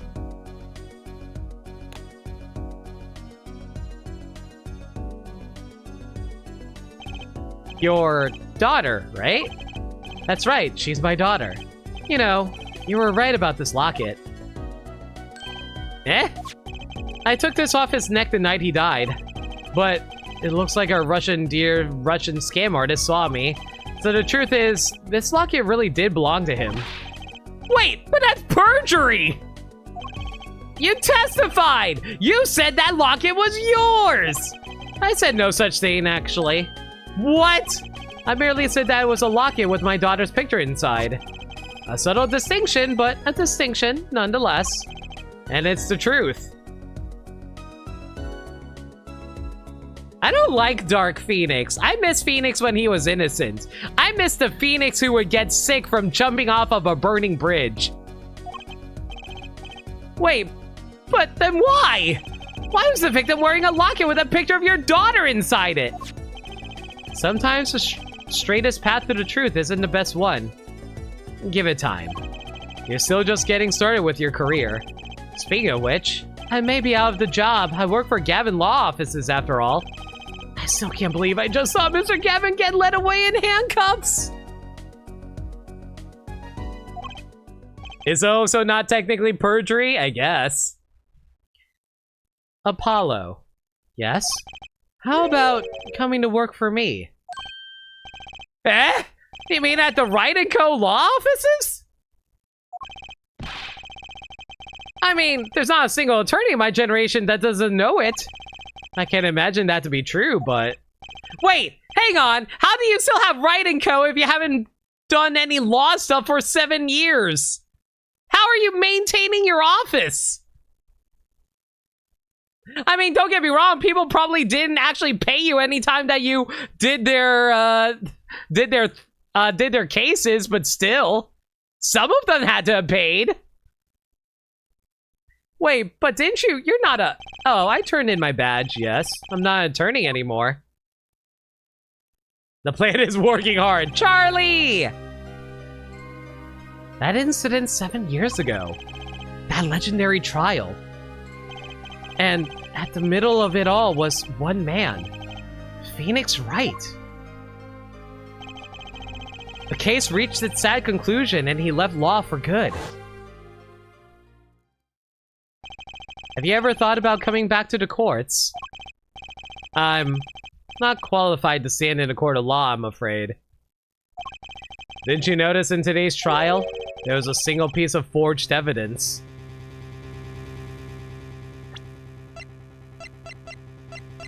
What?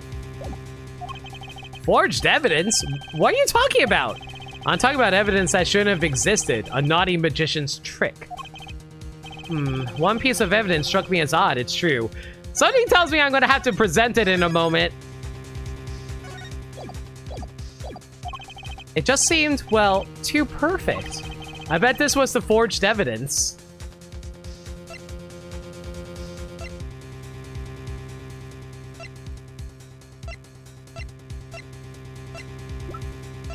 Is this the forged evidence?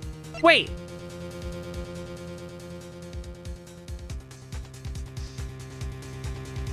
Hang on. Present the badge. Yes! Or maybe you didn't notice.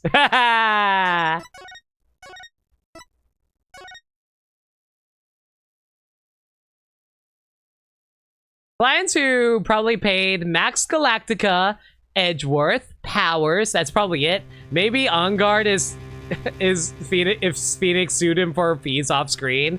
Maybe.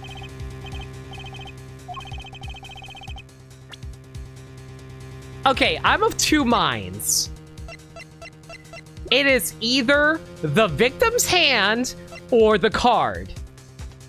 The reason I bring it up is because why would they change out the card? Oh, they changed out the card because of the blood drip. You mean this, don't you? I got this from your daughter, Mr. Wright. Yes, that card could have been found at the crime scene. Why? Because the killer took it with him when he left. Oh. Leaving the wrong card in its place, luckily for us. The court can't accept this evidence. It's a fraud! Yeah. A fraud? How can you be so sure? I would think the only person who could claim it was a fraud would be the one who took the real card from the crime scene, the real killer. My verdict was already handed down 7 years ago. Then, you really... Yes. I forged this...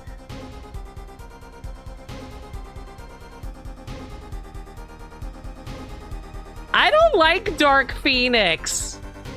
Why? One look at the crime scene should have told you it wasn't real.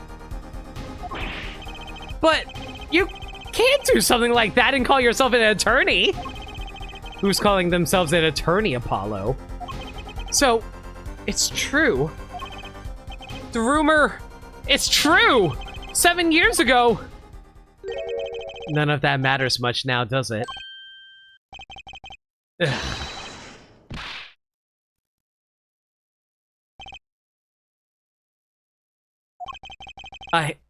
I punched him. Oh, jeez. Wow. Okay.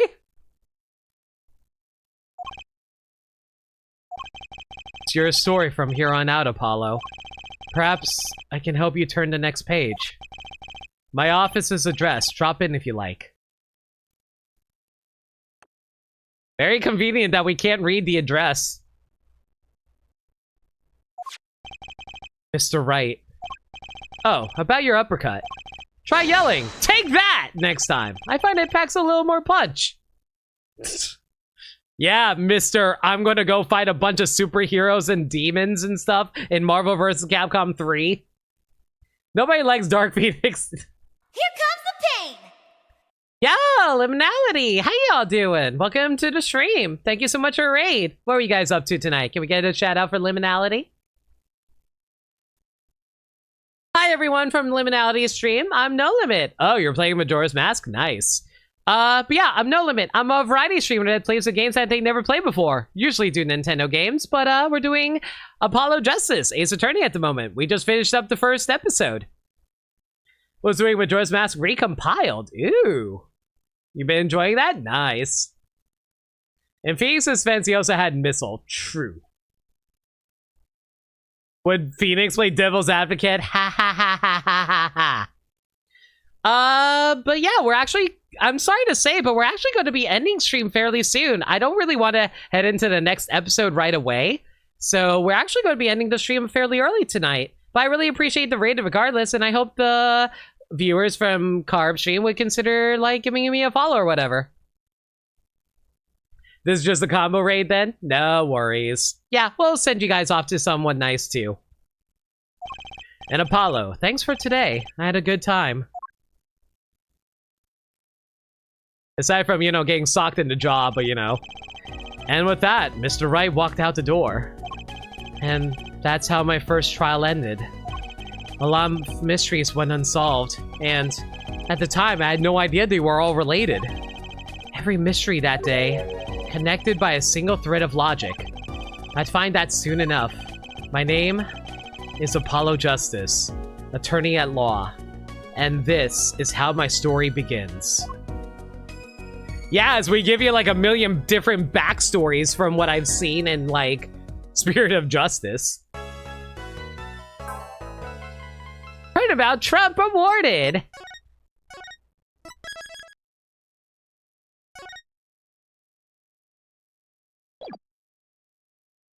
Continuing next episode, we'll save that for next time. Also, thank you so much for the 7 stream watch streak, Lim. That's cool of you.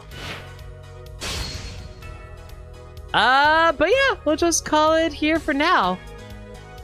Everyone, thank y'all for coming out tonight. I really hope you guys enjoyed this start of Apollo Justice. Really can't wait to do more stuff for you, more of this with you guys. Apollo's mom, so dear, how was your first court case?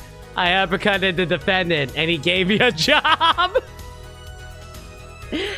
All right. But yeah, this was really fun. Really can't wait to see more as we head off into the next case on the next stream. Everyone, thank you all for coming out tonight. Liminality, thank you again for the raid. Next stream will actually be tomorrow night. We're going to be doing Splatfest tomorrow night, starting at 8 p.m. Eastern Standard Time. It is the brand new Splatfest, and it's currently going on right now. Can't wait to try out some of that. I also will continue more Ace Attorney on Sunday at 6, maybe 7 p.m. Eastern Standard Time. If there's any changes to the schedule, though, y'all can follow me on Twitter at NoLimit42, where I post stream updates and general shenanigans. Alternatively, y'all can hit up the Discord server, where we talk about anything and everything. We're a very friendly bunch there. We're always welcome to any new faces. We also do movie nights in there every Monday night at 7 p.m. Eastern Standard Time.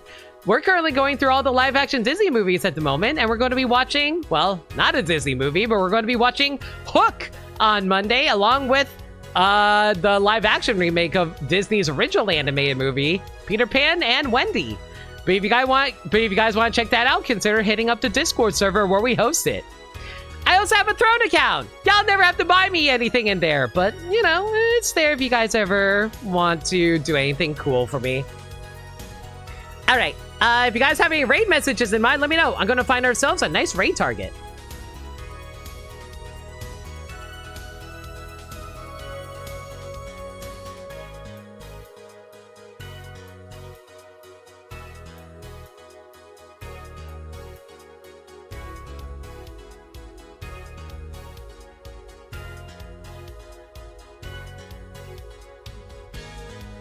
You know what? I have a target. Beanie Feenie? I mean, I did have something earlier with, like, Winston Payne with his uwoos. Yeah, I did.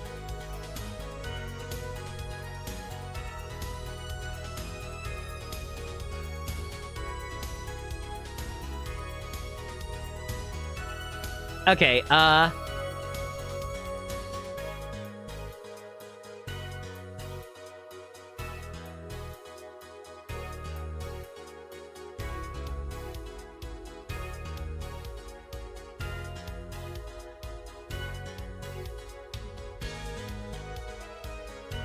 you know what? I'm gonna go with this just because it makes looks more visually interesting. Okay, we're gonna raid with these emotes though. If you guys are subbed, if you aren't subbed, it's all good.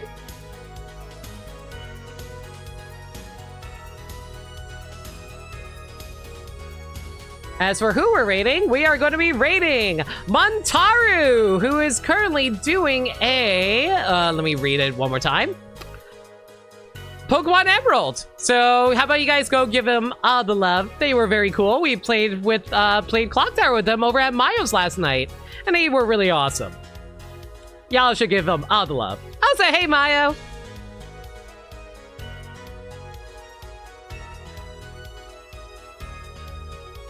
Y'all should go follow Mayo too. They do weekly Blood Tower streams. I play at them sometimes. How's Metal Gear Solid 2? We were literally talking about that earlier too, Mayo. I will say it feels like I'm being shown up by Phoenix more than Solid Snake actually showed up. Why am I blanking on his name? God. Why am I blanking on his name? Why am I blanking on his name? I feel so bad. Raiden. Yeah, why did I blank on Raiden? Exactly, thank you. Until next time, everybody, I'll see you on Sunday for more Ace Attorney or tomorrow for Splatoon. I hope to catch y'all later. Everyone, thank y'all again so much for watching. I appreciate all y'all being here. Appreciate all your support. Until next time, stay safe, take care of yourselves, and remember, love always. Good night, everybody.